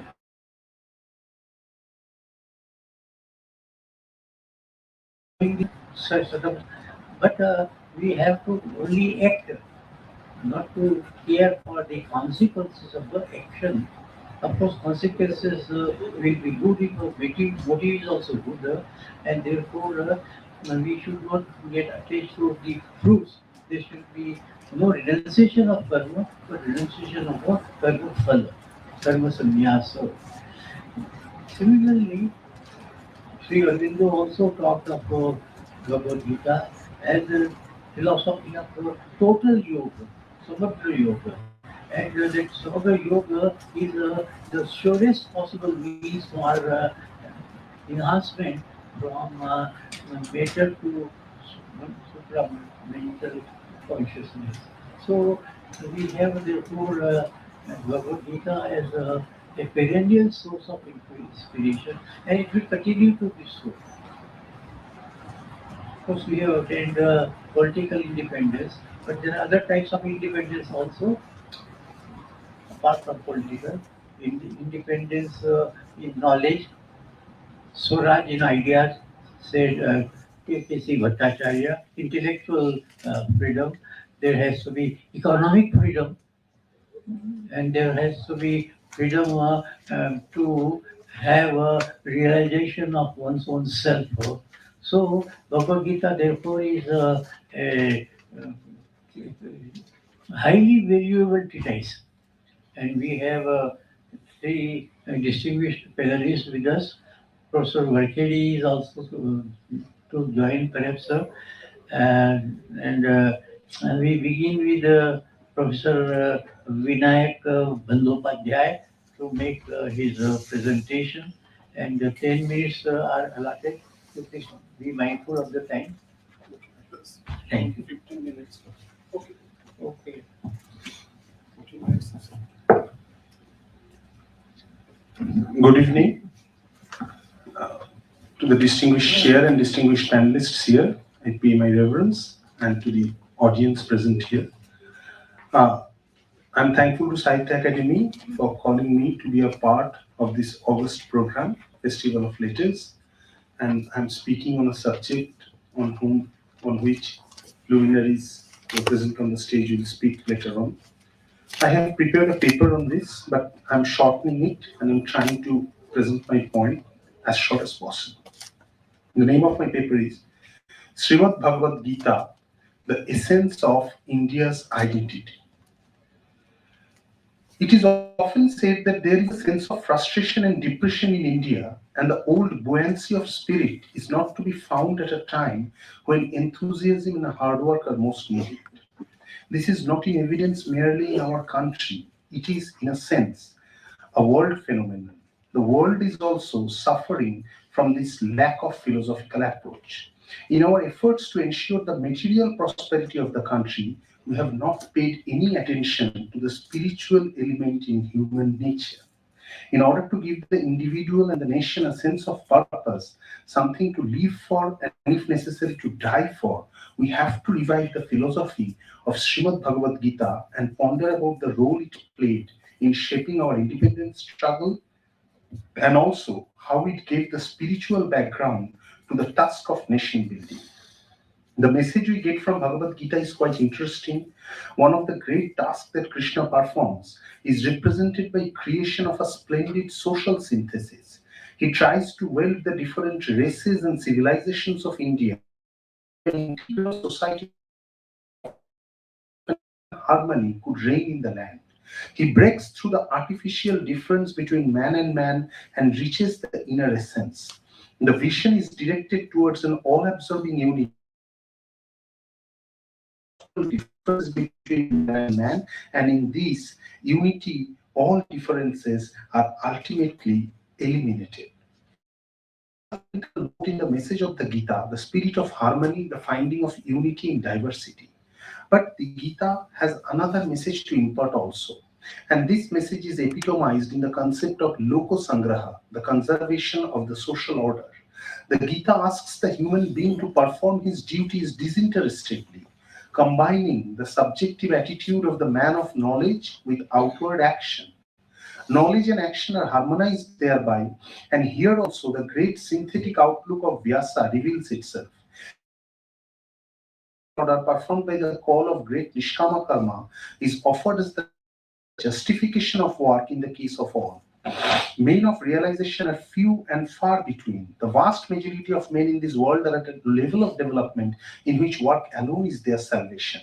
But if the few whom the world respects as the wisest of men set an example of worklessness, the majority too will follow it. They will consider it to be the true way of godly living, and the consequences will be disastrous. These considerations prompt the great Gita to impress on all aspirants the supreme importance of Lokosangraha, which, though primarily a social concept, is raised in life. In the Bhagavad Gita, Krishna tells that he appears the very moment the moral land of the universe is disturbed by unsocial elements. When the state falls a prey to robbers and violent aggressors, despondent ascetics, unscrupulous collaborators, fake spiritualists, and cowardly criminals find a splendid opportunity for their appearance in society, while the bulk of the people remain silent spectator to the perpetration of social crimes, themselves unable to face the situation. To such earnest soul, striving after emancipation from all social evils, the Bhagavad Gita gives the clarion call of fighting the evils out without hesitation. India in the Middle Ages and under the British rule faced situation conducive to the appearance of Sri Krishna. Our age-old educational system was being destroyed mercilessly. Our indigenous leaders were unable to show the real road of resistance. And our spiritualists were not in a position to bring down to the earthly region any eternal message from the above of God. It was absolutely necessary then to translate into practice the ideals set forth in Bhagavad Gita. Yada yada hi dharmasya glanir bhavati bharata abhuthanam adharmasya tadatmanam srijamaham paritranaya sadhunam vinashacha dushkritam dharma sansthapanarthaya sambhavami yuge yuge. The Gita at the beginning initiates with the fallen hero of the battle, asking Lord Krishna the connotation behind the pitiless brutality and foreseeable death to be meted out on his own kith and kin, and still crueler because he has been asked to inflict on them. The primary fusion of Gita is built on the sagacity of war and carnage, their meaning and purpose, with the Lord himself leading the battlefield against the antagonists of humanity on his chariot, standing and looking at Arjuna with a care and love which looks for to go afar after all spiritual dictums hitherto unveiled in noted or unnoted history. Those who struggled for India's freedom, from Madan Mohan Malabya to Master Das Surya Sen, felt it as the need of the hour and the underpinning of our intelligence of nationalism.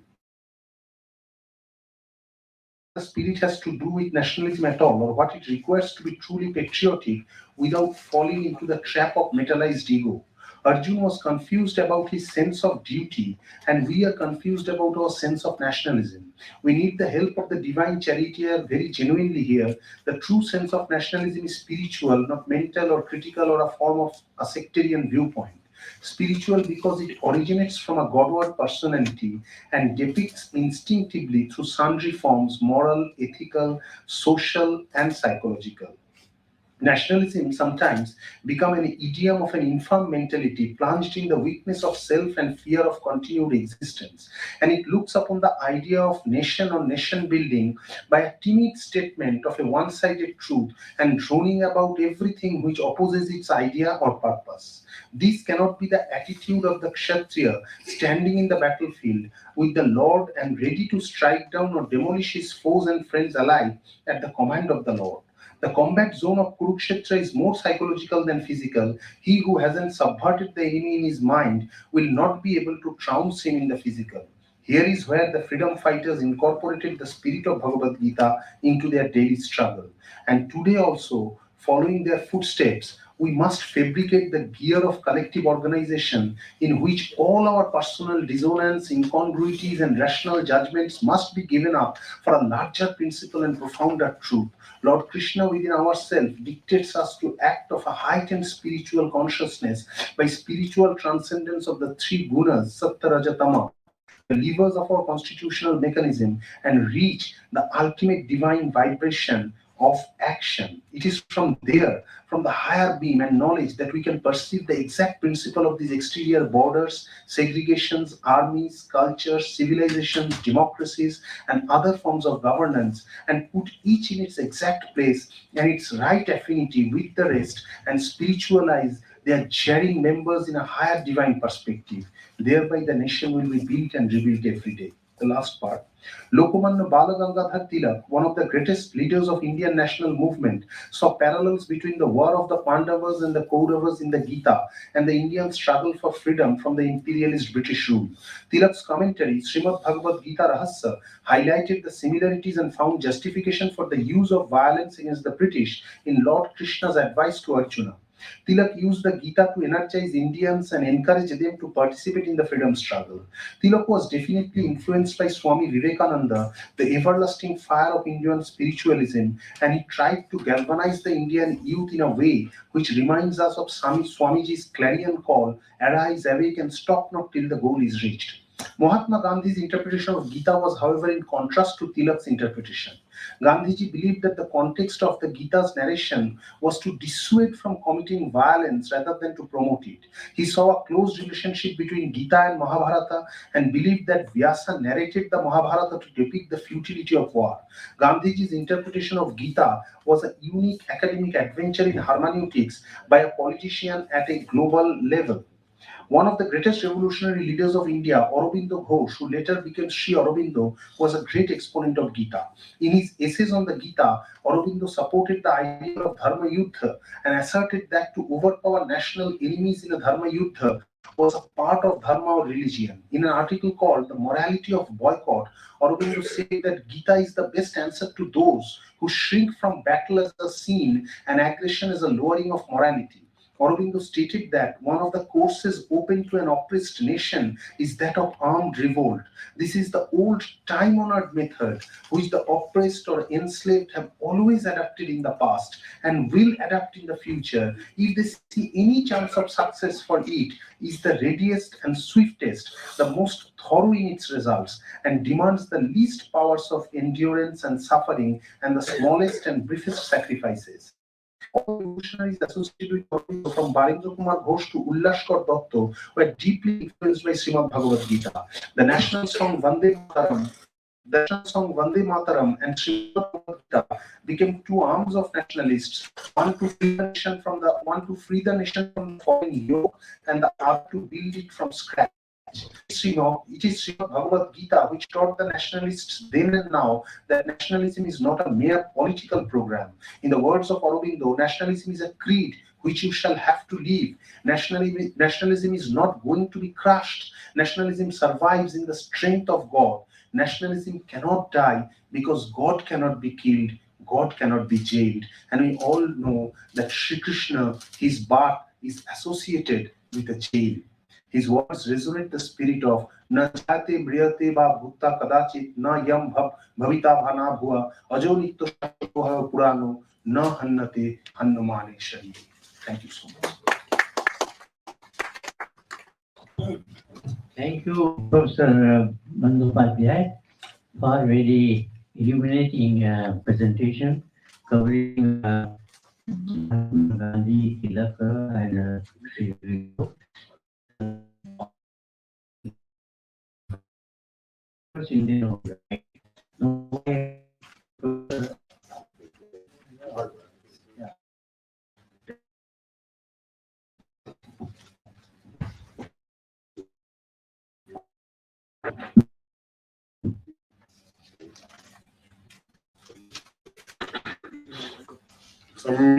सम्यन्यायकलापेन महता भारतेन च उपबृंहितवेदाय नमो व्यासाय विष्णवे सर्वोपनिषदो गावो दोग्धा गोपालनन्दनः पार्थो वत्सस्तीर्भोक्ता बुद्धं महति.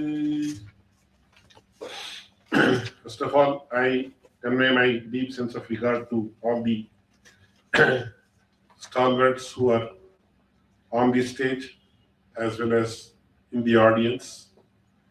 And within a span of about 10 minutes, I would like to say a few words on how Bhagavad Gita has been contributing and can contribute as far as the Indian independence movement and nation building is concerned.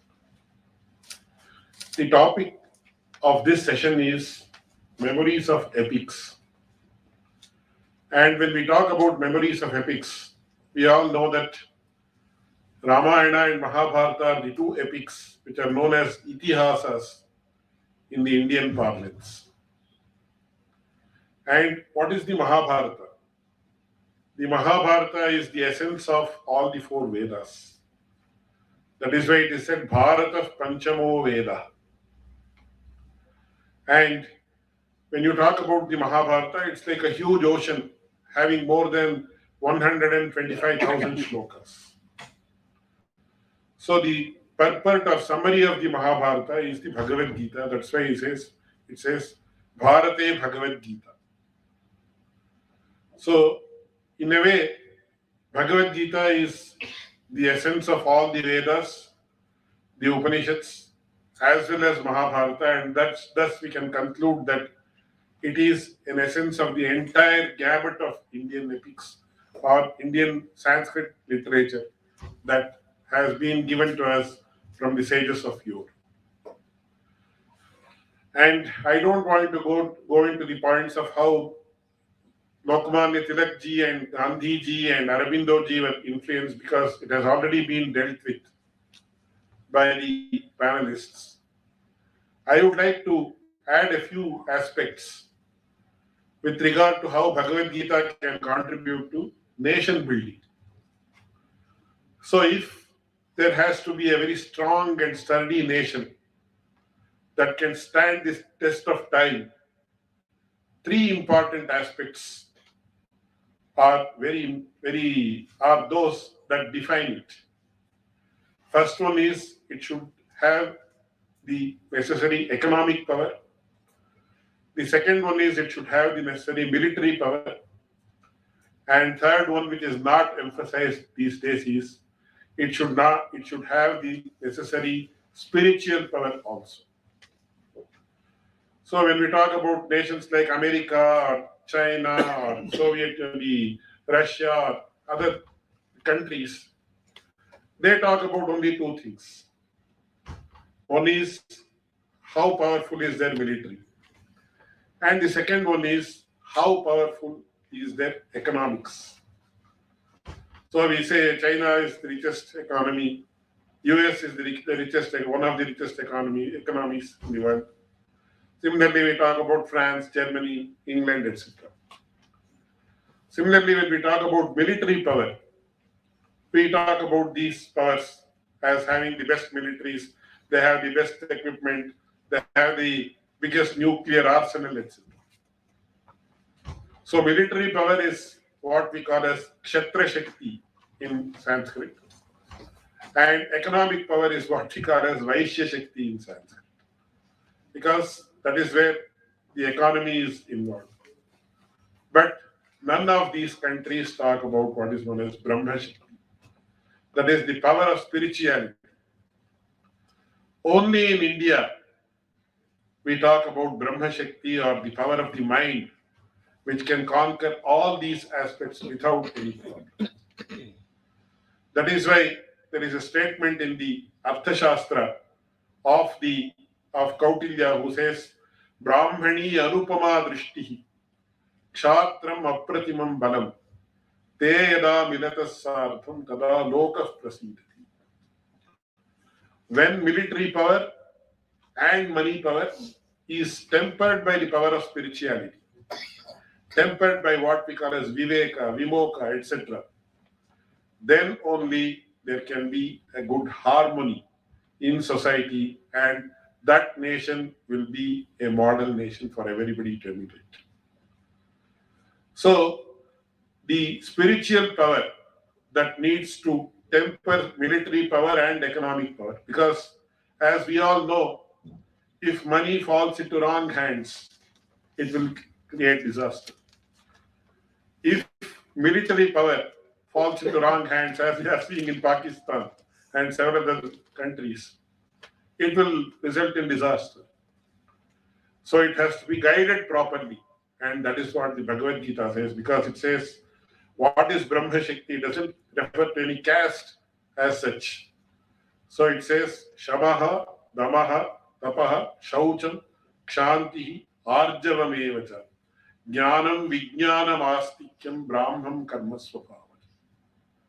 So what is essentially spirituality? Which are the qualities that define spirituality? Shamaha, complete control over the external senses. Damaha, complete control over the internal senses. Tapaha, the power of penance. Kshantihi, Arjavam, Jnanam, Vijnanam. It takes a lot of time to explain all these terms in detail. I will not go into that.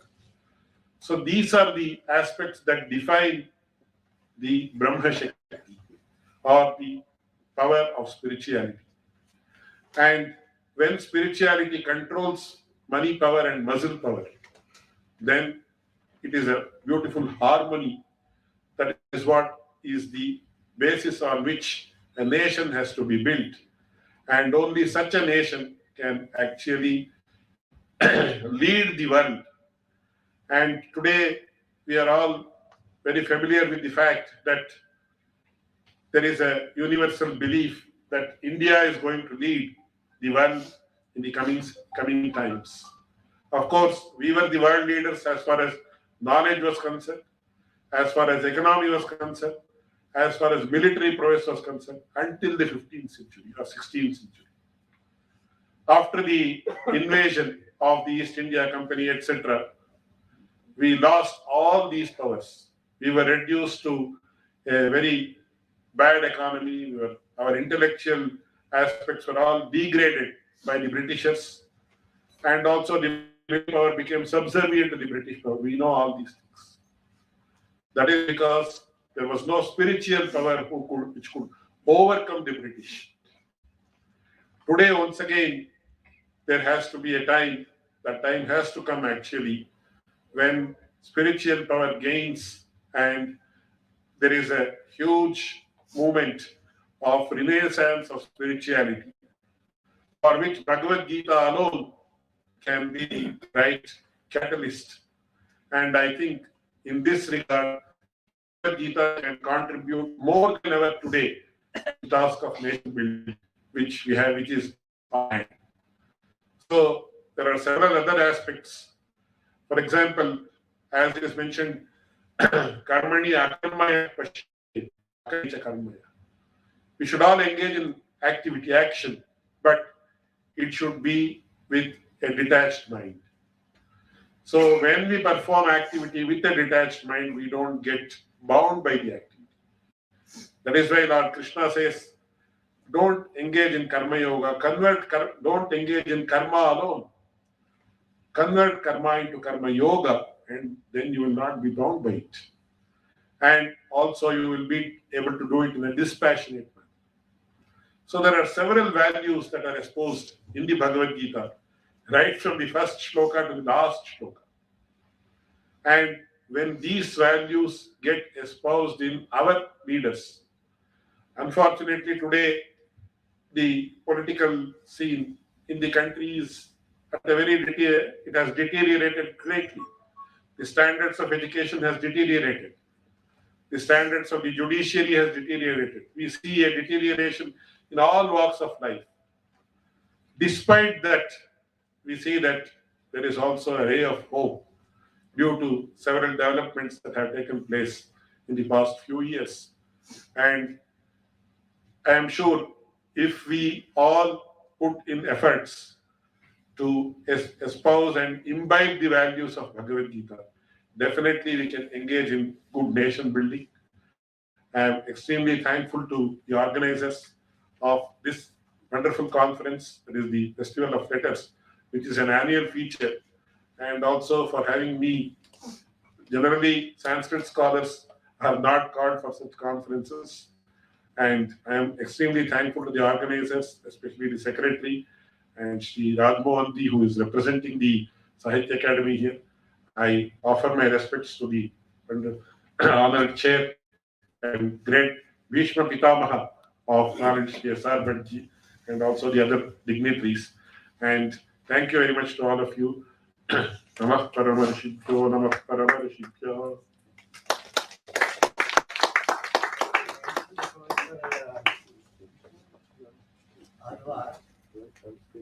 For adding new dimensions to the study and impact of Bhagavad Gita. Bhagavad Gita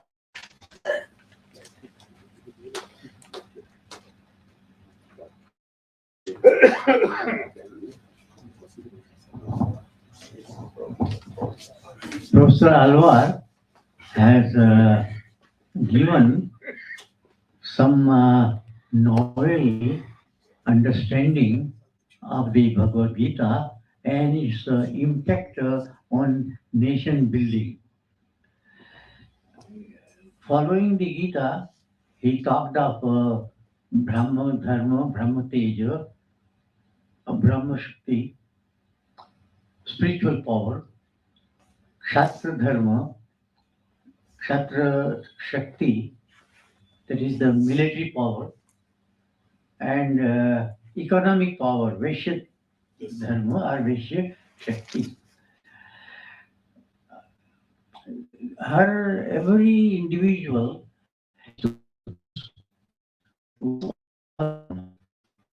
either one is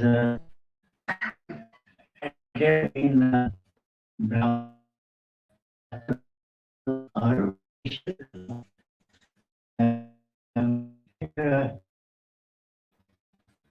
shows the idea to order because should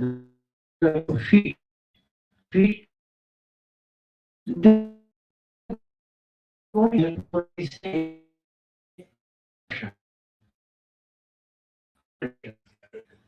I say Charan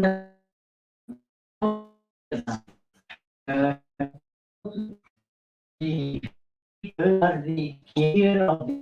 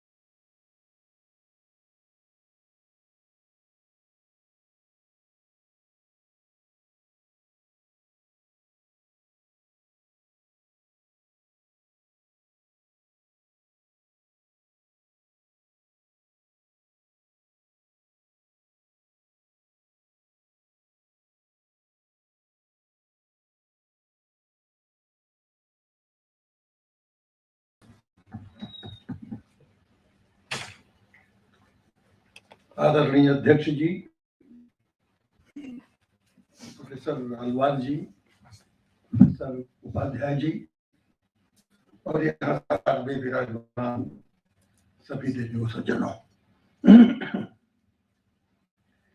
आप सब जानते हैं श्रीमद् भगवद गीता महाभारत के भीष्म पर्व का एक अंश है, लेकिन चूंकि उसमें वेदों परिषदों का, शत दर्शन का और भारतीय संस्कृति के सर्वस्व का निचोड़ आ गया, इसलिए सनातनियों का धर्म ग्रंथ हो गया है। अब प्रश्न ये उठता है कि इतना महत्वपूर्ण ग्रंथ जिसको ईश्वर का भगवतावतार कहा जाता है, ग्रंथावतार कहा जाता है, उसकी क्या भूमिका थी आजादी की लड़ाई में। आप जानते हैं 90 वर्षों तक ये संघर्ष चला और विविध विचारों के लोग इसमें सम्मिलित हुए। इस संघर्ष ने कई रूप धारण किए। पहले तो ये वकीलों और पत्रकारों का संघर्ष बनकर उभरा, फिर किसानों का आंदोलन हुआ, खाड़ी में उत्तर प्रदेश के आंदोलन में भी, फिर गोदी के बंदरगाह के मजदूर इसमें सम्मिलित हुए, मिल के मजदूर सम्मिलित हुए। देखते देखते इसके साथ क्रांतिकारी भी जुड़े जो एक्टिविस्ट थे और इसके भिन्न भिन्न रूप बदलते गए, कभी सफलता कभी विफलता। तो जब कभी कोई कार्यक्रम, कोई योजना सफल नहीं होती तो अवसाद का आ जाना बड़ा स्वाभाविक है। चौरी चौरा के बाद गांधी जी के मन में भी अवसाद आया, आंदोलन स्थगित कर दिया गया। इन सारी परिस्थितियों को देखते हुए श्रीमद् भगवत गीता और महाभारत का उससे कराना बड़ा स्वाभाविक था। जब युद्ध क्षेत्र में पहुंचे और सामने देखा प्रतिपक्ष में पितामह खड़े हुए हैं जिनकी गोदी में वो खेले हैं, गुरु द्रोणाचार्य खड़े हुए हैं जिनसे उन्होंने धनुर्वेद सीखा है, तो उनके मन में द्वंद्व पैदा हुआ कि मैं उन पर वार कैसे चलाऊं, केवल भौतिक सुख के लिए, एक राज्य के लिए। और वे अस्त्र गांडी उधर देते हैं और कहते हैं मुझसे युद्ध नहीं होगा। इसको विषाद योग कहा गया है। श्री कृष्ण जो अर्जुन के सखा भी हैं, उनके सारथी भी हैं, और गीता ज्ञान देते ही वो योगेश्वर हो जाते हैं और विराट ब्रह्म का रूप धारण करते हैं। एक बहुत बड़े दार्शनिक, एक बहुत बड़े आत्मचेता के रूप में वे उनको प्रबोध देते हैं, और प्रबोध के रूप में जो कहते हैं वो सचमुच भारतीय स्वतंत्रता आंदोलन पर घटित हो रहा है। कृष्ण की जो जन्म थी, लोगों की मान्यता थी कि यत्र भगवान कृष्ण यत्र पार्थो धर्मधारा तत्र श्री विजयो भूतु यथाभूत। ये निश्चित बात है कि जहाँ कृष्ण होंगे पांचजन्य सुदर्शन चक्र लिए हुए, और जहाँ गांधी उधारी अर्जुन होंगे वहां विजय तो अवश्य भावी है, होगी। इससे आस्था का संचार हुआ, और फिर देखते देखते विभिन्न आंदोलन एकाकार एकीकृत हो गए। जो वैचारिक बेखराव था, कांग्रेस में गर्म दल था, एक नरम दल था। गर्म दल वाले सशस्त्र युद्ध के लिए, क्रांति के लिए आमादा थे, नरम दल वाले अहिंसा आंदोलन लेकर के चल रहे थे। इन दोनों का एकीकरण हुआ। अद्भुत बात यह है कि लोकमान्य तिलक गीता से प्रभावित और गांधी जी भी गीता से प्रभावित। वे गर्म दल के थे, गांधी जी नरम दल के थे। यही नहीं, बिस्मिल अशफाक और रोशन जिन्होंने काकोरी रेल एक्शन में भाग लिया था, वे भी जेल में गीता पढ़ते हुए देखे गए। और बड़े बड़े क्रांतिकारी, आजाद के पास भी गीता थी, भगत सिंह भी उसका उदाहरण देते। तमाम क्रांतिकारी जो बम बनाते थे और जो सशस्त्र युद्ध के लिए आमादा थे, तो कुछ तो ये बात रही होगी, सबको गीता से कुछ मिलता रहा होगा। इसीलिए गीता के नेतृत्व में लड़े जाने वाले युद्ध को मुक्त युद्ध कहा गया है। गीता में जिस मोक्ष का, मुक्ति का बखान किया है, और इसीलिए यह काव्य ये क्लासिक इतना लोकप्रिय हुआ। एक सर्वेक्षण के आधार पर पाया गया कि जितने भाषा गीता के हुए हैं, जितने अनुवाद गीता के हुए हैं, उतना भारतीय भाषा में कितना नहीं हुआ है। इसमें प्रकार के मतभेदों का कैसे समाहार किया जाता है और उनसे सूत्र कैसे निकाले जा सकते हैं, इसे संक्षेप में 3 सूत्रों के अंतर्गत कहा जा सकता है। एक सूत्र है योग का सूत्र। श्री कृष्ण ने अर्जुन को उपदेश या प्रबोध देते हुए एक विशेष प्रकार की वृत्ति होती है, जब उस चित्त वृत्ति का निरोध कर दिया जाता है तो योग हो जाता है। आप इन सारे सूत्रों से परिचित, योग चित्त वृत्ति निरोधा। दूसरा सूत्र दिया कि योग और कुछ नहीं है, कर्मशु कौशलम, कार्य करने की जो कुशलता है। अब आप देखिए व्यावहारिक जीवन में किस तरह से इसका प्रतिफलन हो रहा है। और तीसरा सूत्र दिया कि समत्वम योगम, समत्व माने सबको मिला लेना, जाति और संप्रदाय और क्षेत्र और लिंग, किसी का कोई भेद ना हो। और ये तीनों चीजें आंदोलन के लिए बहुत जरूरी थी। सब लोग मिलकर कार्य करें। पहले विचारी वैचारिक करके अलग थी, तिलक की अलग थी, धीरे धीरे जैसे संगठित हुए तो उसके पीछे मूल रूप से यही बात।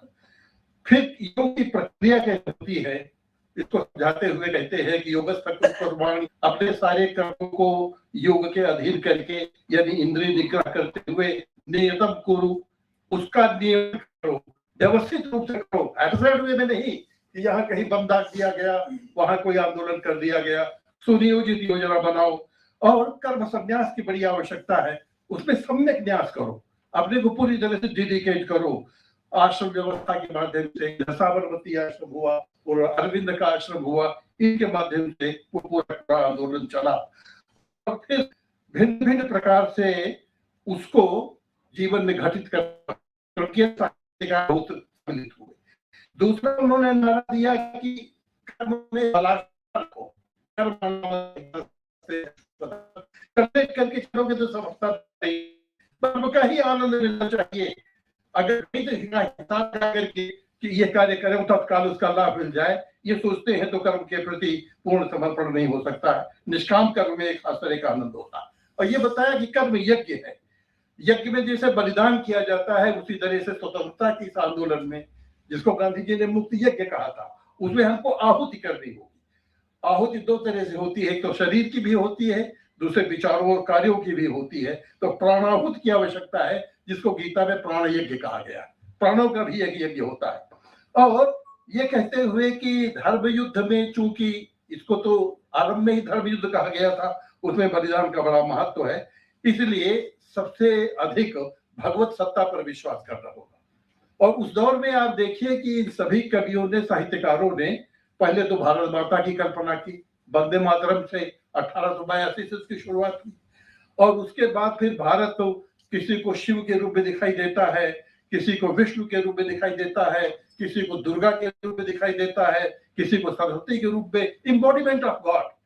वो भारत केवल जमीन का टुकड़ा नहीं रह गया, उसके भीतर आधिदैवत सत्ता आ गई, उसकी भगवत्ता स्थापित हो गई, और तब उसके प्रति समर्पण का भाव और ज्यादा पैदा हुआ, और परिणाम स्वरूप फिर आंदोलनों की एक सिलसिला शुरू हो गया। चाहे दांडी यात्रा हो, चाहे बारडोली को हो, चाहे नोआखाली हो, और चाहे वो रॉलेट एक्ट हो, या साइमन कमीशन हो, या गोलमेज हो, या पूना पैक्ट हो। बड़ी लंबी सूची है, समय कम है, इसलिए जल्दी जल्दी भागना पड़ेगा।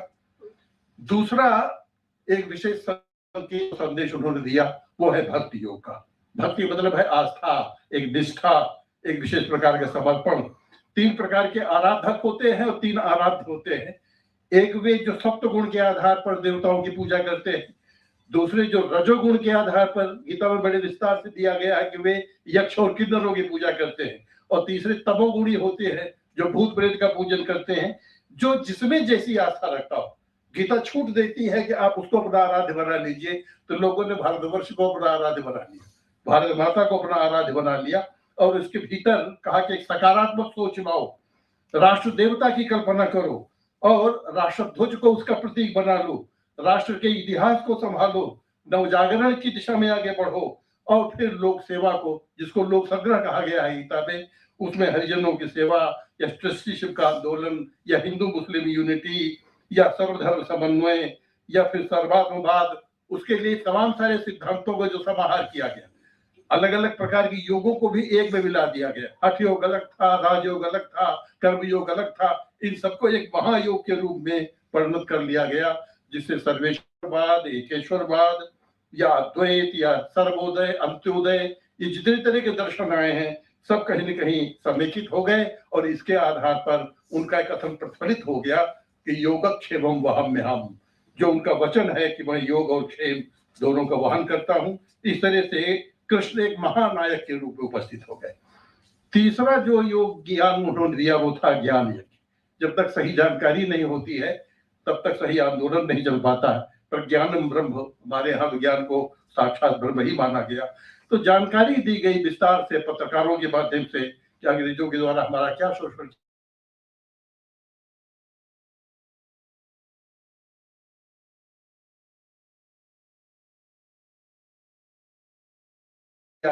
भारत में अंग्रेजी राज उसी समय पुस्तक प्रकाशित हुई थी प्रभु सीताराम जी की, तो तमाम सारे पत्र और उनके विशेषांक छपे, फांसी अंक, बलिदान अंक, जिससे आम जनता को जानकारी पहुंची।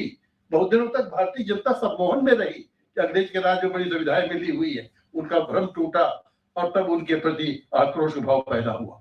लेकिन साक्षात बराबर कृष्ण जी यह समझाते हुए चल रहे हैं कि स्थित प्रज्ञता के बिना सही ज्ञान नहीं प्राप्त हो सकता। न द्वेष्टि न कांक्षति, कोई कामना नहीं करो। और इन बलिदानी कवियों के मन में केवल यही रहा कि हम और कुछ नहीं चाहते हैं, मेरा सर न रहे, मेरी जान रहे, न सामा रहे, न साज रहे, बस हिंद मेरा आजाद रहे, मेरी माता के सिर पर ताज रहे। इस प्रकार की कविताएं बहुत लिखी गई। कोई आरजू नहीं है, आरजू ये कि मरते हुए मेरे कफन में देश की मिट्टी कोई रख दे, चाह नहीं है सुरबाला के गहनों में गूथा जाऊं। बड़ी प्रसिद्ध कविता है बखल तुर्वेदी की। मुझे तोड़ लेना बनमाली पर शीश चढ़ा दे जिस पर जा मैं दीप दे। ये कामना पैदा हुई, तो एक नई प्रकार की कामना पैदा हुई, उससे सामरस्य पैदा हुआ, और फिर यह युद्ध एक क्रांति के रूप में परिणत हो गया। लेकिन इसी के साथ साथ वो बराबर सावधान करते रहे कि इसमें भी अनासक्त योग का होना बहुत जरूरी। अनासक्त मतलब है कोई मोह ना हो। संगा से शाम जाए थे, संगात बहुत सम्मोहा, सम्मोहात स्मृति विभ्रात बुद्धिनाशो, बुद्धिनाशो ही प्रणुष्यति। अगर सम्मोहन पैदा हो गया, किसी के प्रति आसक्ति पैदा हो, शुद्ध कर्म नहीं कर पाएंगे, ममेतर बनो। इसलिए नाते रिश्ते, ये भौतिक साधन, ये सब परिवर्तन अवश्यंभावी है। इसलिए आत्मस्थ होकर के काम करो। यह मृत्यु जिसको तुम मृत्यु समझ रहे हो, ये मृत्यु नहीं है, ये केवल देहांतर है।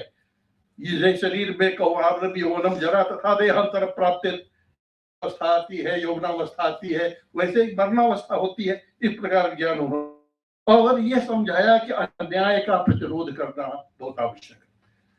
युद्ध अहिंसात्मक भी हो सकता है, वैचारिक युद्ध होता है, जरूरी नहीं कि उसके लिए शस्त्र उठाया ही जाए, अहिंसा परमो धर्म कहा ही गया है। तो इस तरह से असहयोग का आंदोलन, पहले उन्होंने सत्याग्रह चलाया गांधी जी के नेतृत्व में, फिर असहयोग आंदोलन चला, फिर सविनय अवज्ञा आंदोलन चला, उसके बाद व्यक्तिगत सत्याग्रह चला और आखिर में कुछ इंडिया मूवमेंट चला, अंग्रेजों भारत छोड़ो, और उसके साथ काफी सक्रिय कार्रवाई। तो इस तरह से ज्ञान से निष्काम कर्म करते हुए और अज्ञान से, देखिए कर्म भी उन्होंने बताया दो तरह के होते हैं, एक अकर्म है, एक विकर्म है। जो फलाशा से मुक्त होकर करते हैं वो कर्म है, और जो कहीं न कहीं गणितीय शैली से करते हैं वो विकर्म या दुष्कर्म कहलाता है। इसलिए आवश्यकता ये है कि हम सुकर्म करते हुए चले, और अर्जुन को प्रबोध देते हुए वो समझाते हैं महापार्थो युद्धस्तु विगतज्वरा, विगतज्वर होकर के युद्ध करो, क्लैप माने कायरता को निर्धारण करो, और यह भवति भारत, मैं परीक्षा विनाश दुष्कृता सब भगवान युगे उगे। तो इससे एक आस्था का संचार हुआ। मेरे पास समय नहीं है कि हिंदी कवियों के उद्धरण जो इनसे संबंधित है वो सब के सब कर सकूं, कम से कम उसके लिए आधा घंटा समय चाहिए, तो मिनट का है। लेकिन जो दोनों इसको लेकर के, हिंदी के बड़े प्रसिद्ध कवि है दिनकर जी, आप जानते हैं, एक तरह से राष्ट्र कवि भी रहे हैं। कभी गांधी जी से सहमत होते थे, कभी असहमत होते थे। जब चौरी चौरा का कांड उन्होंने स्थगित कर दिया तो उन्होंने बड़ी लंबी कविता लिखी, वे दुधाग्रस्त शार्दूल बोल, तुम शार्दूल हो सिंह चीते लेकिन दुधाग्रस्त हो गए। उसी तरह से जब चीन के आक्रमण से भारत परास्त होता है तो उनका सारा क्षोभ गांधी जी के खिलाफ प्रकट होता है। वो कहते हैं कि गीता में जो त्रिपिटक निकाय पढ़ते हैं, तलवार गलाकर जो तकलीफ हाल हुई। लेकिन इसी के साथ साथ वास्तव से गांधी जी का जो प्रभाव, उनका जो नेतृत्व रहा है, बापू के रूप में उनको ईश्वरावतार भी मानते हैं और उनकी जय जय विकार करते हैं। ऐसे बहुत सारे लोग हैं, पर कुल मिलाकर के गीता ज्ञान ने लोगों को प्रेरित किया कि अपने घर परिवार और वंश के मोह से ऊपर उठो, जीवन और मृत्यु के मोह से, उसके भय से ऊपर उठो और निर्द्वंद होकर कर्तव्य को ही अपना धर्म समझकर, भारत को ही अपना भगवान समझ करके समाज सुधार है, लोग मंगल के उद्देश्य से आगे बढ़ो। परिणाम स्वरूप अर्जुन का हृदय परिवर्तन हुआ और गांधी जी उसी हृदय परिवर्तन के सिद्धांत, वैसे ही एक लंबी जो छुट वर्गों में, संप्रदायों में, उसमें भी जो उदय हुआ और परिणाम स्वरूप सारा देश उठकर खड़ा हुआ। तो गीता का बहुत बड़ा महत्व योगदान इस राष्ट्रीय आंदोलन में है। यही संक्षेप में मेरा।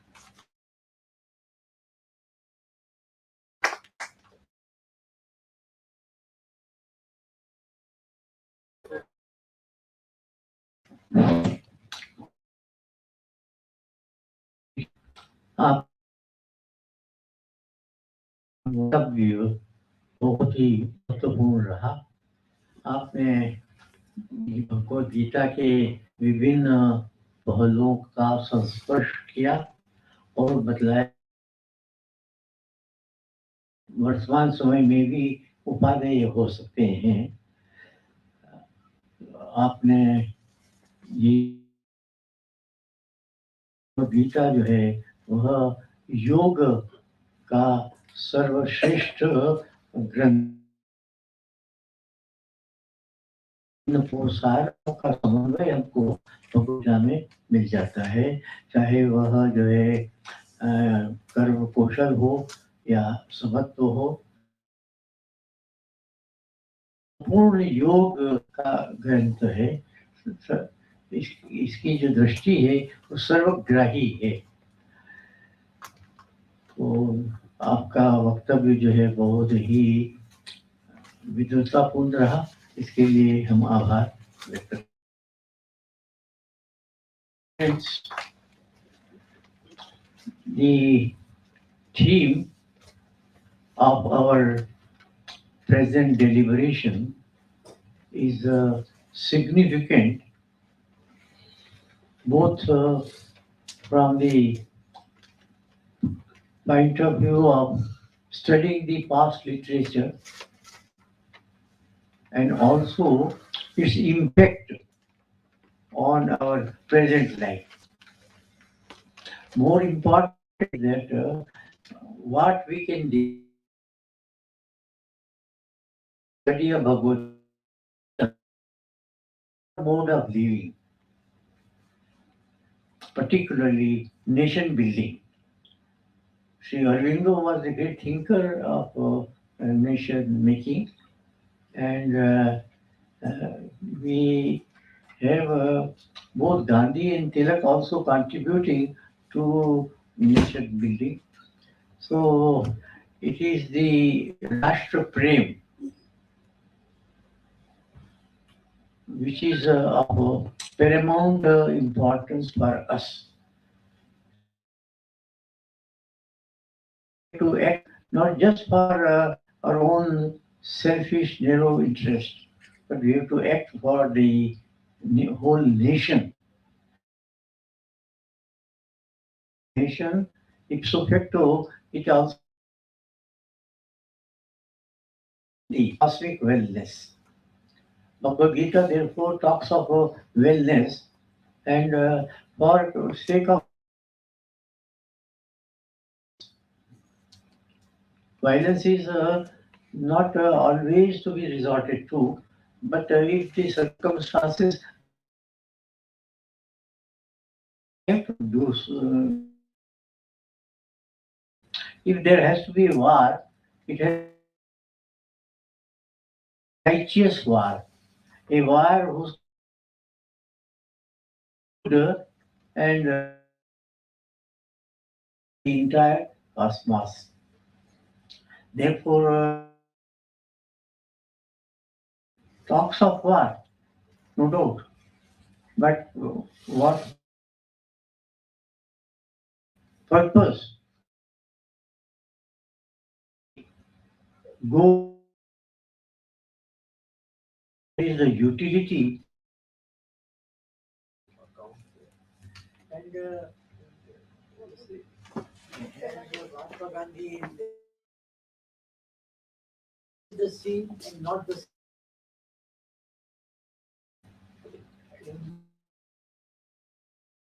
find that after day long fighting, meet each other. That means they were not hating the vice versa.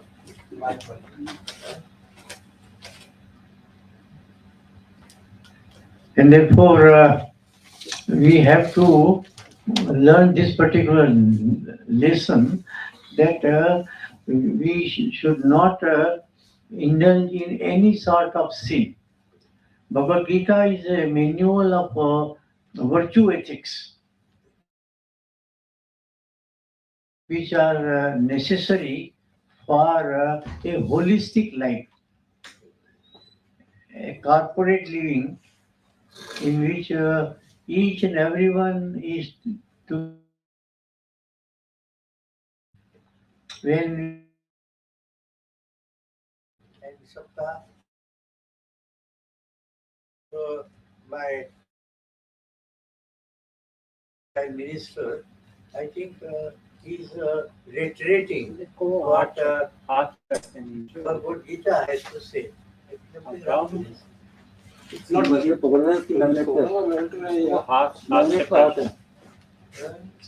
Magnet पे हाथ है मैग्नेट पे हाथ थोड़ा so हाथ ऊपर रखिए नीचे ऊपर हाथ in the Bhagavad Gita we find elaborate account of the nature of an individual, the nature of a society, nature of nation, and nature of the cosmic process. So a holistic approach we find in the Bhagavad Gita, but all these are integrated. They are not left scattered or unconnected. Gita, therefore, is a manual of what can be called a samanvaya, harmony, all-round harmony. And this all-round harmony is possible only if we have right understanding of the nature of reality, right knowledge. And if you have, and you can therefore have a virtuous living, good conduct, and that good conduct calls for some sort of a devotion to the goal for which we undertake the action. So Bhagavad Gita therefore is a perfect treatise. It is something which touches all aspects of our living. Though short in nature, it is encyclopedic in its span, and it has influenced the freedom movement quite a lot. Whether you talk of the Dharam Dal or the Garam Dal, every freedom fighter was inspired by Bhagavad Gita, and some of them, the Bhagat Singh and others, he read Bhagavad Gita also with them when they were assassinated. So Gita is a manual which should be studied, but as has been said, Gita Sugita Kartavya. Na Kimanye Shastri. Gita Sugita Kartavya. Kimanye Shastra Vistarai. So you have to study Gita properly. Gita Sugita Kartavya. And if you study Gita properly with an open mind, then you will find that it can give us guidance in every walk of life. As Mahatma Gandhi used to say, that whenever he was facing any problem or any trouble, he would go to the Gita, he will read the Bhagavad Gita and get a solution from the Gita. And therefore, Gita is a treatise which is highly valuable. It's a treasure. And therefore, in every household, there should be Bhagavad Gita and to be read by people. Anyway, I thank the Sahitya Academy for organizing this marvelous program and a part of Amrit Mahotsav. And this Amrit Mahotsav pertains to our freedom, Azadi. But we have to preserve our Azadi. We have to make our freedom more and more helpful for our material as well as spiritual enhancement. And I also thank this Sahitya Academy and its secretary and other staff for inviting me to partake in this program. Thank you very much. Thank you, Professor Bhatt. And this has been a wonderful first day. So tomorrow we will all receive here for sessions on myth and social movements, Gandhi and Ram Rajya, plus epics, how epics connect the entire country, etc. So this is going to be wonderful. Panelists are going to be here. So I request all of you to be here. Tomorrow's first session starts at 10 a.m. Thank you. Thank you.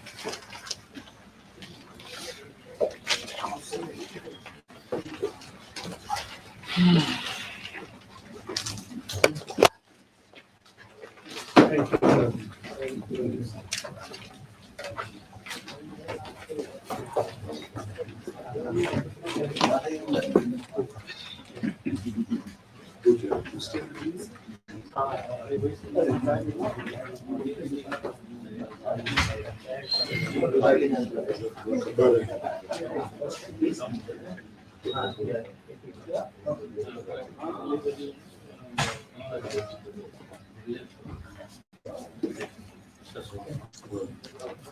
you have any thought about this? It's a very nice one. No, today we couldn't hear more tonight, so Yeah. no time. So,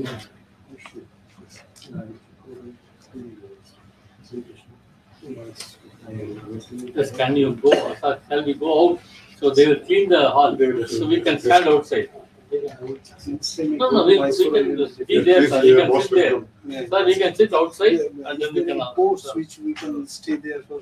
Yes, we can arrange. We have another place called Nature. Alvar is wonderful. He's having all resources. Yes, I want to go. No, Please come. You're most welcome. नहीं वो M case को clean करना है sir ये आई नहीं है हम सोचा था आज आएगा आज सुबह से बंद कर दिया